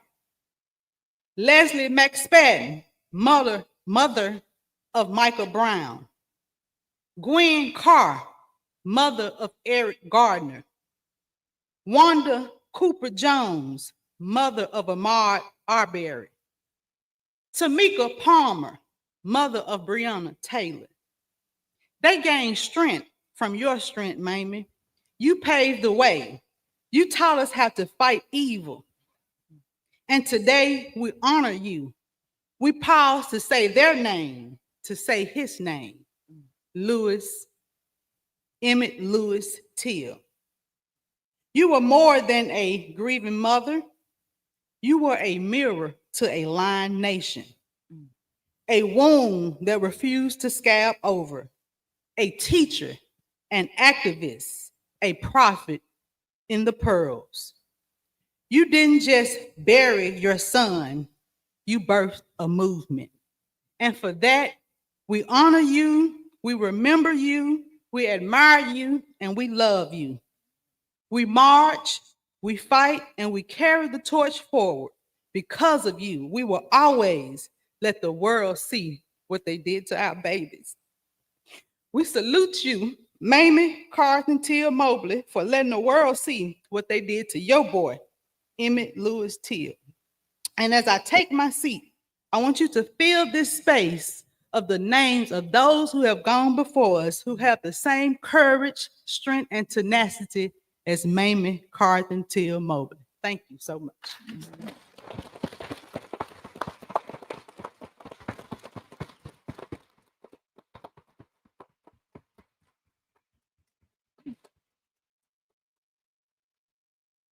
Y'all go ahead and give Dr. Carpenter another hand clap. She did so. It's such an amazing job. So as we actually get ready to conclude this session for certain officially this time, I would like to call to the stage for closing remarks none other than Mr. Mike Small, who serves as a member of the Emmett Till Interpretive Center Board. He's one of our board of directors. So if you will, please welcome again, Mr. Mike Small.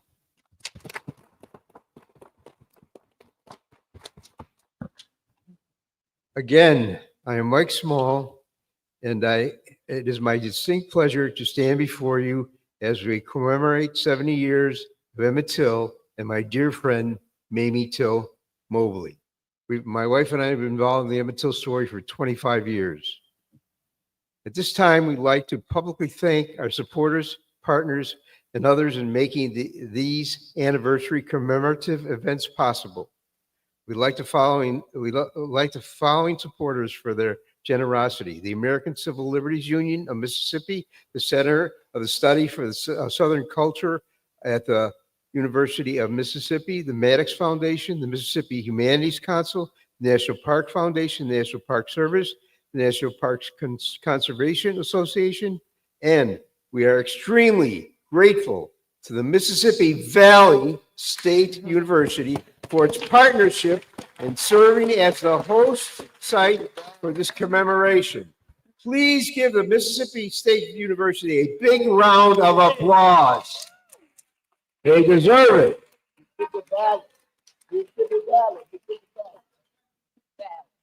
We'd like to thank other partners that include Greenwood Convention and Visitors Bureau, Main Street Greenwood Incorporated, the Veterans of the Mississippi Civil Rights Movement, the Episcopal Church in Mississippi, the Mount Bio Museum of African American Culture and History, and the National Park Service. We together are creating change. Last, but certainly not least, we have a long list of special thanks, almost too many to name, but we do want them all to know how much we appreciate them as well. Again, we ask you to please take a moment to complete our event survey, which will assist us in building upon programs such as this and developing more to reach broader audiences. Thank you for your job of joining us, and we'll return shortly with our final panel of the day, Echoes of the Emmett Till Generation, Voices of Today's Youth. Thank you very much.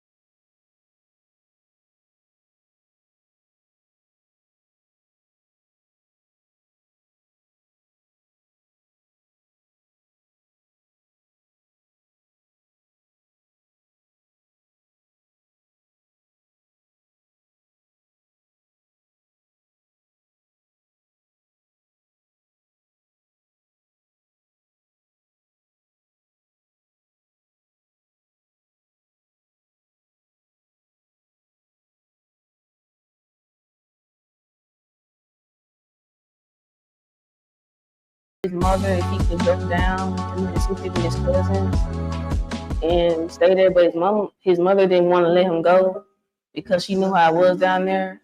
But she still let him go anyway because he wanted to go. So I came home and told Dad, "That's what you doing home? You're a little early." I said, "Yeah." But I said, "Something is going on." He said, "What?" I said, "Miss Marlon is mad. I know she's mad. Her color have changed. She's saying bad words, and she got everybody coming to the store." He said, "What do you mean, everybody?" I said, "Well, she has Brian and his family.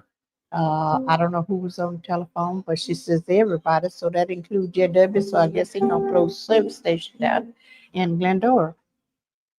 When they found him, he was just so, his body and face was just so messed up to where you couldn't really even just recognize him. And his mama had to, probably way his mama just knew who he was based off a ring on his finger.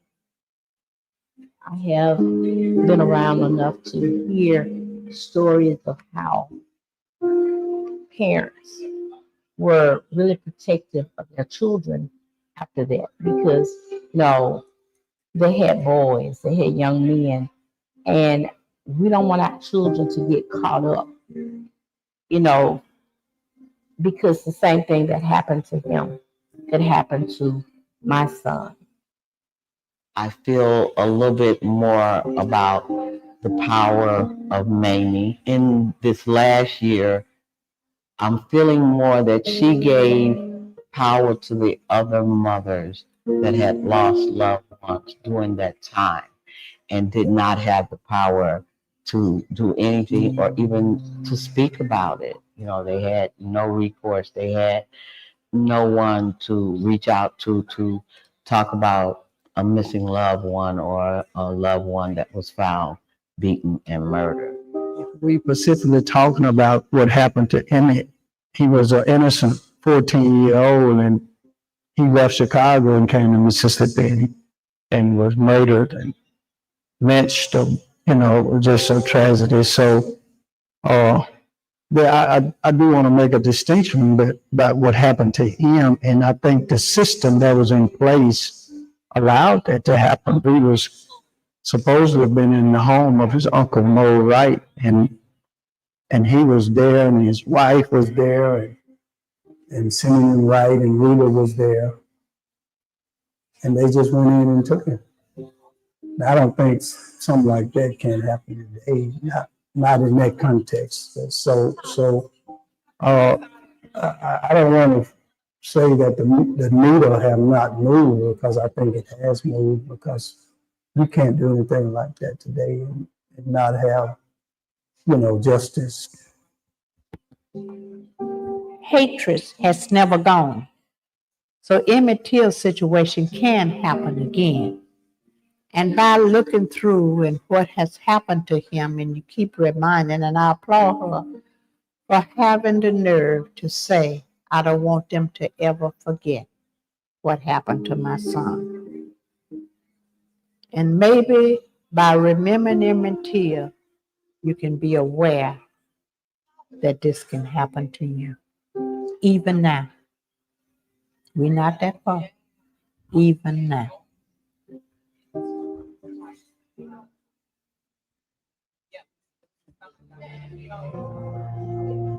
We have people, as I would call them, movers and shakers, making Tallahatchie County in itself a bigger and better place to live, to be. We have a long way to go, but in my opinion, we have come a long. More people are being accepted. More people are being more open-minded. They're changing. They're not being how people used to be back then. And it's not everybody, but it's more than it used to be. I wish now, instead of them just only bringing it up doing like Black History or something, I wish that they would actually bring my class or just other students to the river where his body threw out it, or to the barn, or even to his museum. I sometimes just feel like we should be able to experience it more hands-on, with it being so close to home for us. If we do not teach true history in our public schools, in our daily lives, how are we gonna, how do we learn how to treat each other if I don't tell you, you're stepping on my foot, never, standing on my neck, you're killing my babies, no more. And that's what public education can produce, people that get in good trouble. And I think, when we look at where we find ourselves currently, I think it's all the more fitting that, we look back, at the life of him, not necessarily his death, or his death exclusively, but look at his life and the lives of others that were directly impacted from what happened to him as a continued call on our part and others to be the best we can, to make change a reality. And it starts with the individual, it starts with us. But I do think learning from the life of Emmett and Mrs. Mamie Till-Mobley positions and poises us, to be the change and call for the change that's so necessary today.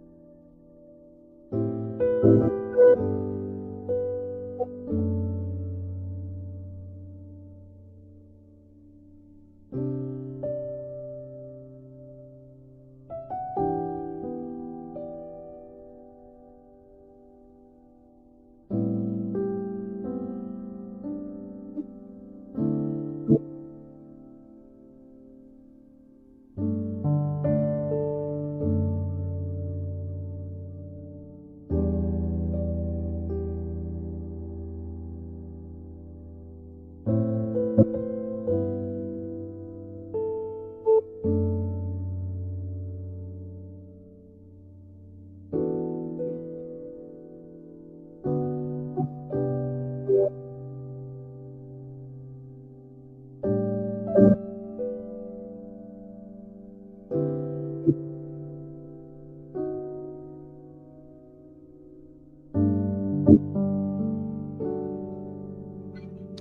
1, 2, 3. Great.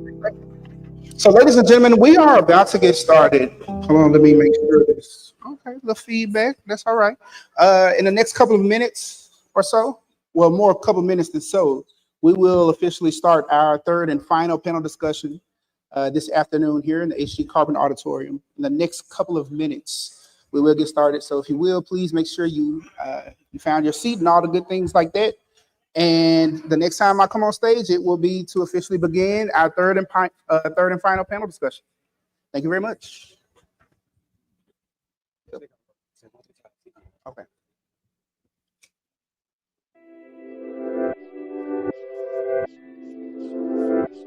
Well, actually, I'm going to go ahead and get started now. So, ladies and gentlemen, we will officially begin our third and final panel discussion right now. So, allow me to welcome you back and/or welcome back to your seating. Ladies and gentlemen, we are about to get started right now. So, if you will, please take your seats. Thank you so very much. So, welcome back again. I am Benjamin Salisbury, and it has been a great honor to serve as presiding official for today. Today has been a memorable experience for me, and I hope it's been the same for you all. We have coming to our final session of the day. We've come to the final session of the day. We opened earlier by hearing from the Emmett Till generation, and now we're going to hear from their contemporaries. I stated earlier that we are now at the point in the program where I have the opportunity to introduce you all to Kennedy Young Batiste. Kennedy is a native of Clinton, Mississippi, with a bright future ahead of her. As a student of the JPS Tougaloo Early High School, Kennedy has excelled both inside and outside the classroom. She is an artist, she is an artist, a youth organizer in her own right, and an entrepreneur. Kennedy's art is featured in our commemorative program booklet, and we are so excited that she's joined us today to share with you more about her inspiration for this piece. After her presentation, we will have an introduction by Jaheim Wilder, who is a senior speech communications major at this very institution, and he hails from Belzoni, Mississippi. So at this time, will you please join me in welcoming Ms. Kennedy Young Batiste.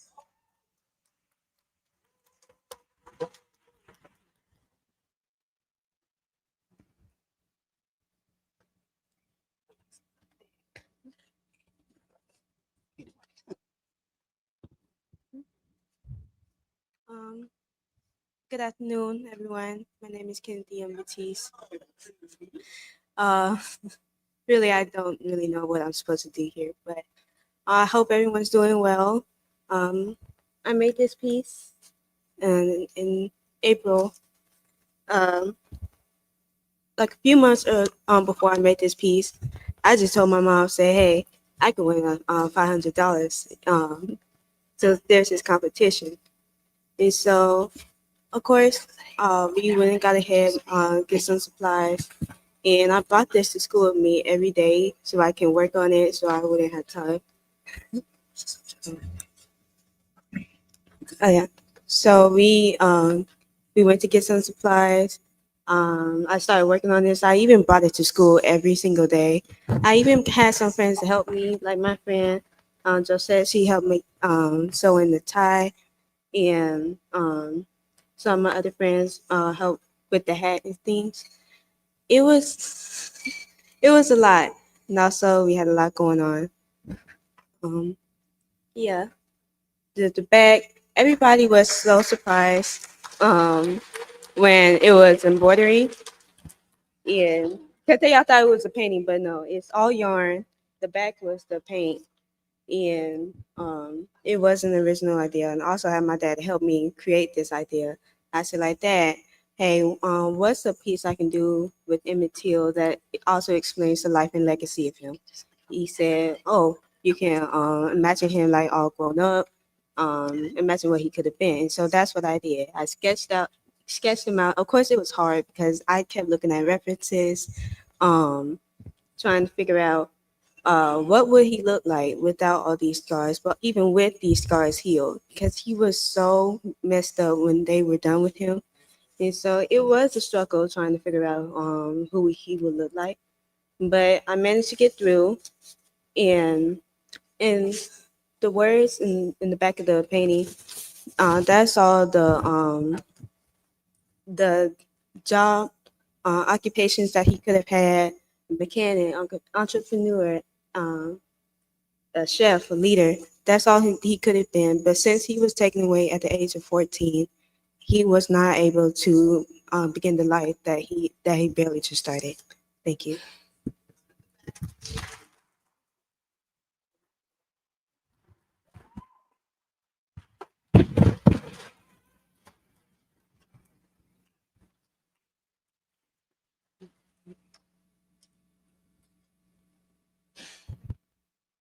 I just want to thank that young lady for her beautiful piece and her meaning contribution. This means a lot, not only on this day. It's been a very exciting day. Thank you to everyone who's joined. Thank you to everyone who came out. This is a very exciting and important day that you must remember. And it's important that we remember Emmett. So I would like to say good afternoon once again.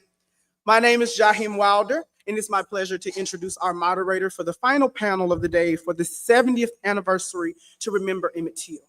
I'm Jaheim Wilder again. I'm a senior majoring in speech communications here on the beautiful campus of Mississippi Valley State University. Isn't it a great day to be at the Valley? So 15 years ago, our moderator ignited a fire in numerous young people to be inspired by history that will result in positive social change. In 2013, Southern Living and Time magazine called Susan M. Glisson, a native of Evans, Georgia, a hero of the New South in civil rights, for pioneering a community-based model of truth-telling and reconciliation.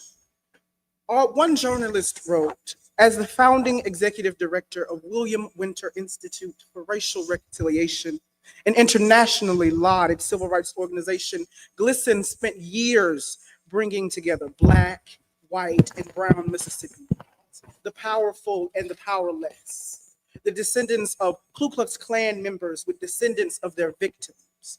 Her efforts have helped make Mississippi a leader in healing old wounds. Glisson's achievements reflect a rare combination of scholarship as a student of the civil rights movement who uses those lessons to engage deeply in communities haunted by racial violence and trauma. Learning with communities she served, Glisson's created an initiative framework for the transformation of biased mindsets and inequitable systems that weds community building community trust to advocacy and equitable policy development. Using that approach called the Welcome Table, Susan facilitated community-driven dialogue and informed action in sites in Mississippi with the most notorious histories of racial violence. Can we just give applause for that? Thank you.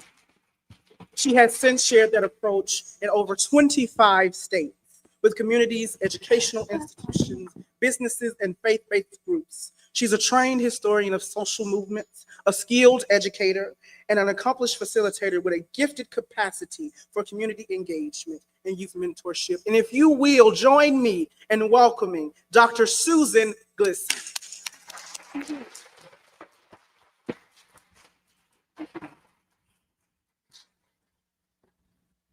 Hey, y'all.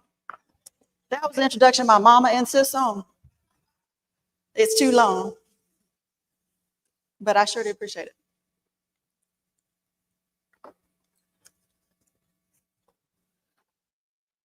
Everybody good? This is the happiest place I will ever be with these amazing young people that I've had the pleasure of knowing since they were all teenagers. I, of course, was just barely above teenagehood.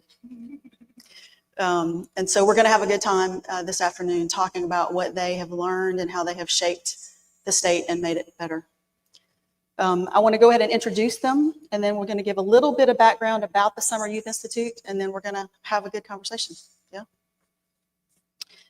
Trishika Melvin is a strategist, a facilitator, an advocate committed to advancing educational justice by building sustainable community power.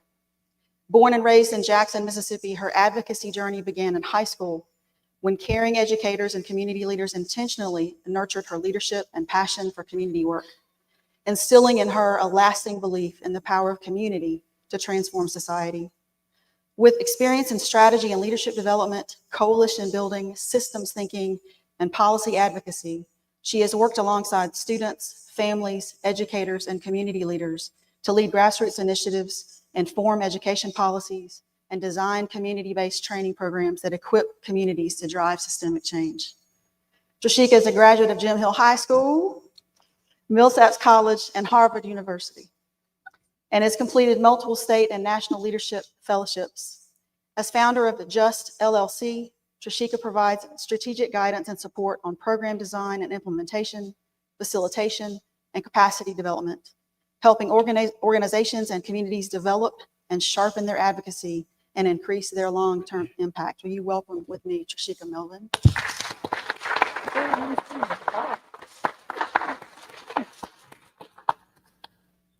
Renee Namaku Ambaba is a dynamic force in creativity, storytelling, and transformation.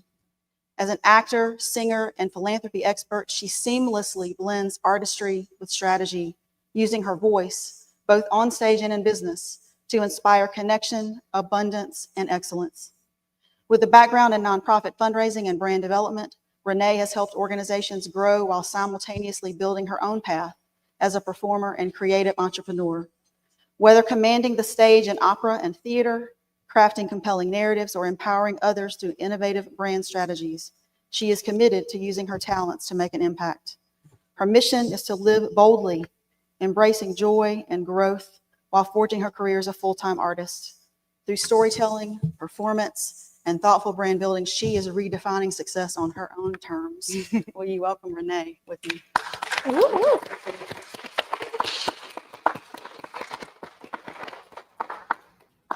Jay Rushing is a native of the Mississippi Delta. He is a 2013 graduate of Eastside High School, a former combat engineer in the Mississippi Army National Guard, and a community organizer. Jay holds a bachelor's degree in history with minors in political science and Africana studies from Mississippi Valley State University. He has served as both a participant and a mentor for the William Winter Institute for Racial Reconciliation's Summer Youth Institute. Please welcome Jay with me.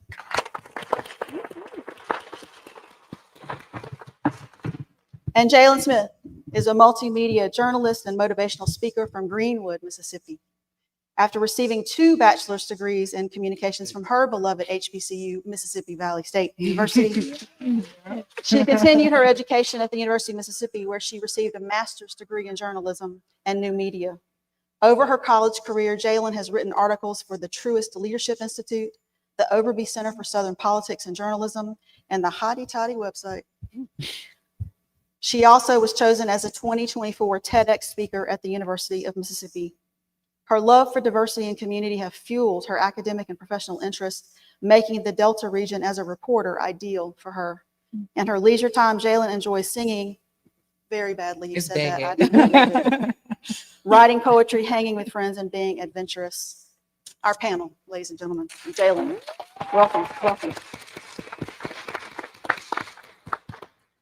So just a little bit of background. In the aftermath of Barack Obama's election in 2008 as the first black president of this country, Governor Winter and I were driving somewhere, our beloved governor, William Winter, and he was sharing his dismay at the friends of his who seemed to have, as he described it, lost their minds. They just couldn't seem to process the fact that there was now this amazing, wonderful, brilliant black president. Even his long-term supporters were sort of turning away from him in the months and weeks and years after Barack Obama was elected. So we began to wonder about the kind of leadership it would take to help guide Mississippi out of that kind of fear and to something that looks a hell of a lot more like an open and welcoming society. We took a quick glance at the Mississippi legislature and realized that we probably were going to have to grow that leadership. And that continues to be my conclusion today. Simultaneously, young leaders were demanding spaces to learn about how and why we had gotten to this place. And we began supporting a civil rights and civil liberties club at Jim Hill High School, a First Amendment project at the Lanier, and other projects around the state. And we hired staff just to work with youth to support youth organizing on the campus where we were based at the time at the University of Mississippi. And we'd begun a partnership with Merle Evers Williams, who told us that one of her husband's dreams was creating a formal youth leadership program that would prepare young people to lead the state in the way that he was leading and the way that his wife would lead and his children.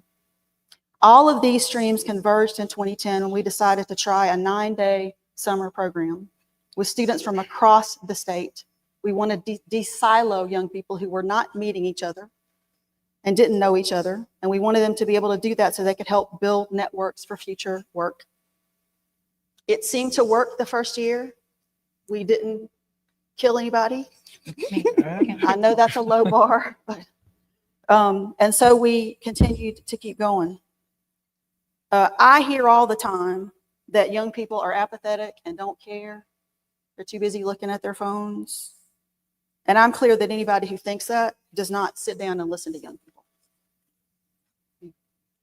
And you're about to hear about how that works with these amazing young people. So we're all going to have the same questions, yeah, but everybody gets a chance. And we'll start with you now, but we're not going to start with you every time. Okay. Okay? All right. So our first question is, who are your ancestors in the work of liberation? Who shaped you into becoming who you are? Thank you, Susan, for that question. Before I start, I wanted to say thank you to the Emmett Till Interpretive Center for having me today. Thank you for inviting me, Jay. I'll do anything for Jay, one of my first students. So I would consider my ancestors people like Joanne Robinson, who worked behind the scenes to make sure that the Montgomery bus boycott was a success. And then I'm going to cheat and say Susan. I met Susan when I was about 16. She came to Jim Hill High School talking about civil rights, and I was immediately interested in learning more about history, and the Civil Rights and Civil Liberties Club grew into something that really inspired me to learn more about Mississippi and instilled in me a pride about the state that I'm from. I ended up going to the University of Mississippi to get my master's in Southern Studies because Susan got her master's in Southern Studies from the University of Mississippi. So she is my ancestor. She is a part of the genealogy, Susan, me, Jay, and that you're my ancestor. I'm not supposed to cry this early. In the Do it. So I'm not a cheater at all. But it will my answer would definitely sound like I cheated. The ancestors that carried me through this work, of course, Susan. Met Susan when I was 16, also high school. From the Delta, surrounded by history, this plethora of local history that I'd never really engaged with, had never in any formal manner had the experience with history that we had at SY. But other than Susan, Megger and Merle Evers are my liberators in this work. Megger Evers really believed in the power of young people and the position that they had, and the capacity that they had to change the direction of the country. He believed that young people were capable when equipped to make the necessary change. And I carry that spirit with me now in the work that I do. But I think that it was a conversation I had in that first year in 2010. Ms. Merle Evers was actually one of the people that we had a chance to speak on speakerphone with. And she spoke about her husband, and she gave us a charge that day to promise to be to try as hard as we could to be the next generation of leaders. And so I think that carrying that spirit of Megger and carrying that spirit of Merle and the desire to see young people equipped is something that helps carry me through the work that I do now with young people. And since then, I went to Valley, and now I serve as the youth engagement coordinator at the Emmett Till Interpretive Center for 4 years now. And I've had the opportunity to now do the thing that I've benefited from the most, and that's invest directly in the lives of and the well-being of young people. Thank you, Jay. All right. I'm going to take it to say, I think my ancestors, first and foremost, are going to be the enslaved Africans who were strong enough to endure 400 years of slavery. I think my ancestors are the strong women that worked in fields, in kitchens, in plantations, in industries tirelessly. My grandmother really cultivated. My mother and I was raised by strong women, and for lack of better words, and excuse my language, women who didn't take no shit. And they instilled that in me. They instilled in me the love of fear and fear of God, and the love and fear of them as well. I think so. I write poetry. I think one of the first just people I just became so enthralled with was Maya Angelou, and just how writing was so liberating, and how you are able to transform nations through words. And so I think that I'm liberated in the work that I do. I'm a reporter, Report for America at the Mississippi Free Press. And so telling stories and listening for stories, I think that has molded me to be who I am today. In SYI, when I went to SYI, young, dumb, and broke. That's all I can say. And so learning so much about myself and who I wanted to be in this world. I think there are two types of people. I think there are complainers and problem solvers, and I refuse to complain about anything unless there's a solution attached to it. So I think that's it. Thank you, Jill. Ooh, yes. When I think about this question, kind of similar to Renee, I had thoughts of ancestors that have gone on and people who are still living who have shaped so much of me literally being here today. And I thought of Miss Ella Jo Baker. If you did SYI, you know. And her belief in community and people and in anybody in community's ability to see problems and create solutions. And I think that is something that I've always carried with me. I think of Audre Lorde and her love for freedom and survival and community and helping me explore passion and joy and survival in a world created not for me to survive. I think about Susan, you are already on my list, so I'm trying not to make you cry, but I think about Susan and the Civil Rights and Civil Liberties Club literally starting my freshman year of high school and how that transformed everything I knew and thought was possible. And I think specifically having adults pour into me and help me see not just that I matter, but that my opinions mattered, that my dreams mattered, that they weren't random things that, you know, would never come to fruition, but that there were not only people encouraging that to come to fruition, they were going to do everything in their power to support me. And that was so instrumental to me being here today, but also me doing the work that I do, and knowing not only what's possible, but being committed to showing other people that they can too. So that's what I think about when I think about it. I love you too. So y'all just experienced an ancestor circle. You got to witness it.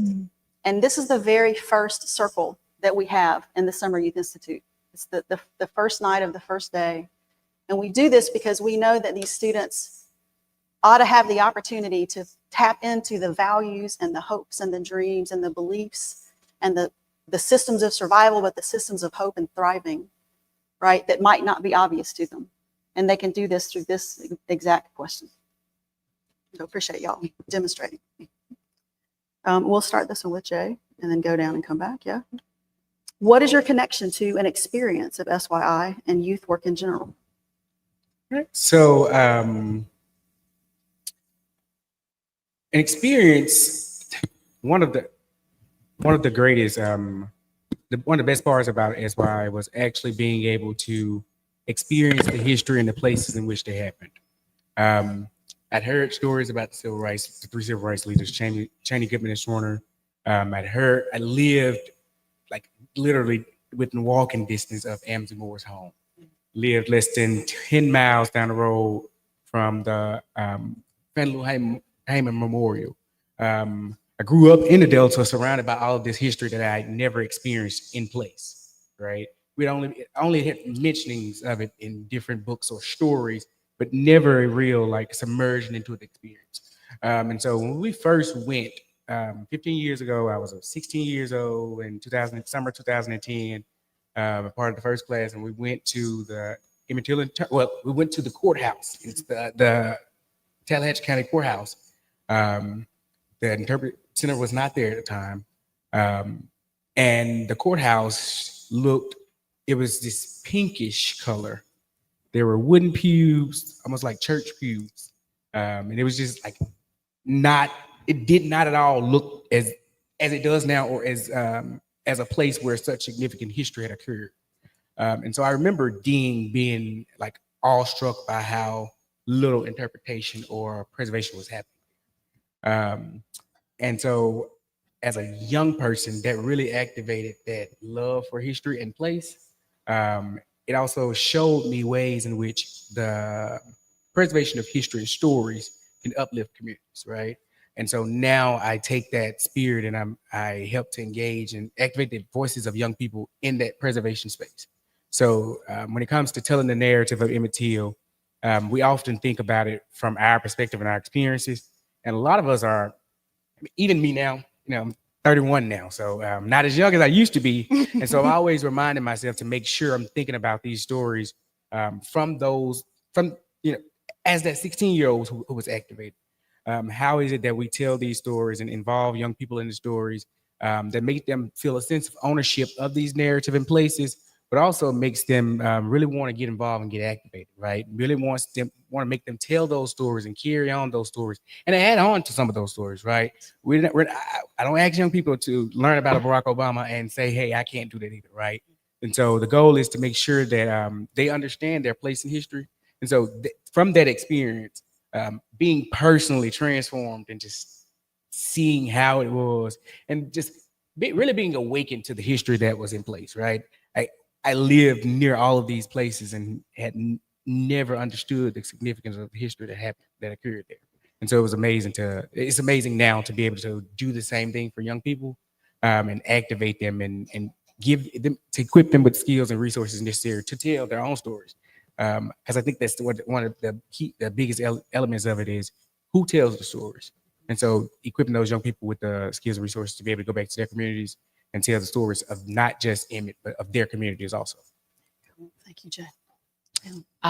SYI for me, it was truly transformative in the way that being a Black girl from the Mississippi Delta, I think that you're aware of racism, but I also believe that people's interpretation of what the Delta looks like and how much racism do you endure? I had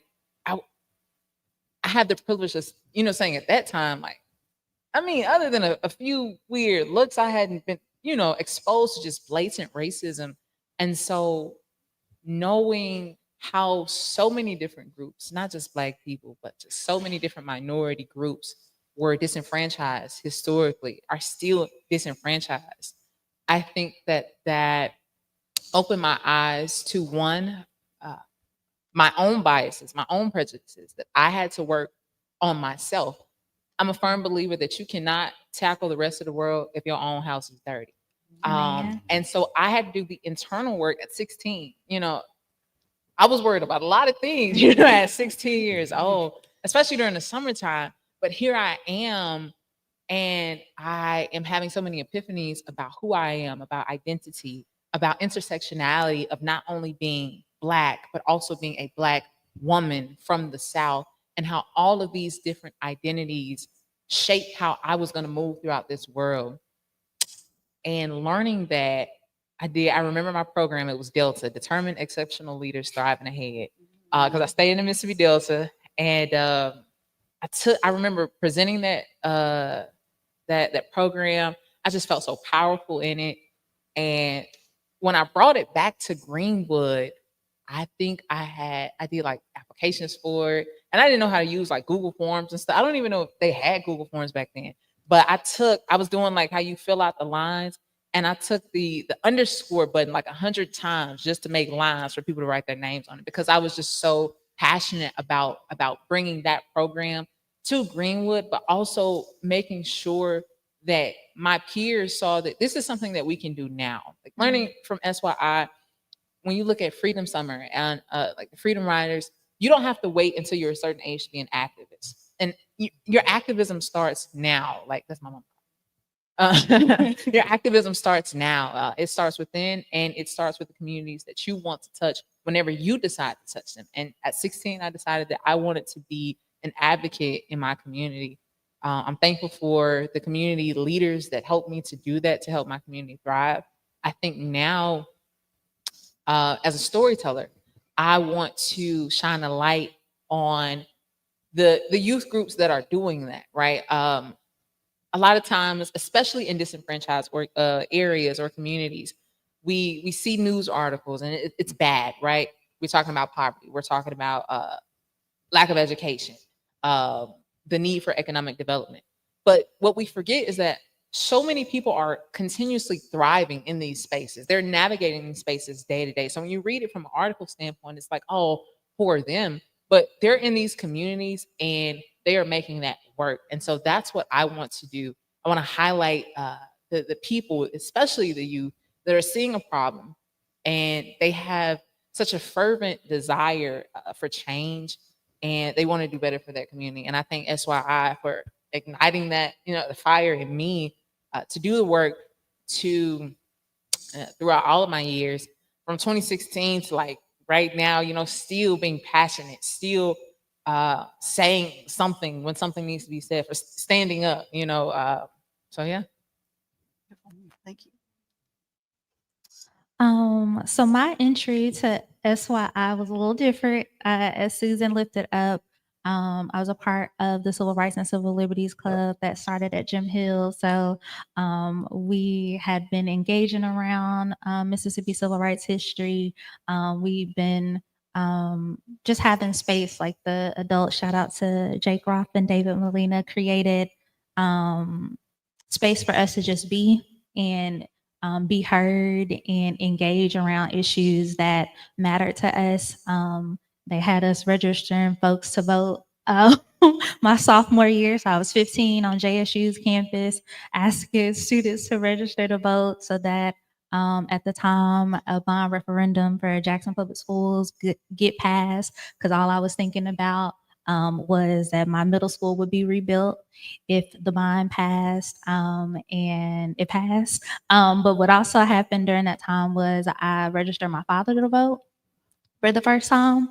And so the space and the foundation that the Civil Rights Civil Liberties Club built for me in thinking about my own agency was so incredible and so powerful that SYI was kind of just a natural progression and extension of what we had started building. And for me, it was an opportunity and a space to continue growing and being a young person that was also pouring into young people in the ways that adults had been pouring into me throughout college. And so that was kind of my entry to SYI. And I think learning even more about civil rights history, us watching Eyes on the Prize and going to different sites in the Delta just continue to connect me to my home, connect me to the continuation of struggle, but also to connect me to other young people from across the state who were,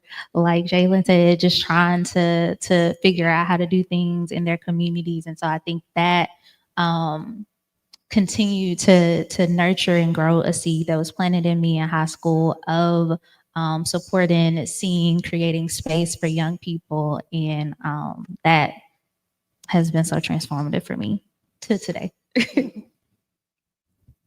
Okay. What was the second part of the question, Susan? Say that one more time. Connection experience to and youth work to SYI and youth work in general. Okay. So I remember exactly where I was when I got the call. I was a sophomore at Jackson State. The year had just ended. I was at this cafe. I forgot what it was called, but I was there and I got the phone call. And they were like, well, we're going to do something like civil rights and civil liberties, but an overnight camp at Ole Miss. And I was like, okay, cool, cool. We want you to be a counselor. I said, okay, cool, cool. And he said, we'll pay you $1,000. I said, oh yeah, sign me up right now. $1,000 for 9 days. Little did I know that I was going to have 9 days of zero sleep. Okay. We were there figuring it out as we went along. Okay. They had done a lot of planning beforehand, but I don't think that they had worked with youth in that capacity. And I don't know if you've ever met youth, but they are passionate and we're talking about rebellious youth. We're talking about passionate, radical, activist youth. So that's a lot of work in itself. And the experience was so transformative. It was remarkable to see these young people get like Chromebooks. I mean, something so simple as Susan making sure we got the money so they can have a dorm room, and it's a nice dorm room to stay in. All those things create safety for the students, and that safety is something that I always seek in my relationships with youth, because you can't do the work if you're not safe, if you don't feel safe. And I think that's what I take away from SYI is this environment of safety that we created, being intentional about which students would come to the program, about how we can mix up different socioeconomic backgrounds, different racial backgrounds, different religious backgrounds, and really create an environment for them to learn about themselves, learn about Mississippi civil rights history, but also place themselves in this genealogy of activism, place themselves in the Mississippi civil rights history. And I'll never forget Shamiski, who was there the first year. She did a youth program, and then 2 years later, we went to her youth program in Philadelphia. And it was so remarkable to see how many youth she inspired from her community to come to SYI.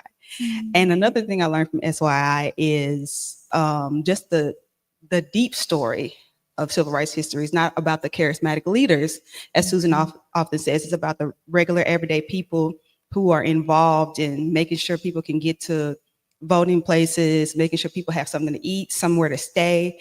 And I always like to brag that I know like the real story. Like you get the textbook story, I know the real story. And you want me to tell you the real story, I can tell you the real story. And it's just so refreshing to be able to talk about the safety we've created for youth, talk about how it blossoms into this beautiful garden of activism, and talk about like the little nuances that it has to deal with the civil rights movement, and how those nuances are the ones that inspire the youth to work. The idea that somebody could just open their home to an activist, that inspires a youth that this little thing that I can do can change the world.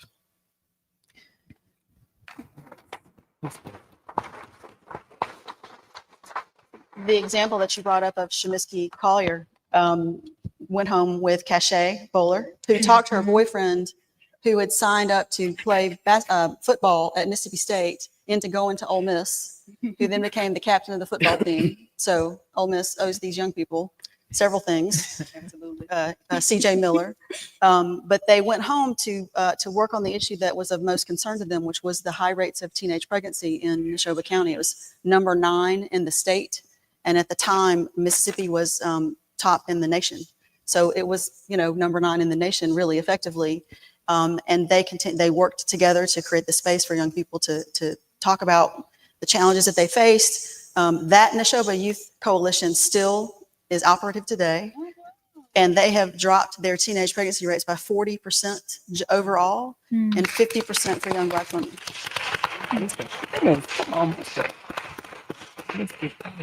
Y'all did that. What is your continuing work today, and how has your experience in youth organizing shaped that work? So again, I'm a reporter with I'm a reporter for Report for America, Mississippi Free Press. And again, like storytelling is so important because I was at an event the other day and someone was like, "Oh yeah, I read your article," and I'm like, "Me? I just started there 17 minutes ago. I didn't know this time." And the power of words, like words, written words especially, they're so powerful to the point where some things are banned. Like books are banned in some nations because of how powerful. Like the Bible, for example, has been around for thousands of years, and it is still so heavily relied upon. And so I think that the work that I do with writing, with reaching out to communities, specifically the youth, I think it empowers the younger generation to let them know that we care about what they have to say, about what they're doing in their communities, about what problems exist to them. I think that sometimes journalism forgets to evolve with the times. And so sometimes you have to reach out to people through TikTok. You know, like we complain a lot about the phones, but we are more connected to each other than we ever were. You know, like I can call someone in England, you know, right now. You couldn't do that years ago. And so I think that the way that technology, with which the youth are so good at, and I think that uplifting them in the things that they are fascinated with and being able to tell their stories, being able to showcase their talents is so important. And I think that journalism, the way that we come into play with that is by lifting them up instead of condemning them for, you know, what media they're consuming. Everyone's consuming media every day, whether you're looking at it on your phone, whether you're looking at a billboard. And so the way that we change the world is not by condemning what people are consuming, but getting with the times of it. And so with the Mississippi Free Press, I think that I, as well as they, are committed to uplifting the youth, being in communities that have been historically silenced, being with communities that have been historically disenfranchised, and making sure that they know we care about not only their issues, but their triumphs, right? Like I won't, right? As someone who is I'm from Greenwood, Mississippi. I refuse to go into my community and only point out the issues as if I did not live through those issues, as if I did not succeed through those issues. As you know, like there are so many people that I pay homage to in those communities, whatever struggle there was, that thrived and that helped me to thrive and to succeed. And so I think that it would be blasphemous of me to not pay that same respect through the work that I do. Thank you. That was the Mike saying amen. Susan, can you say the question one more time? What's your continuing work today, and how has your experience in youth organizing shaped that work? So I'll kind of flip it. So with SYI and kind of during the time that I was participating as a mentor or counselor for SYI, was throughout most of my undergrad experience. And at the same time that I was doing that through someone who I now identify as like a big brother mentor, Jed Oppenheim, I met through the Civil Rights and Civil Liberties Club. And he asked me if I wanted an internship, and I didn't even know what an internship was, but I said yes, because he said it paid me more than I was making at my restaurant that I was working at. And at the same time that we were engaging in SYI and meeting young people from across the state who had different passions, learning about Mississippi civil rights history, I was also working full time in the summer with families of young people who had been tried as adults in the state of Mississippi, young people who were navigating the juvenile justice system.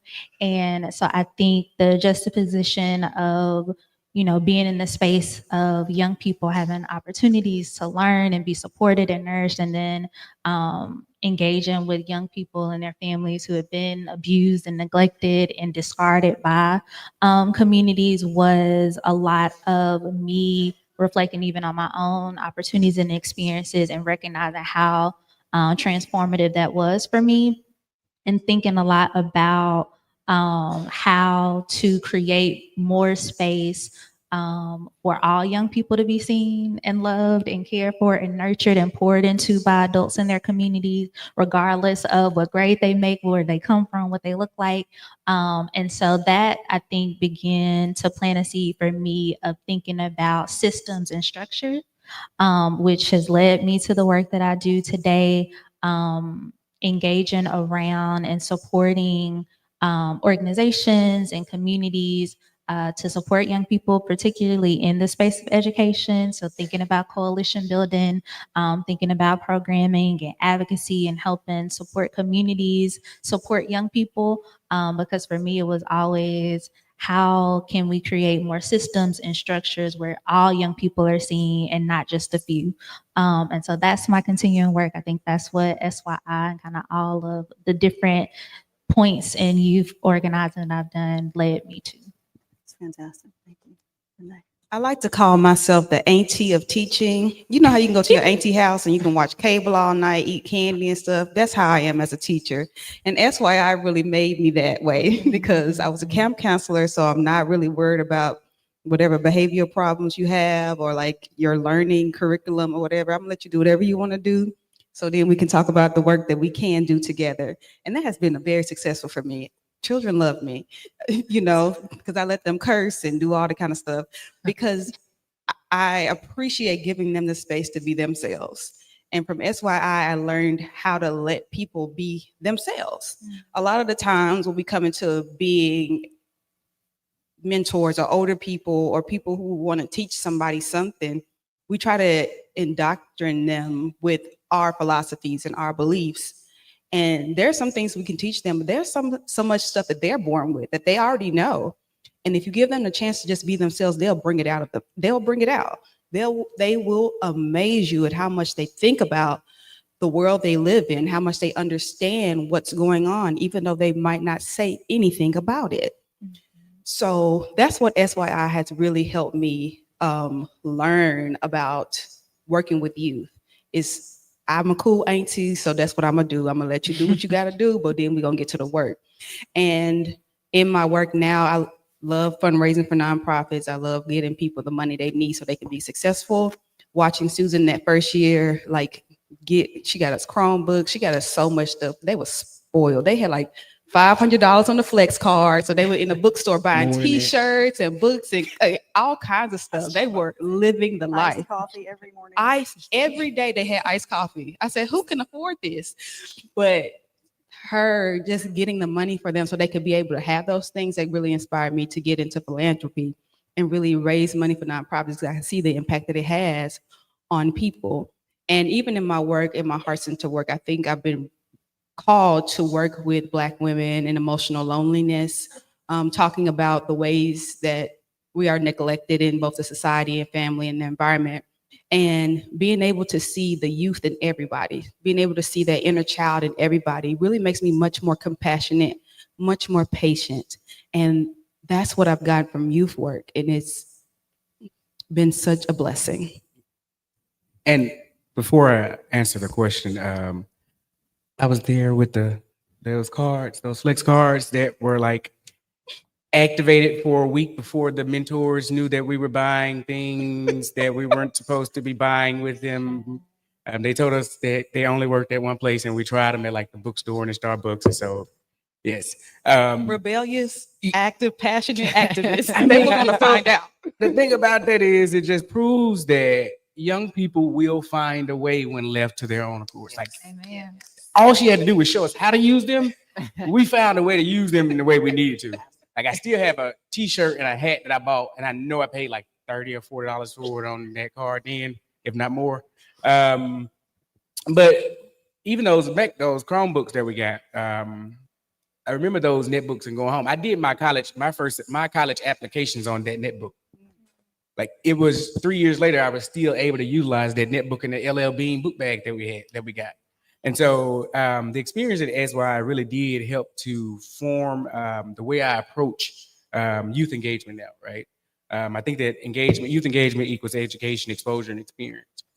We got all three of those things in SYI. We got education, we got exposure, and we got experience. We got an experience that valued youthfulness.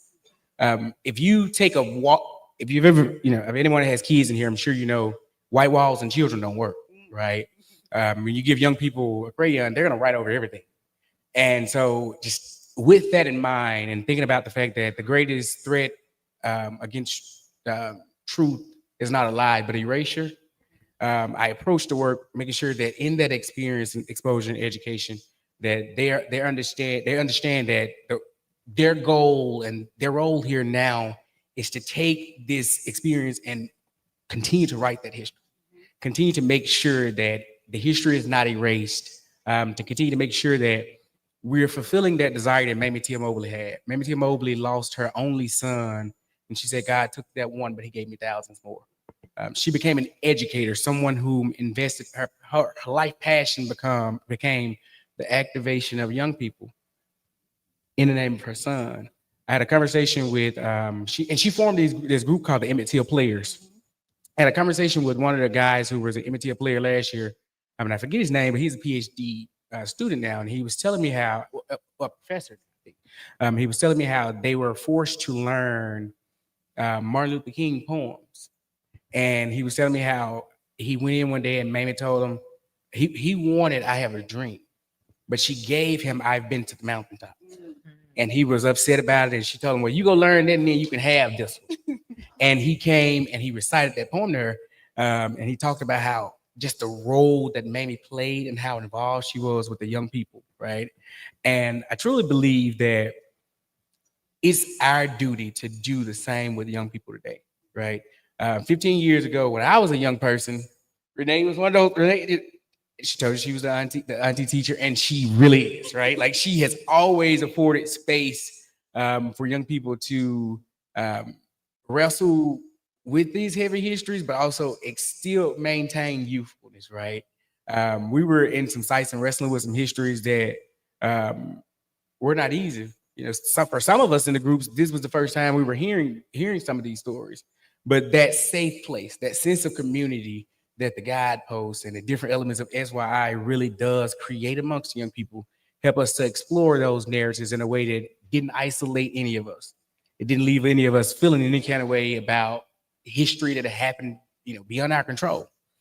But what it did do is it made us feel like we were part of a group that was larger than ourselves. And so it did encourage us to go back into our communities. I still remember my SYI project too, because we had to have, it was a 9-day thing and you had to come up with a project.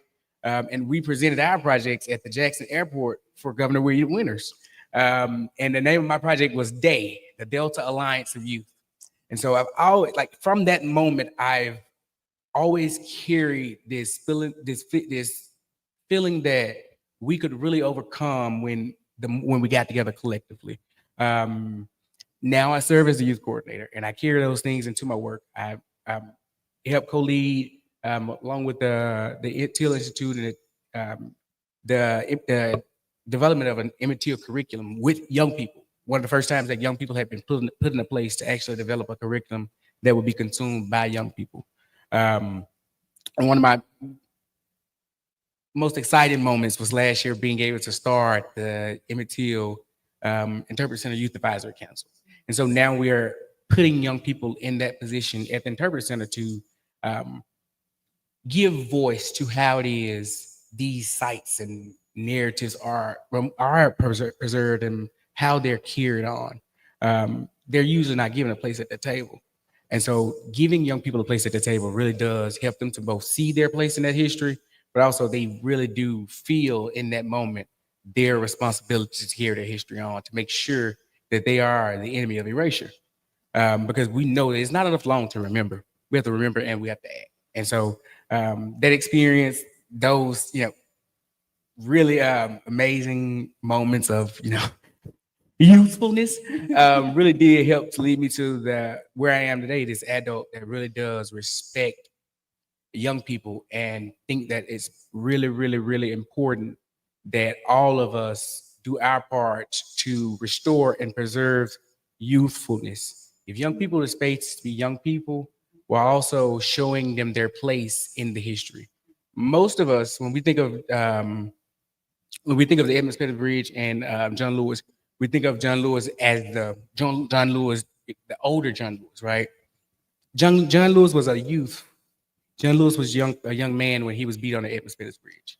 Right? James Bevel's during the Children's March, and James Bevel's was born right down the street here in Itabena. James Bevel's during the Children's March, Wednesday opened the floodgates, right? And it was that change that brought us lasting change in America. And so, helping young people to see their place in the history and not just teaching them, giving it to them as something that to consume, but more of something to own. This is yours. You inherit this history. Yeah. Thank you, Jay. Did you get to go? I went first. Okay. This will get a little tougher. This is bringing this into today and the climate that we're all facing. What do you think are the pressing challenges and opportunities in today's climate that youth voices and organizing are uniquely positioned to address? So I'm a little biased because I do work in education, but I also think it makes the most sense. I think that what is happening in Mississippi and across the country in education is scary.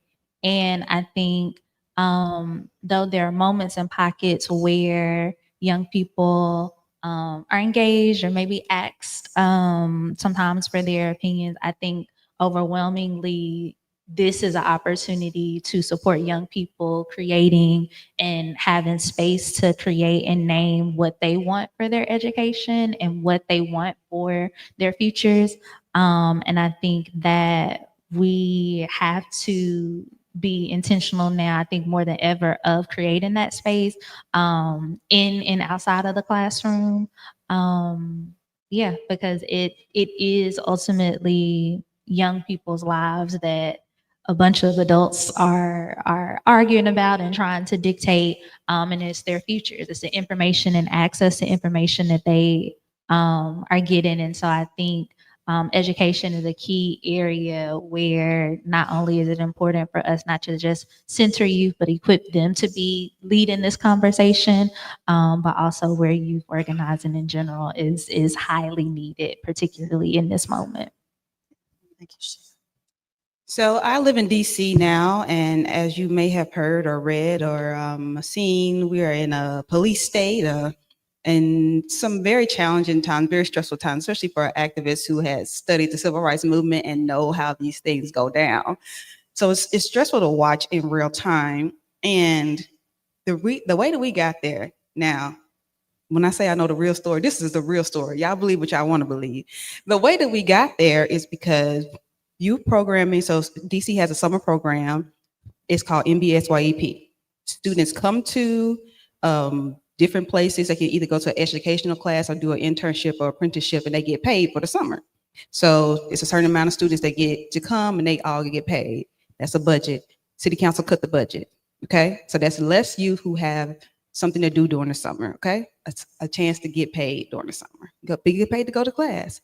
All right. So that changes the dynamic of the city because now youth are not having as much to do, right? So a couple of months ago, these youth got on TikTok. They said, we're finna go down to the wharf. The wharf is a nice area downtown, you know, it's that part of town. So the DC youth, specifically a lot of the Black youth, said, we're gonna go down to the wharf, we're gonna wear this, and we're gonna have a good time. 600 youth came to the wharf. So imagine, 600 youth came down to the wharf. Now, youth are youth, and I don't know if you met youth, but sometimes they can be, you know, a little rowdy. So, of course, it became a bigger situation. So, as they were there, screaming and hollering, doing what the youth do, because I just feel like if you're a child, of course you're gonna be loud. That's a part of life. Running around, being loud, making the space uncomfortable, because the wharf was not built for youth. It was not built with Black DC residents in mind. So they come in there disrupting the space. All of a sudden, the police presence gets bigger. And now the police are antagonizing the youth. So you see where I'm going. So that becomes a big issue. So the next day, youth have descended on DC, and all these youth have come and they have destroyed this place, and they were fighting, they had guns. Maybe one person had a gun. Out of the 600 youth that were there were maybe 6 altercations. But of course, it's like all the 600 youth were fighting, and this is how they reported the news. Now come to the person who is y'all president, and he talking about the crime in DC so bad, so I got to come down there and save y'all. A result of not investing in youth in the first place, youth doing something that they're going to do, and then now we're in this police state. Educating youth is essential, and I think what they're equipped to do now with social media, like you were saying, and the technology they have, they brought 600 people together to disrupt a space so much that now we're having military in our state, in our city.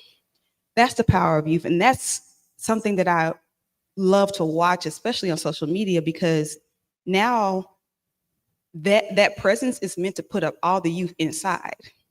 Okay, I don't know if you know what a YN is.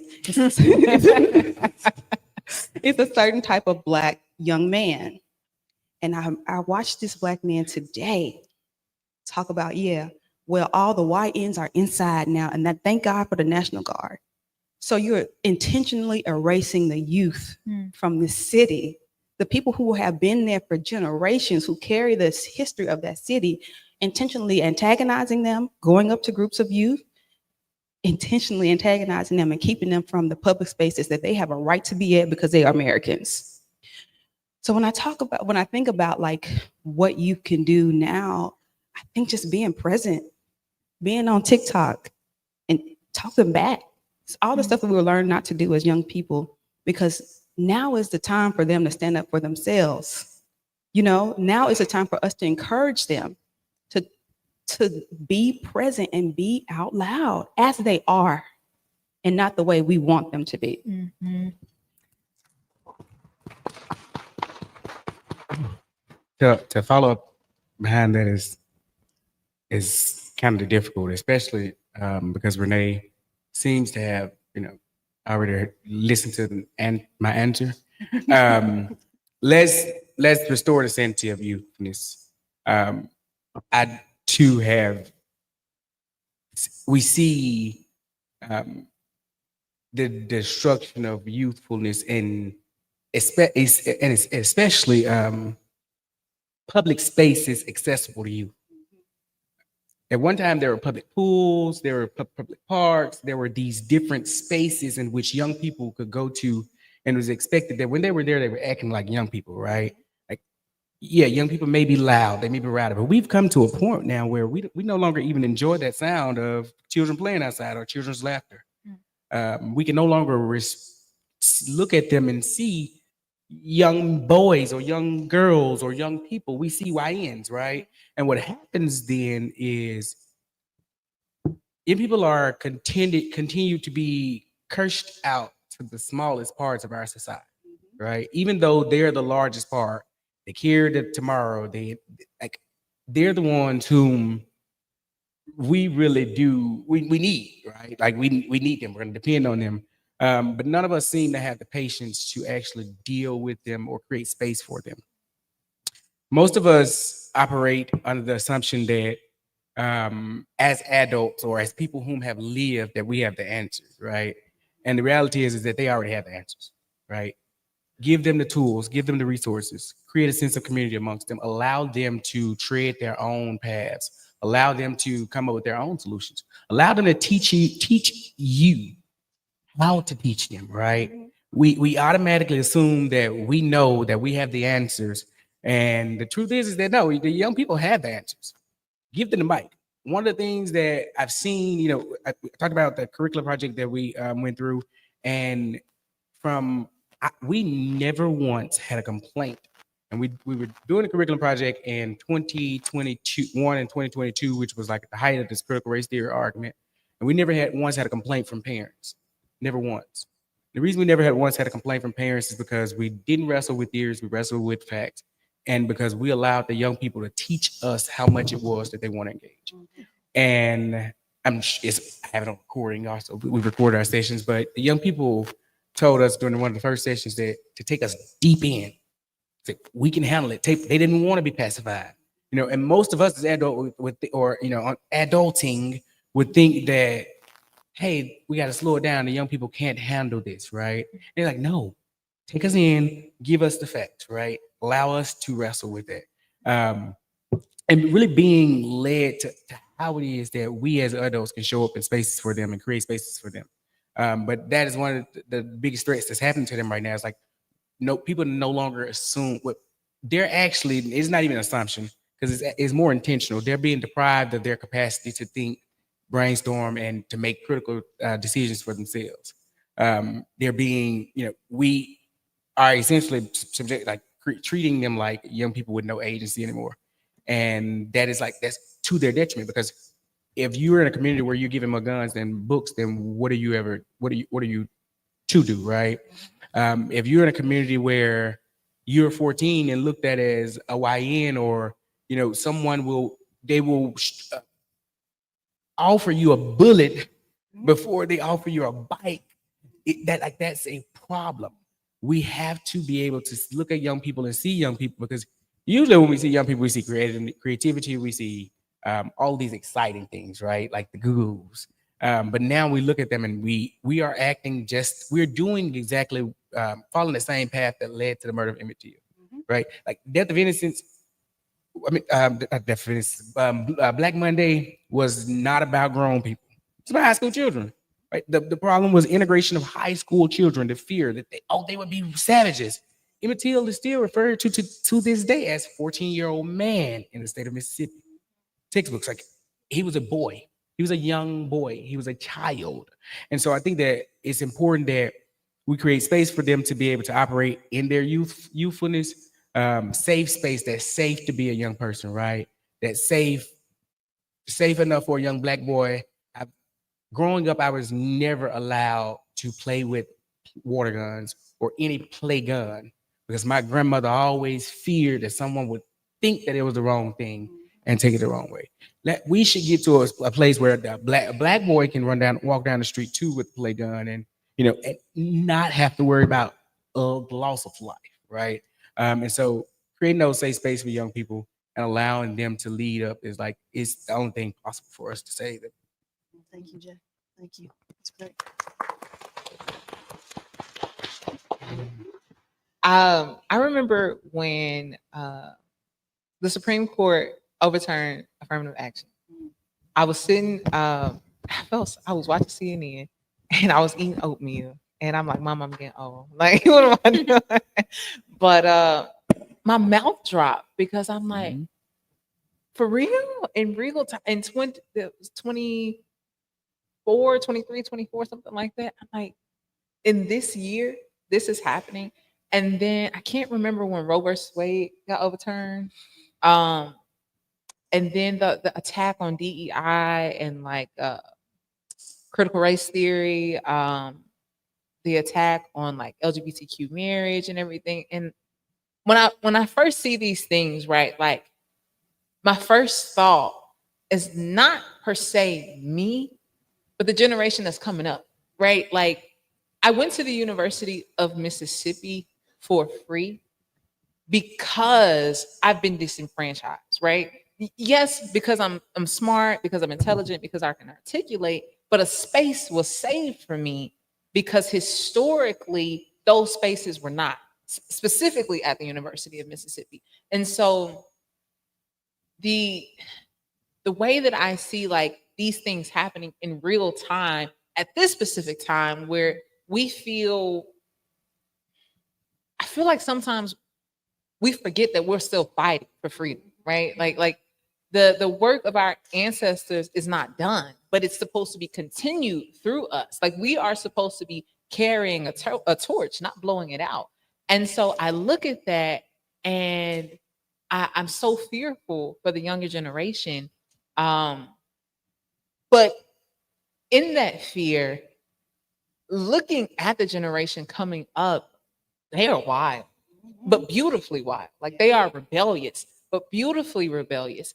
And I think that the exact thing that we fear about them is the exact thing that's going to save us. Yes. I think as far as social media, I think that's an opportunity to bring people together. I think that it's so powerful. I also think that we have to be careful when it comes to hashtag activism. I can share Black Lives Matter all day long and not do anything for my community. What good am I? Right? I think about, so as some of you may know, I was in a protest at the University of Mississippi. And a lot of people ask me, why did you, that didn't concern you, right? Like, why did you go and involve yourself in that? And the reason I did that is because I had friends, I had classmates, people I sat with, people I ate with, that were fighting for freedom in their country. And injustice anywhere is a threat to justice everywhere. How dare I, a Black woman from the Delta, from Greenwood, Mississippi, see injustice and stay silent? Just because those people didn't look like me, that is not the spirit of activism that I was born with, that I was raised on. It's definitely not what SY taught. Y'all taught us about everybody. And so I think that the youth, they're fighting so many different things. And one of those things is the traditionalism that we are still pumping into. Oh, this is how we did it back in the day. That's not today. And so the way that they navigate these weird times, the way that they cultivate these times, I think that they are doing it in a way that makes sense to them, because this world is theirs. Like, I tell my friends all the time, I can't believe we didn't know adults. Like, I blinked and I was grown paying bills. Like, rent is due every 30 days. I mean, they don't give us a break, no loyalty program, we don't get no coupon. Like, and so I think that the youth they are finding their way, just like all of us had to. We all have to find our way. And I don't think it's fair for us to judge them by how they find their way. I think that the best thing we can do is listen to them, lead them with our experience. Bought sense is better than told sense. Sometimes they're gonna have to bump their head to realize that the door frame stops right here, but that's okay, because the youth of today will move their door frame. The YNs, they will move their door frame, the whole house, the whole street. So I think that it's important that we uplift them. It's important that we empower them. I think that they are the opportunity for making a better world. When we listen to them, when we engage with them, instead of just condemning them for their way of expressing themselves, for their dreams. If I had to say, there might be a question. Is there a question about saying anything to the youth? Yes. Okay, I'm gonna be quiet. This is all right. Okay. But yes, that's all I had to say. Y'all are always jumping ahead. It's all good. So this will be thank you for that. That was really powerful. Our last question, and I guess we're coming back to you now, Ms. Renee. What advice do you have for young people organizing today? My advice is listen to what we got to say, but also don't listen to what we got to say. And I say that because there are things that people from a different generation can teach you. Like you said, we wanted you not to like get into a painful situation. We don't want you to scrape your knee or scrape your leg. But there's some stuff that you got to do that we would never have thought of, we wouldn't do, because that's not how we were raised. So listen to what we have to say, but also don't listen to what we have to say, because you know your classmates. We don't even know the slang no more. Like, we so outside the loop. We don't even know what's going on TikTok or Instagram or anything like that. So you're the one that knows, so you can tell us what to do. And I think when I say listen to what we have to say, I think it's listening about the various philosophies that come with resistance and activism. Listen about, like, how do we critically think about the things that are happening in our country? How do we not be okay with National Guards having guns in the District of Columbia? How do we, because they can't imagine a world that's different from that. Like, how do we understand our place? And being a Black girl in the city is political. So listen to what we have to say about that, but also don't listen to what we got to say. Because I watch these, I like a lot of TikTok, as you can tell, because I like to stay young and useful. And okay, this is probably bad, but I was watching these TikToks of some of the youth. They did this thing. It's so bad. I'm saying they were like, so they're going up to the police and they were like, arrest me, daddy. And then they start doing it. And then they start doing a dance. And it's so I mean, it's so frivolous and it's so inappropriate, but it's so powerful because that is resistance. If you're trying to get me to go inside my house, I'm going to come outside my house and I'm going to do what I want to do. The youth are asking the police officers like questions about what their expectations are. What are they hoping for this? The youth are just being critical thinkers. They're just engaging with resistance in ways we could not even imagine. So listen to what we got to say, but also don't listen to what we got to say. And my statement to the youth is probably the shortest. To the young people here, attach yourself to some wisdom. Really attach yourself to some wisdom. Allow yourself to be molded. Allow yourself to not asking you to change who you are or to change you, but when people decide to invest in you, accept it, or that's judge and see which investments we want to accept, right? I'm sitting here now in this space with Susan, whom I met, Susan Renee, whom I met when I was 16, right? I'm sitting in a space where I have a college professor in the audience, someone, Dr. Catherine Green, whom actually taught me here at Mississippi Valley, and really did like help. And it wasn't easy. She would knock on the door if she had to. But really did. I remember freshman year, I'm walking through the halls and I was taking African American history. She asked me what I wanted to do. I told her I wanted to be a lawyer. And I was a math major at the time. And she told me, she said, there are enough black lawyers, not enough black men writing the history. That statement, and at first, that statement is a reality now. And so to young people, attach yourself to wisdom, because we can always learn, and learning is exciting, right? We can always get better. But the statement I really want to make here is for the adults in the room. Give them something to hope for. They have nothing left to fear. Let's try instilling hope in our young people. They're not afraid of a prison. They're not afraid of it. Because the reality, their realities right now, with the way that the society views them, is one without hope. It's a very bleak future, and which is why they don't take anything serious. It's like, well, you don't care anyway. And so I think that the best way that we can help young people is to really get to hope them, right? Like give them something to hope. Give them some light. Darkness is not the solution to it. Remember, Miss Baker said, "Give light, and the people will find a way." Yes. Always Baker. I really like what you said about listen to what we have to say, but don't listen to what we have to say. I'm gonna actually take that for myself, put that in my pocket. I needed that, so I appreciate that.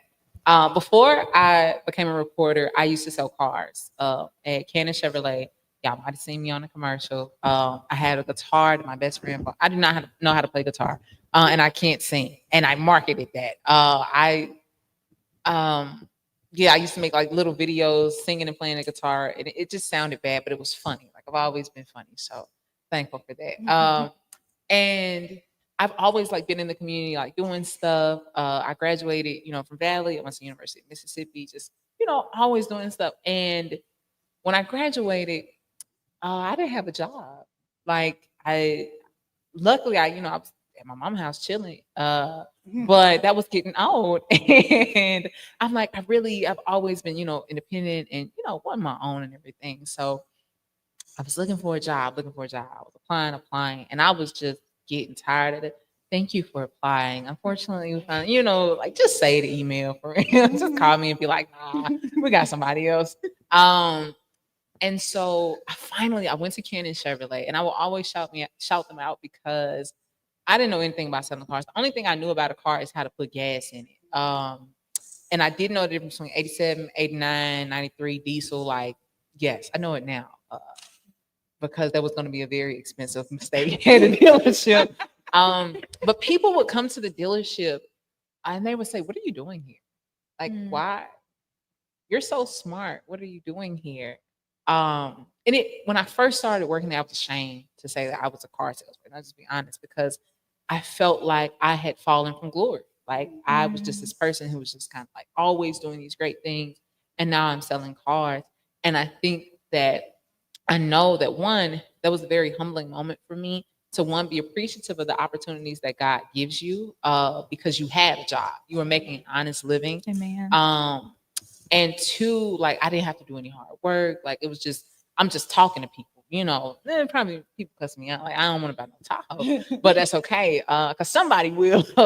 And it was I kept getting the negative comments. Like, you know, you don't want to do anything else. I know you're going to do something else. And it was in a way where they were like, I have such high, you know, expectations for you.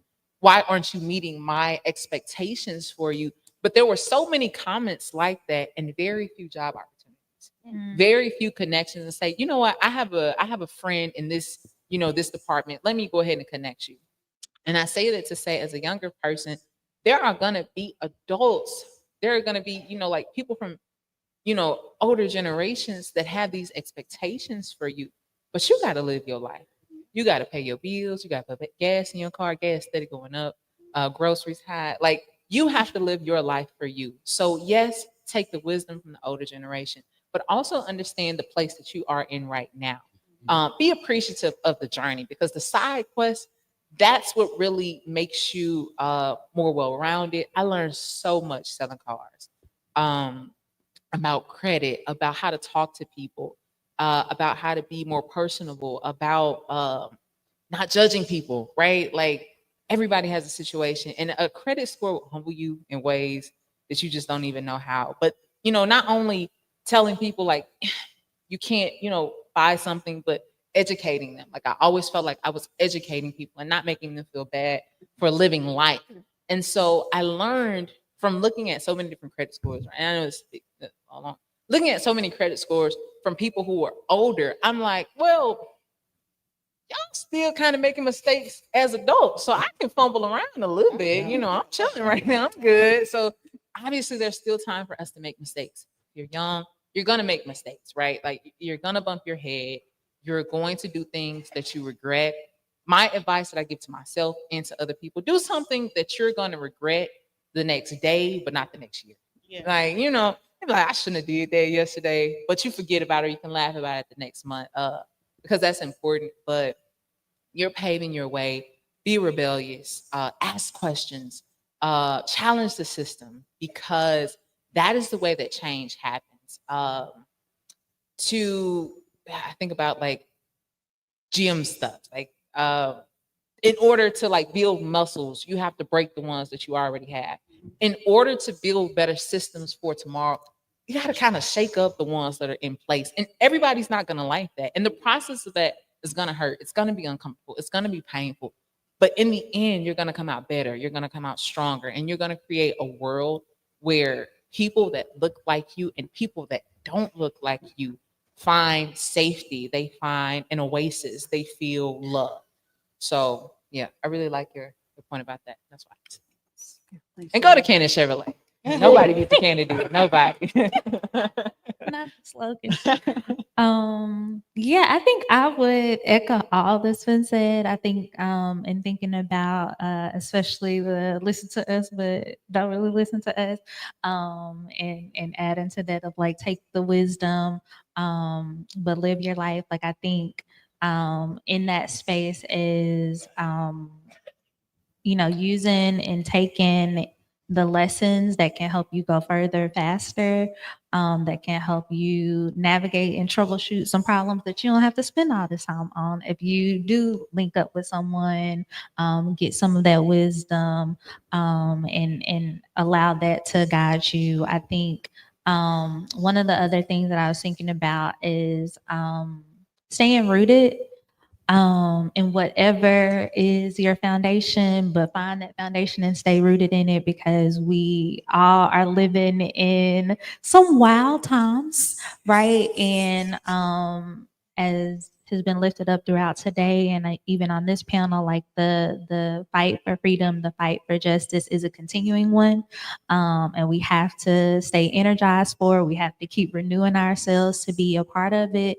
And so being rooted, whether that's in your faith, in your family, in your community, in your passion, in your vision, whatever it is, staying rooted in that. And then I think one more thing that I thought about, just in even being in this space is thinking about your legacy, like what you want to leave in this earth, in your community, in your family. Is so I think critical to building out whatever you're doing, because I think if you can think about what is and how is this contributing to what I want to leave in this earth, what I want my community to have, what I want my family to have, what I want for myself. And so those are the little tweaks, additions I add to what's been lifted up.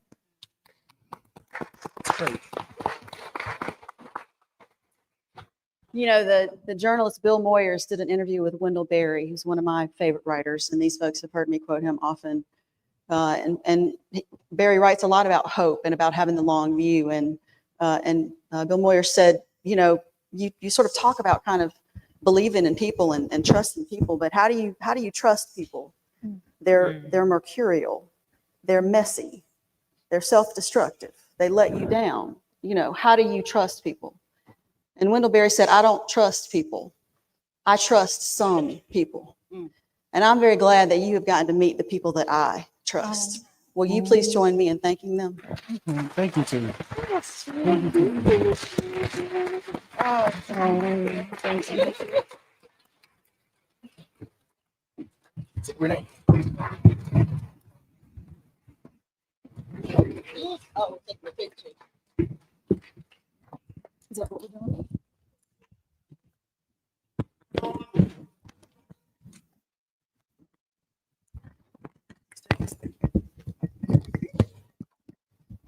No, it's all right.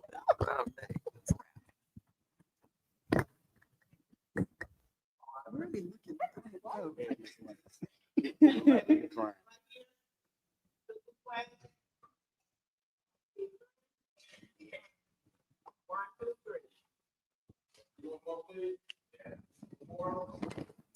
Fix my hair.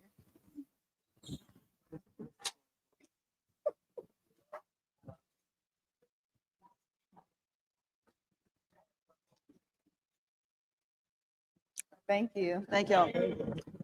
All right, so as we draw to a close, we want to thank this fantastic panel one more time as they make their exit stage right. Well, my right. Y'all give them a hand, please. Give them a hand. And while we're in the clapping mood, let's give a hand for everything that's been said and done over the last day and a half. It's been so much amazing information, so many amazing experiences, right? And the experience we've had by sharing space today. Wow. Having said that, we've already want to take some time now to bring up Mr. Patrick Weems. He's invited to the stage to bring reflections of his time as a Summer Youth Institute coordinator, followed by closing remarks. So please, let's welcome Mr. Patrick Weems. All right. Thank y'all. This is a little bit of thanks and a little bit of housekeeping. First, just thank everybody in this room for being here tonight. I especially want to thank the ETIC staff, the Emmett Till Interpretive Center staff, even the ones that are out in the lobby. Shout out to the lobby staff.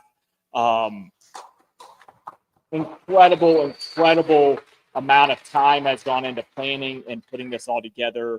And I'm just so grateful to have an amazing staff that makes me look good at times. So that's always good. One of those people is Dr. Daphne Chamberlain, our Chief Program Officer. Her hard work making all of this come together.